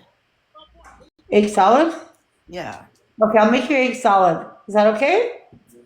He's so laid back, Drew. He's like, I don't care. As long as he gets lunch, he's all good. I guess I should start boiling the eggs, though, since it's 10 o'clock. Is it? Yeah. Do you like when I put the dill in the egg or without it? Sure. See, he doesn't care. Sure. I'm lucky because I could have a very picky man, right? Yeah, that's true. I'm like, what do you want for supper? I don't care. Tomato soup, craft dinner, whatever. I don't care. I'm like, okay. As long as he gets to eat, he's good. I'm not picky at all. Tired, Drew? I don't know. You get quite a bit of sleep, though. Hang on, I'm going to mute for a sec. Hee hee.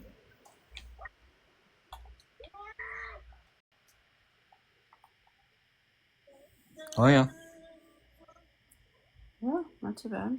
No, it isn't really. No. Oh, Tasha gone. She said BRB. Oh.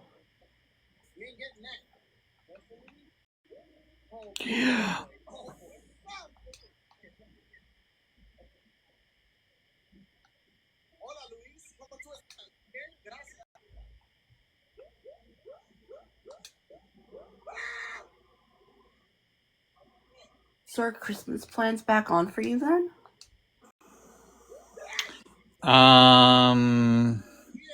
Based on the conversation, yes.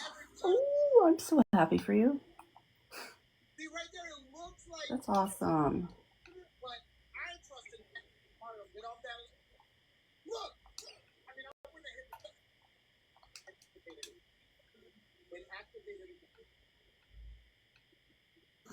I think it would be unwise for me to say no. Well, that's nice.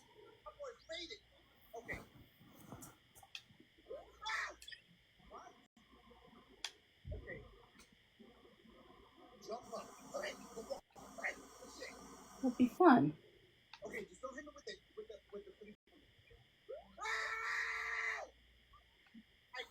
I just hope there's turkey. As long as there's food. No, as long as there's turkey. Oh, yes, of course, turkey.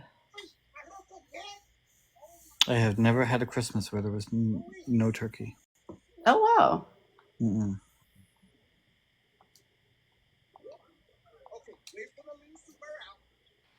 Good night. Somebody's a little grouchy. My God. Oh. Oh. He's just mad that I don't have to get up early. And he does. But I do get up early. I got up pretty early today. What's early to you? What do you consider early? Well, I always get up since Bella passed. Good night. Love you. I say I love you too much. She's getting irritated. Since Bella passed, I get up at 8:30 and I hear like her footsteps on the hardwood. So it's weird. And then I get up and I pee and I have a smoke. And then I go back to sleep usually about 9, between 9 and 9:30 and 10, maybe 10:30. I'll get up. Usually about 9:30, 10. Oh, it depends how late I stay up. But some nights you have nights where you can't sleep and, then you just like, I'm going to go back to bed till noon. But I don't do that often. I had one of those nights. I didn't go to bed till 4:30 in the morning. I just could not get to sleep. Yeah, like 2 nights ago, no matter what I did, I cried all night. I couldn't stop crying about Bella for hours. I was shaking. I felt like I was going to puke. I was so upset. And I think I might have slept 3 hours that night. No matter what I did, I couldn't sleep. I kept getting up, pacing around the house, looking at her ashes. That was about 3 nights ago, I think. Yeah. Because what started is I put a video up with the song "You Are My Sunshine," which is the wrong song to put up because that song I used to hold her like a baby and sing it to her, and it would put her to sleep. So when I saw her and heard that song, I just it just hits you, Yeah, it does. Like I know everybody says, "Oh, they're there with you and they're there in spirit," but it's not the same bloody thing. They're not, maybe their spirit is, but their little cute little nose pressed against you. And the weird thing is, Bella never kissed me. Like she was never a licky dog. Okay.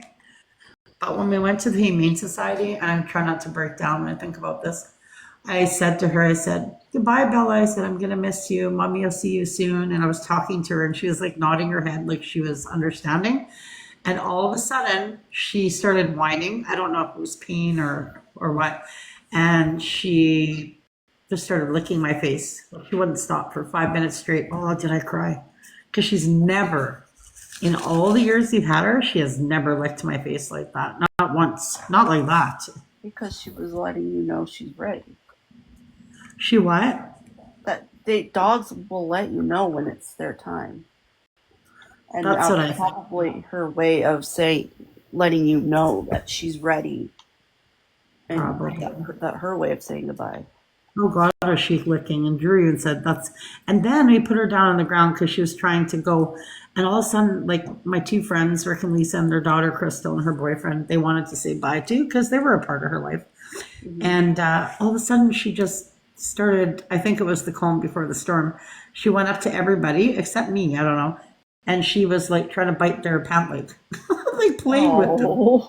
Yeah, and I was like, that's weird. And then me and Drew said, are they sure that she should be put down? Like, look, she has all this energy. But then the lady at the front said it was the calm before the storm. She just got a burst of energy. It's not that she's feeling good, you know? Right, exactly. But when we first got her, when the vet came out and put her in my arms, and she saw me and Drew, holy shit, was she crying for at least 20 minutes. I said, she's in that much pain? They said, no, that's her missing you.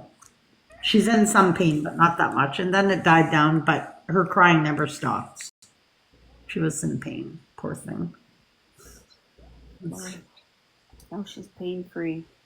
Yeah, but when they said she could come home, but she would only make it for a month or 2.5, I said, well, will she be in a lot of pain? They said, well, I don't know. She could be in a little bit of pain. I don't want her to come home for 2.5 months and be in any pain, you know? And she couldn't poop. She was peeing all the time. They said the peeing and the diaper was to do with old age, but it also was to do with the kidneys failing as well. So, because I would put her in the tub, and the minute anything warm touched her, she would just pee, you know? So, yeah. Yeah. Oh my God. What time is it? 10:05 only. Sheesh. Well, 12. Wait, Clara's 2 hours behind me, or am I wrong? No, 4 hours. 2 hours ahead of me. Yeah, you're Clock for me. 8:05, I'm 10:05, and Scorpy's 12:05. Mm-hmm. Mm-hmm. And if we have anyone watching from Ontario, Quebec, it's 11:05. And if we have anyone watching from Newfoundland, Labrador, it's 12:35. Oh. Oh. You're welcome.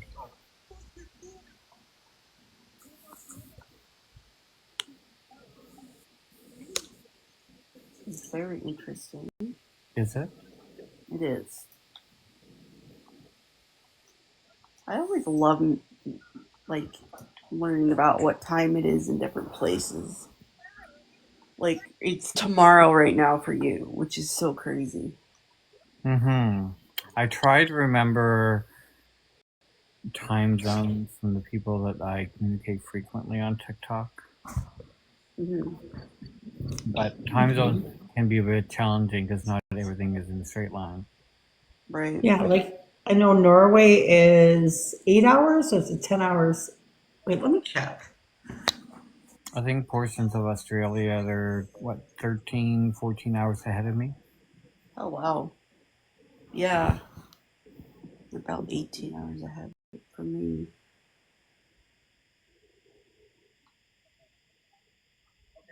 Oh, Norway is 5:07 a.m., so Oh wow. 7 hours ahead. That's where my mom is from.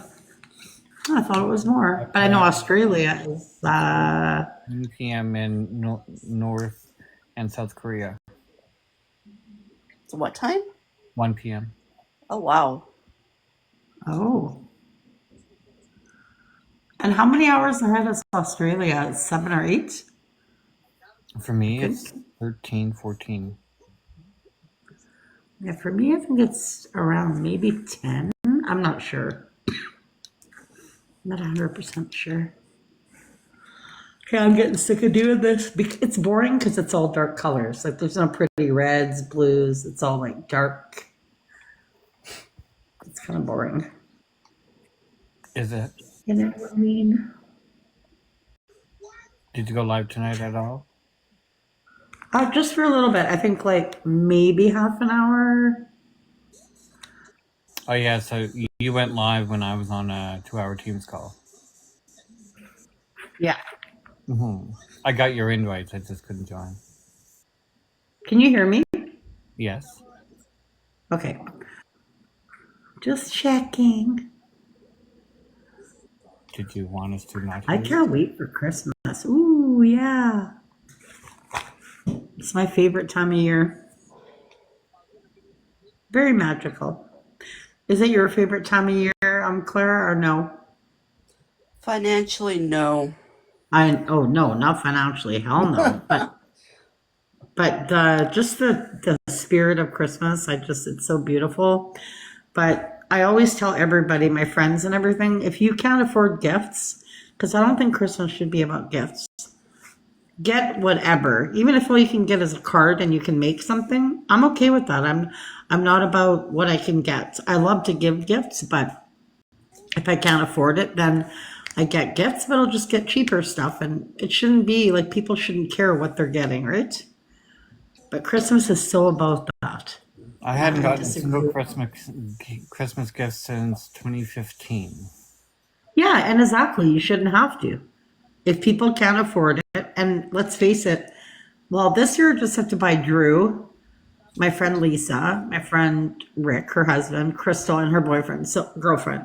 So I have 5 people to buy for. But if you think about it, let's say you spend $40 on 5 people, right? That's still what, $200. Then if you have the Christmas party, it costed me almost 400 last year. So you're paying a good grand. So it's like shit. I think we might have it at well, I don't know. My friend's daughter is having her next surgery, the full kidney coming out. They got 40% out. They're going to take the other 60 out in January once it shrinks. And so January, oh yeah, she probably won't be very healthy for Christmas. I think we'll have Christmas with them. Depending on her health, we'll see what happens. We might do it at their house, but it is expensive to feed everybody. So I said, I'll bring cabbage rolls, pierogies, like we'll go halfers. You guys shouldn't have to make for everybody. Right. Expensive, man. Like to buy a turkey. How many people did I have? Not last year, but the year before. I had Rick, Lisa, Crystal, her boyfriend, Jessica, me, Drew, and I think Frankie. Me and Brenda weren't talking. I think there was 8 of us. So by the time I did the turkey, the ham, the pierogies, the cabbage rolls, everything, it cost me $400 or something. That's crazy. For one night. Well, everybody had leftovers too, but shit, that's a lot of money. Mm-hmm. And I hate to think what a turkey is going to cost this year. Oh my god. I buy the butterball. I mean, you can do the cheaper one. I get the butterball because you just throw it in the, not the crock pot, the turkey, whatever thing you call it, and turkey pots or what, I don't know what you call it, but it's more expensive to buy them like that.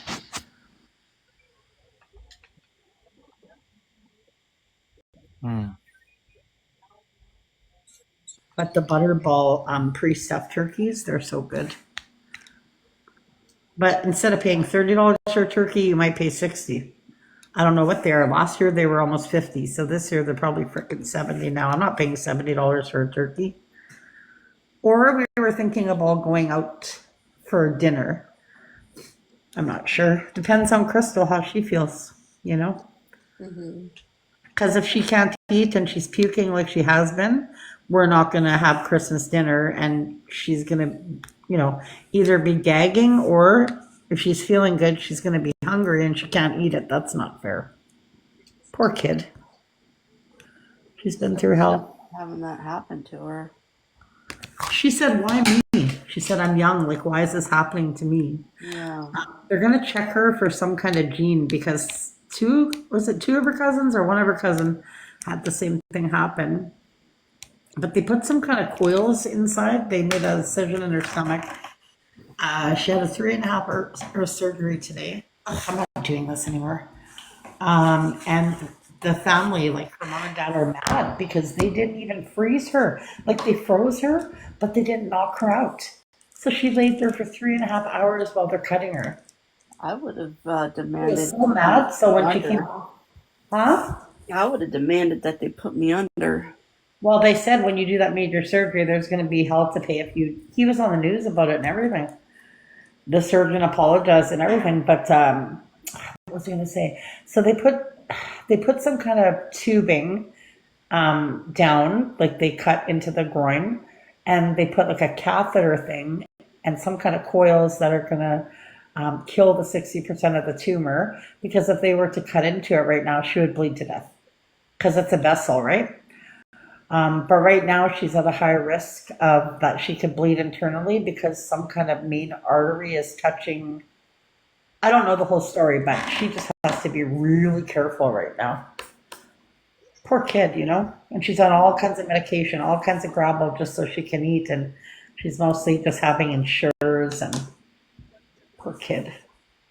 I told her once this is all over and you're feeling better, I'm taking you out for a good dinner and we're going to go to your favorite store and I'm going to buy you some stuff. Probably Spencer's. Oh, she'll like that. Yeah. She's a good kid too, you know. She never gets into trouble. She doesn't do any drugs. She even said, like, why did this happen to me? Why couldn't this happen to somebody? You know, she said that's old and has cancer and already has 2 months to live or something, you know, and it doesn't matter, right? It's just not that it doesn't matter, but you know, they wouldn't do the surgery on somebody at 80 years old. Just that it had to happen to somebody so young, you know? Yeah. She's not out of the woodwork though. They still got 60% to get out. Because they don't want to damage the other kidney, because if they damage the other kidney, the poor girl has to live on dialysis the rest of her life, and that's not a life. My neighbor had that, and let me tell you, he was sick all the time. He was going for dialysis twice a week. Didn't live very long. I think he was diagnosed, or it happened when he was 25, and I think he passed at about 44. And I don't know if it was from that. Well, I don't got very much done. What do you think? I'll show you. Yeah, one sec. Got my night gown on.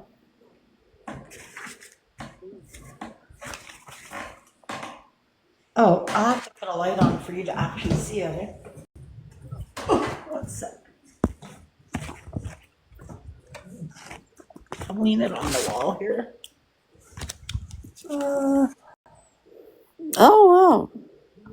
That's cute.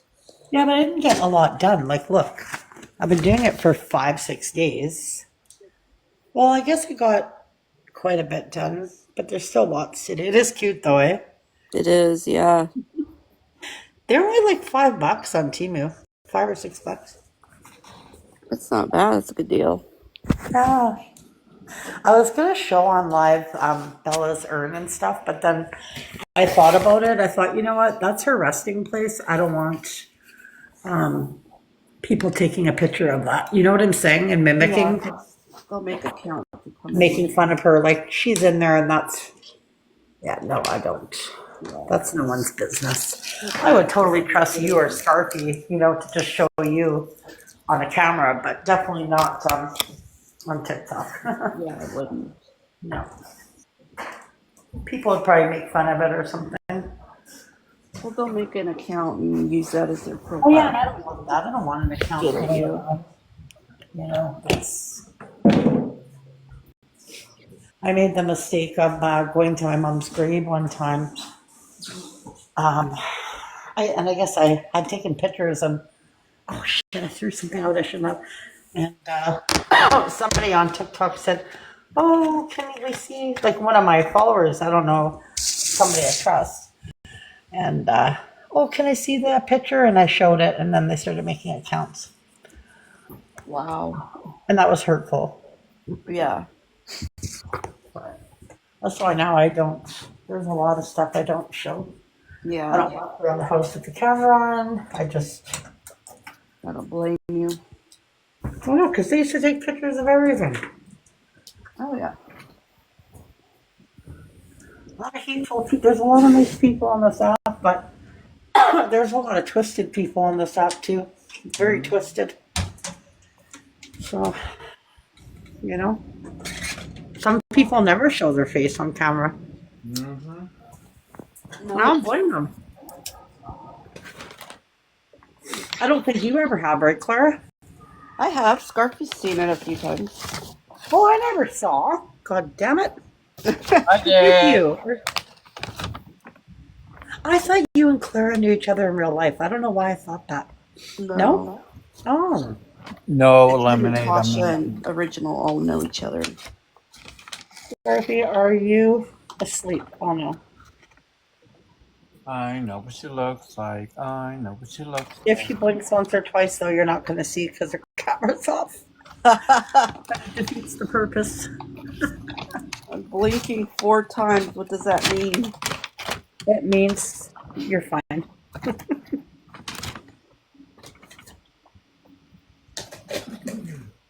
So, Scarfy, are you tired? No. No? Like a vampire, eh?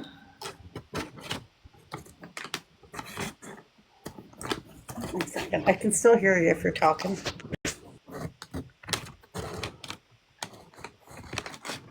You walked away.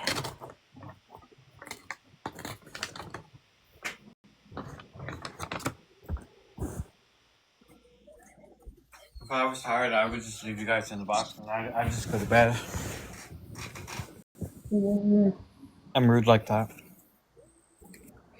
Well, if you're sitting there and no one's talking to you, it's like, what's the point of being live? That's why I go live and then I'm like, can you tap the screen? And then they tap. Then nobody's tapping. Nobody's talking. I'm talking. Hello? Is anybody going to answer? I said, how are you? What are you doing today? Nobody's talking. I'm like, okay, have a good night. You don't go live to talk to Really yourself. bad about carrying a conversation. Like, I can't. I don't know why, but I have little ability to carry a conversation. Yeah. Jesus, you don't stop talking, Nat. Well, okay, would it be rude if I just sat here and said nothing and muted? Like me. Oh my god. No. I don't mean that at all. You also have a kid and you're doing stuff and you don't want your kid to be heard. And Yeah, I try to mute when they talk. Sometimes I don't mute fast enough, but that's okay. yeah. Bah. Oh, lovely. Did that Nice. taste good? Yeah. Ew.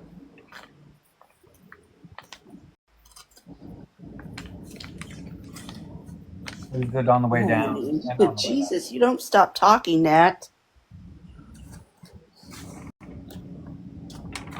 Oh. I love lemonade. I wonder how long. I wonder how long I could go without talking. One time we were doing a road trip, me, two of my friends, like a couple, and me and Drew, and like a guy and girl. We were going to Edmonton for a week, and my friend looks at me, her husband, and says, "Not to be rude, but I wonder how long you could go without talking." And I took offense. I said, "Fuck you." I said, "I'll show you." And I started putting my timer on. I lasted 5 minutes, and that was the longest 5 minutes in my life.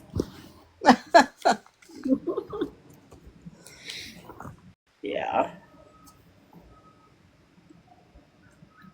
Oh, there's nothing wrong with that. Some people love to talk and have that natural ability to carry a conversation. And Yeah, there's a lot of people who are quiet that wish they could, vocalize, but a lot of people, you do talk, Scarfy. But I ramble about nothing. My dad always said to me, I said, I'm intelligent. That's why I talk a lot. My dad would say, no, because half the time you talk about nothing. You just ramble on to talk. He said, when you have something intelligent to say, speak, but don't just ramble on with bullshit. My dad was so rude sometimes. Really? Okay, I'm gonna tell myself right fucking now. oh, what is she doing? Talking so damn fast I couldn't even understand what she said she was going to do.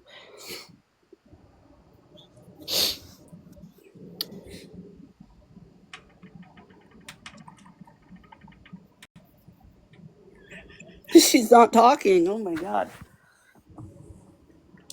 I heard her laughing. Oh, she's trying to see how long she can go without talking. This ought to be good. Oh, does laughing count? No. Jesus Christ. I can sit there for hours and not say a word. I can too, and I'm perfectly content. It's just I don't know if others are content with that. And that's where my social awkwardness comes in, because I just don't know how to carry a conversation or keep it going or, get it started. Mm-hmm.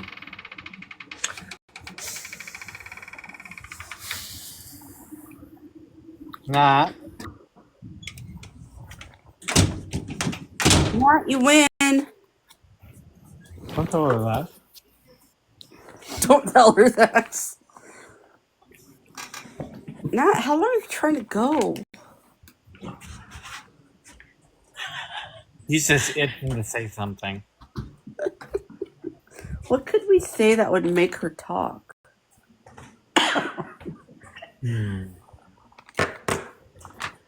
Let's talk about that potato in the microwave. Oh, the microwave potato that was burnt? Oh. Do you think it's weird that you put potatoes in the Closer. microwave? And she burnt poor Drew's baked potato in the microwave and said it was crusty. Oh, it's just a crust. But was it chewy? Are you making coffee, Nat?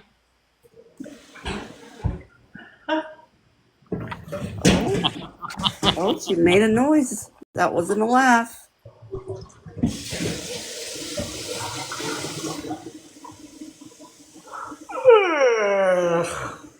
Nat, are you making coffee?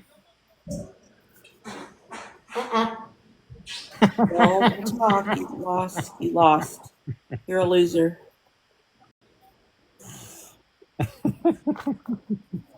That's a loser. I'm making eggs, bitch. Oh, and the egg. Go. Oh, that's right. She's making Minutes eggs. and 13 seconds. How many Whoa. eggs? 3. It'll make a sandwich for Drew and then enough for tomorrow. For me. It's all about me. Is he just having one sandwich, not two? He has one sandwich. Fruit and cheese, or some days he'll have a sandwich. Some cheese, some chips on the side. Depends what I want to put in there. Yeah, he has one sandwich, but I make big sandwiches. He doesn't like to. Drew's not that big of a eater. He doesn't like to eat like big amounts at work. Yeah. Not too bad. Oh. What? Are you gassy? When I hear "uh-oh" followed by a giggle, I assume it's because she's gassy. It's the spiders again, she calls them.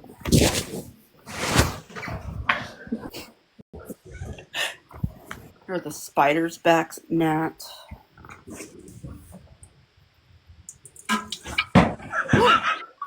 She's pooping. Oh!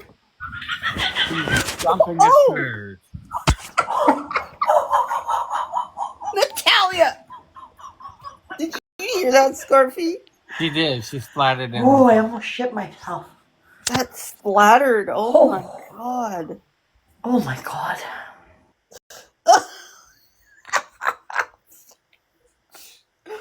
Wowzers. No, I don't play Days. Oh, I've been playing DayZ all day, next roll.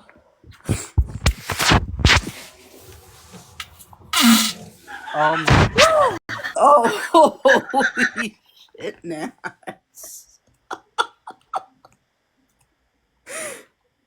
That fucking Oh, echo. that was echo. So, Chintopia came in at the right time.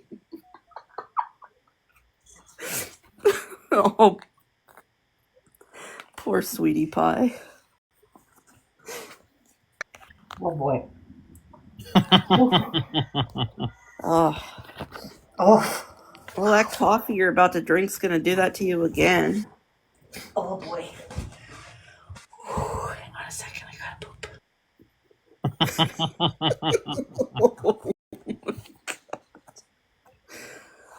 Woo. I feel slightly violated.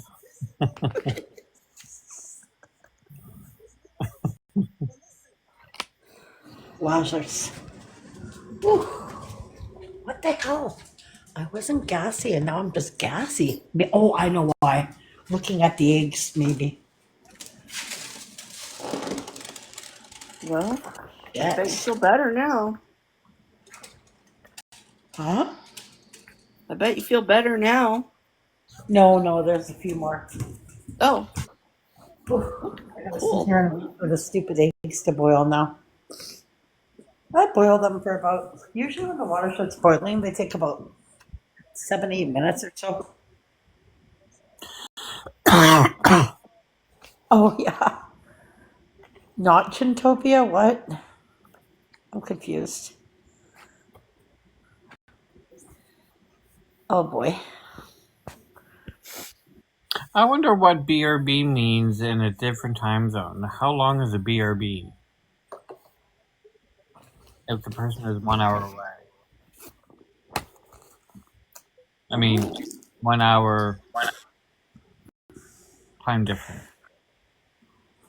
Oh, no. I think the BRB. I think Tasha should, instead of saying BRB. I don't know. Nat has. Hey, why does it... BBL. I have a question. Hmm. The question is, why, sometimes when people talk, like not Chintopia, is it so light that you can't read it? Because it's a comment that needs to be approved.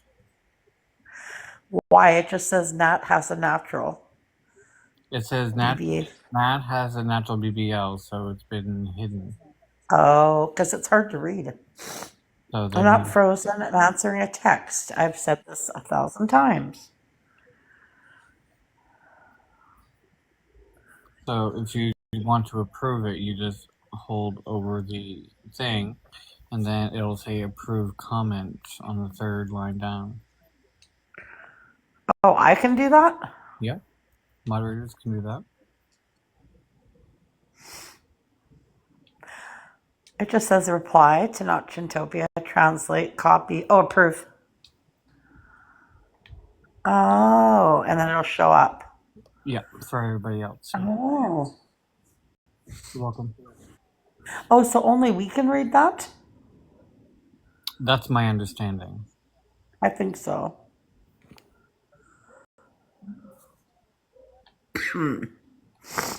I see. How's your toilet? My toilet? Yeah, are you still on it? I haven't been to the toilet. Well, what the fuck was that I heard? 'Cause It sounded like you was were it echoed? shitting. That was me putting the phone to my ass and farting. What? Yeah. It literally sounded like you were splattering the toilet. No. Yeah. That's what we thought you were doing. No, that was my gas.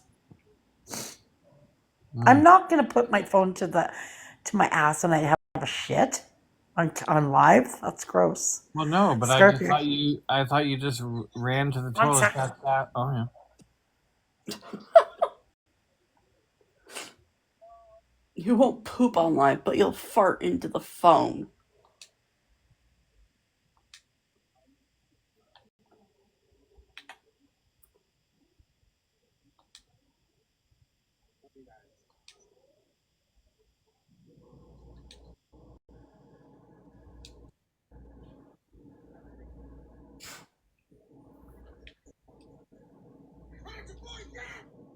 Oh yeah.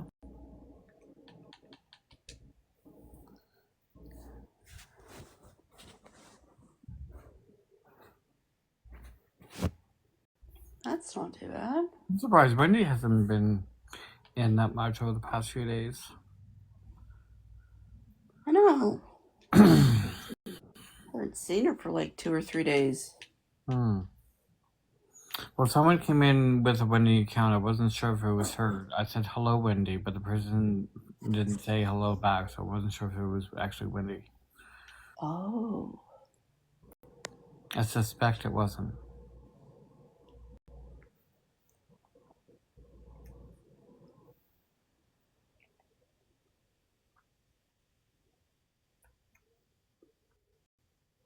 She has her feelings hurt. Why is her feelings hurt?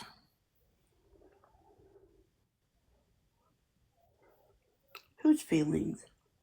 We were just talking about Wendy. Oh. Maybe they meant Nat. I was like, Nat doesn't have feelings.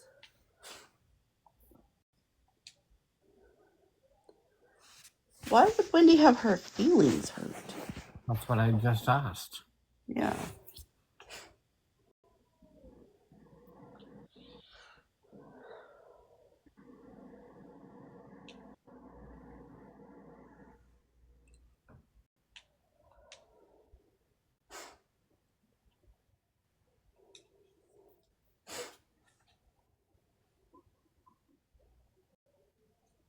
Oh, Shark Queen. Who? The Shark Queen. She's muted. I mean, paused. I just see a frozen image of her face. Oh. What? Oh, there she is. Oh, God damn it. What have you been doing? I don't know. You don't know? Oh, no. Oh. Okay. Oh my God.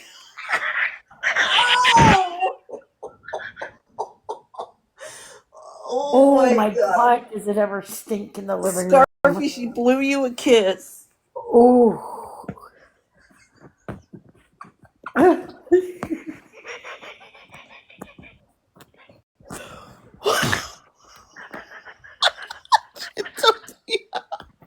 Oh, shit.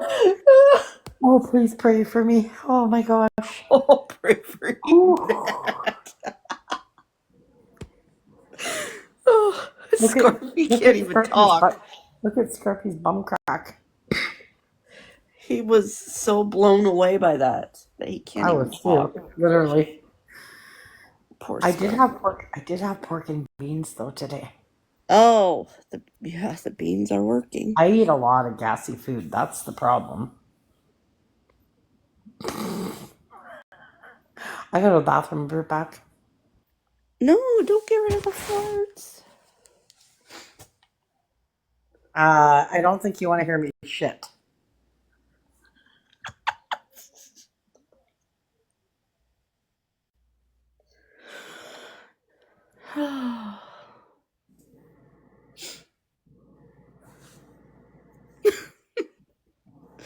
That left Scarfy speechless. I hear a cat right below my bed, slightly snoring. Oh. Which kitty? I think it's Sophie. Oh. There's a little blanket right below the bed, so that if they want to sleep down there, they can. Oh, Sophie. Sophia likes to sleep underneath the bed sometimes. So does baby girl, actually.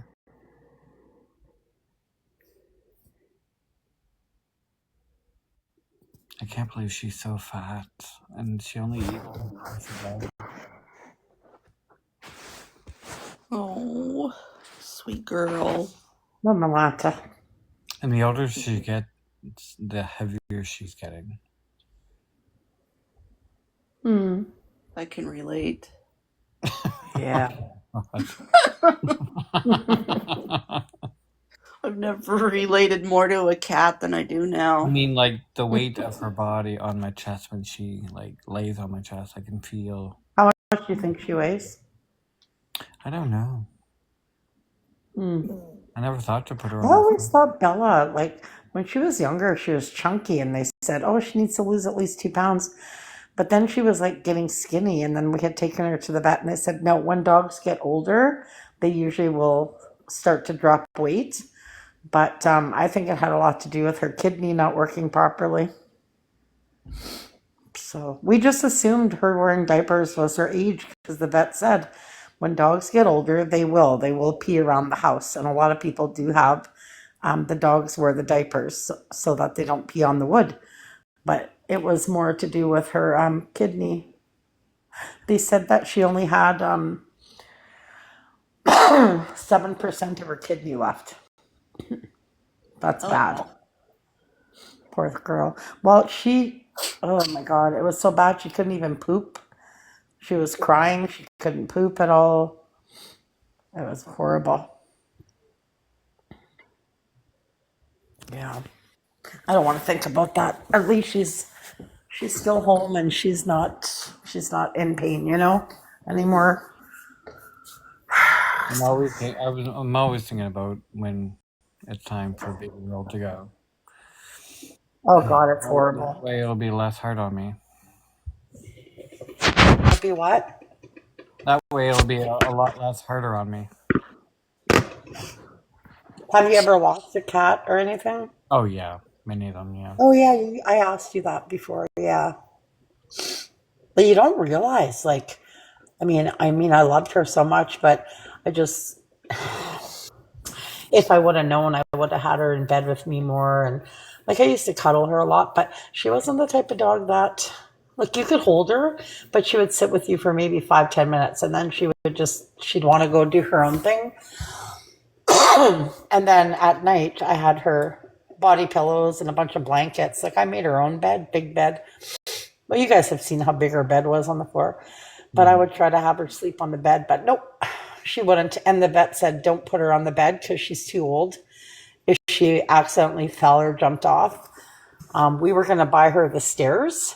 But the vet also said buying the stairs sometimes when dogs are older they can actually fall down.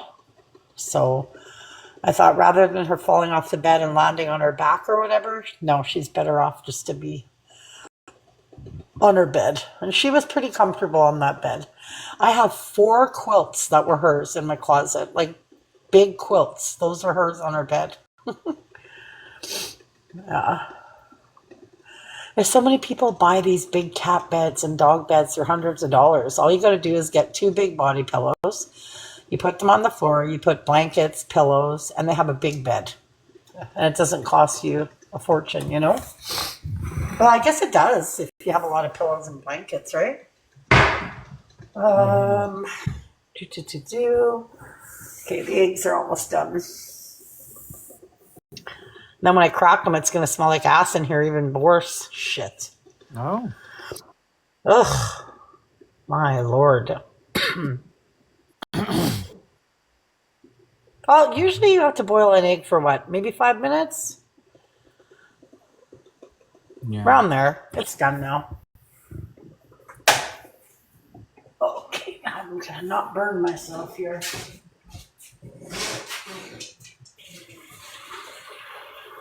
Oh, that's hot.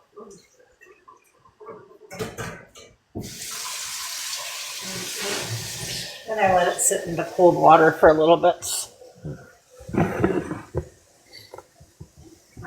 Have you guys ever tried a spice like for baking called pumpkin spice? Oh my God, that shit's good. I made a cheesecake about a week ago and I put pumpkin spice in it in the mixture. Very little though, and it was so good. Okay, now I can crack them. It's hot.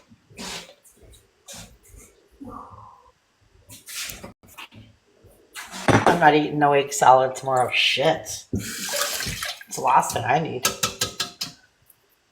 Agreed? Agreed. Easiest way to peel the eggs, you run water on them while you're peeling them. Or beans. No beans. What? No beans. No beans, no eggs. I eat lots of beans, I eat lots of eggs, I eat lots of grains. But everybody's different, right? Brenda does, my sister. She doesn't fart like that. Shit. They say it's healthy to be gassy, though. TikTok just said, great job. You've been live for 90 minutes. Don't forget to take a break. Bitch, I've been live for 4.5 hours. Oh. TikTok needs to step up their game. Mm-hmm. Did it say 90 minutes? Yes, great job. You've been live for 90 minutes. Don't forget to take a break. Oh, this egg got hacked. Shit. Okay. Half the peels are on and half the egg is gone. Alright, so I guess this is 2 and a bit of an egg. How the hell did that fucking happen? Hack the shit out of that one. Shit. I hate the smell of eggs. Oof. Yeah, me too. Hold on, I can't hear you. Why won't this fucking egg peel? Running the water on it. Come on, you bastard. Sounds like peeing. Shit, if somebody peed that long, they'd have a real problem. Come on, why aren't you peeling? Shit. Oh my god. There we go. You have to run cold water over it and then it peels perfectly. Come on. Have a $100 water bill, just peel a fucking egg. God.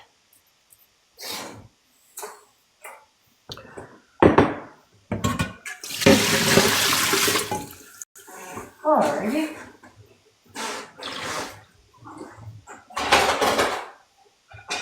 Oh, that's why the dishwasher was closed. There's that butter knife that fell in there.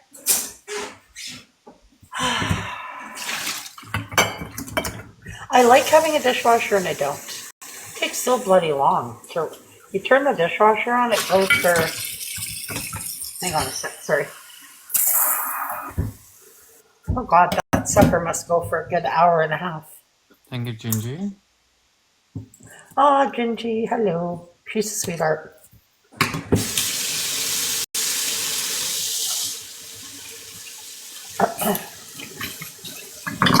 Yeah, I've seen her live fairly recently. Huh? I've seen her live fairly recently. Yeah, she's funny. Always kind to everybody. Nothing bad to ever say. Always positive.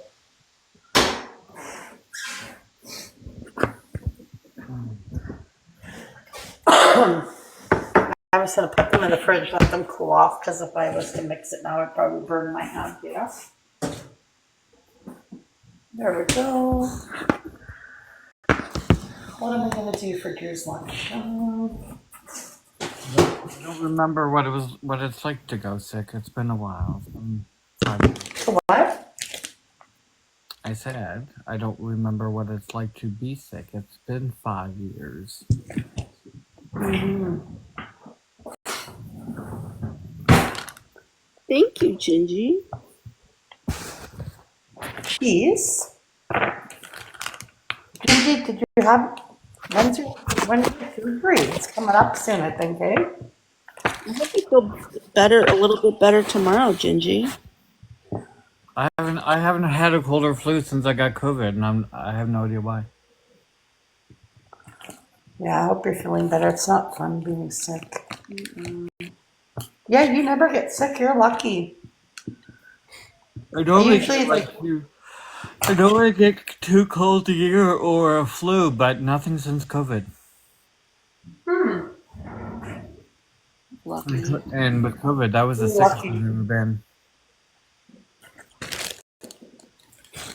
Yeah, Gingy's had a lot of sickness, that's for sure. You know what I'll give him?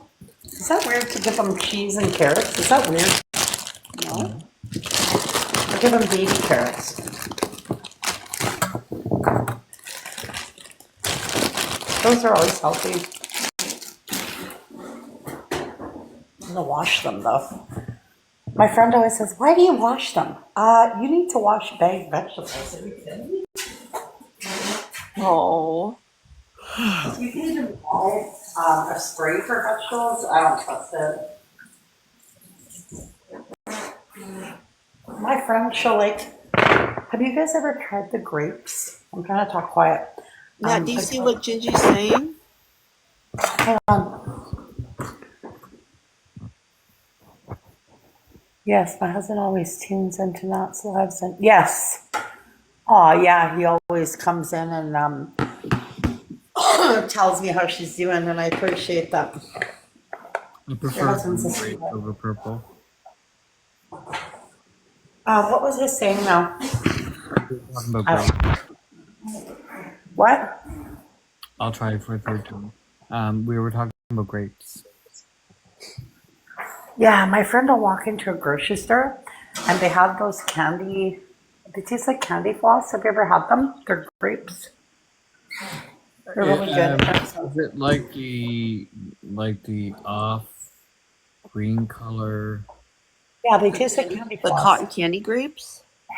Yeah, I seen those 2 weeks ago. Original and I were at the grocery store, and I spotted these weird looking They're grapes. good. What are these? They're good, but they're expensive. And my friend grosses me out. She'll go to the bathroom. She doesn't wash her hands. Oh. And then she goes and she'll take a grape or two and put it in her mouth. And I'm like, Stop. Oh. and I said something to her. I said, you gotta wash your hands after you piss. I'll wipe and then I will wash my hands. And then I will actually take the bar of soap. And I go every time I wash my hands. Drew thinks I'm weird. I take the bar of soap and I go under my nails every time. Because that's where the germs are.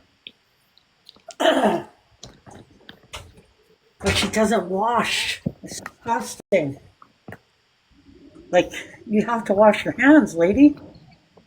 I'm surprised I have skin. I wash my hands everything I do. Maybe if you just blow dry it, that would just save. Scarfy, we're not going to blow dry our vaginas. Yeah, and then we're going to walk around smelling like piss. It Like, only really? takes a couple of minutes. Well, then we're going to smell like dried up piss. Scarfy. Fucking gross. Spray some antibacterial soap or something on it. Even my friend's husband said one time, yeah, even at home, like you got to wash your hands. Go to the bathroom, not wash your hands, and then cook them supper. So if she ever has us for supper, I kind of decline. I'm like, no, I don't think so. You wash your hands when you go to the bathroom. Jesus Christ. Hi, Dirty Harry. Matt's lives are fun. I gotta run. You all take care and be safe. You too. I hope you feel better. I hope you feel better, Gingy. Mm-hmm.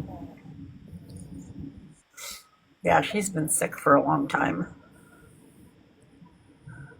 Surgery after surgery. Hello, Dirty Harry. How are you?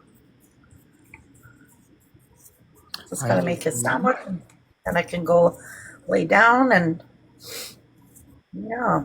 Trying to go to bed earlier. I've been falling asleep by the latest 1 o'clock. That's really good. Because then I can get up earlier. That's 3 a.m. my time. Yeah. No, I'd probably be asleep by now. It's 11 my time. I'm going to make a sandwich. I'm going to let it cool off the egg till about 11:30 in the fridge. And then I'm going to mix it up. And then I'm going to make a sandwich. And then I'm going to turn the lights out and just go on the phone a little bit. And then go to bed. I'm trying to make a sandwich right away. Most of the days when we used to stay up all night hanging out on TikTok. Yeah. Mostly The in only reason, lives. like, I could easily stay up till 4 in the morning. The only reason I don't want to and I try to force myself to go to bed is because I like to get up. I like to be up at, like, 10 at the latest. I like to get up, have my coffee. Waking up at like 12 or 1 o'clock, like, the day's already going, Yeah, but it's Even though I almost got nothing. wintertime, so it doesn't really matter. It's almost wintertime, so it doesn't really matter. This is true. I did clean my house. All I got to do is, what do I got to do tomorrow? Actually, I don't have to. I clean every day. My house is clean. I need to relax. Did the bathroom, did the tub, did all the floors. And I hate these kitchen floors though because they always look clean. Then when you get down your hands and knees and when you sweep, it's like, oh, it's not so clean. Fuck. I wash my kitchen floors like every 2 days. At least twice a week by hand. Kind of crazy, but I use a mop. I use a Swiffer on my hardwood, but I go by hand too. But the kitchen, I do it all by hand. I shouldn't because of my knees, though. There's an airplane. I live pretty close to the airport, so. I don't. Yeah, lots of airplanes go by. You, I wish I had the money. I wish I had the money to go. What'd you say? I'm sorry. Nothing. Yes, you did. Nope. I know what you're doing right now. No. You're having a cigarette. No, I'm actually just very gently rubbing my hand over my freshly shaved head. Rubbing. Please tell me you don't like her. Oh, I like her, yeah. Well, some of her like her older music. Yeah, like Oops, I Did It Again, Genie in a Bottle, all that. I do like that. Yeah. My favorite is Madonna. Genie in a Bottle. That was Christina Aguilera. Did she say sandwich? I said sandwich. SANDWICH, sandwich. I've heard some people would call it a sandwich. Yeah, I've heard that. Are you gonna go to bed? I'm gonna go off now. You what? I'm gonna go now. Are you gonna go to sleep? I'm gonna step a bit. Go to sleep? No, but I will be watching YouTube. You said sandwich, just admit it. Whatever, grow up. Here, this is for you. What's their name? Sage something? Oh. Oh. There's your sandwich, fuck. Stick it up your woo-ha.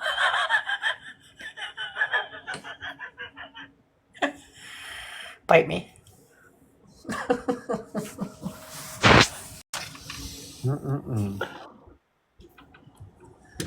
Some people need to grow up, eh? Jesus. Hang on, what does this say? I'm going to report to you, by the way. I'm going to report your comment. So you can't comment again. Oh. Yeah. Oh, there's Miss BRB, not BBL, Tasha. Oh.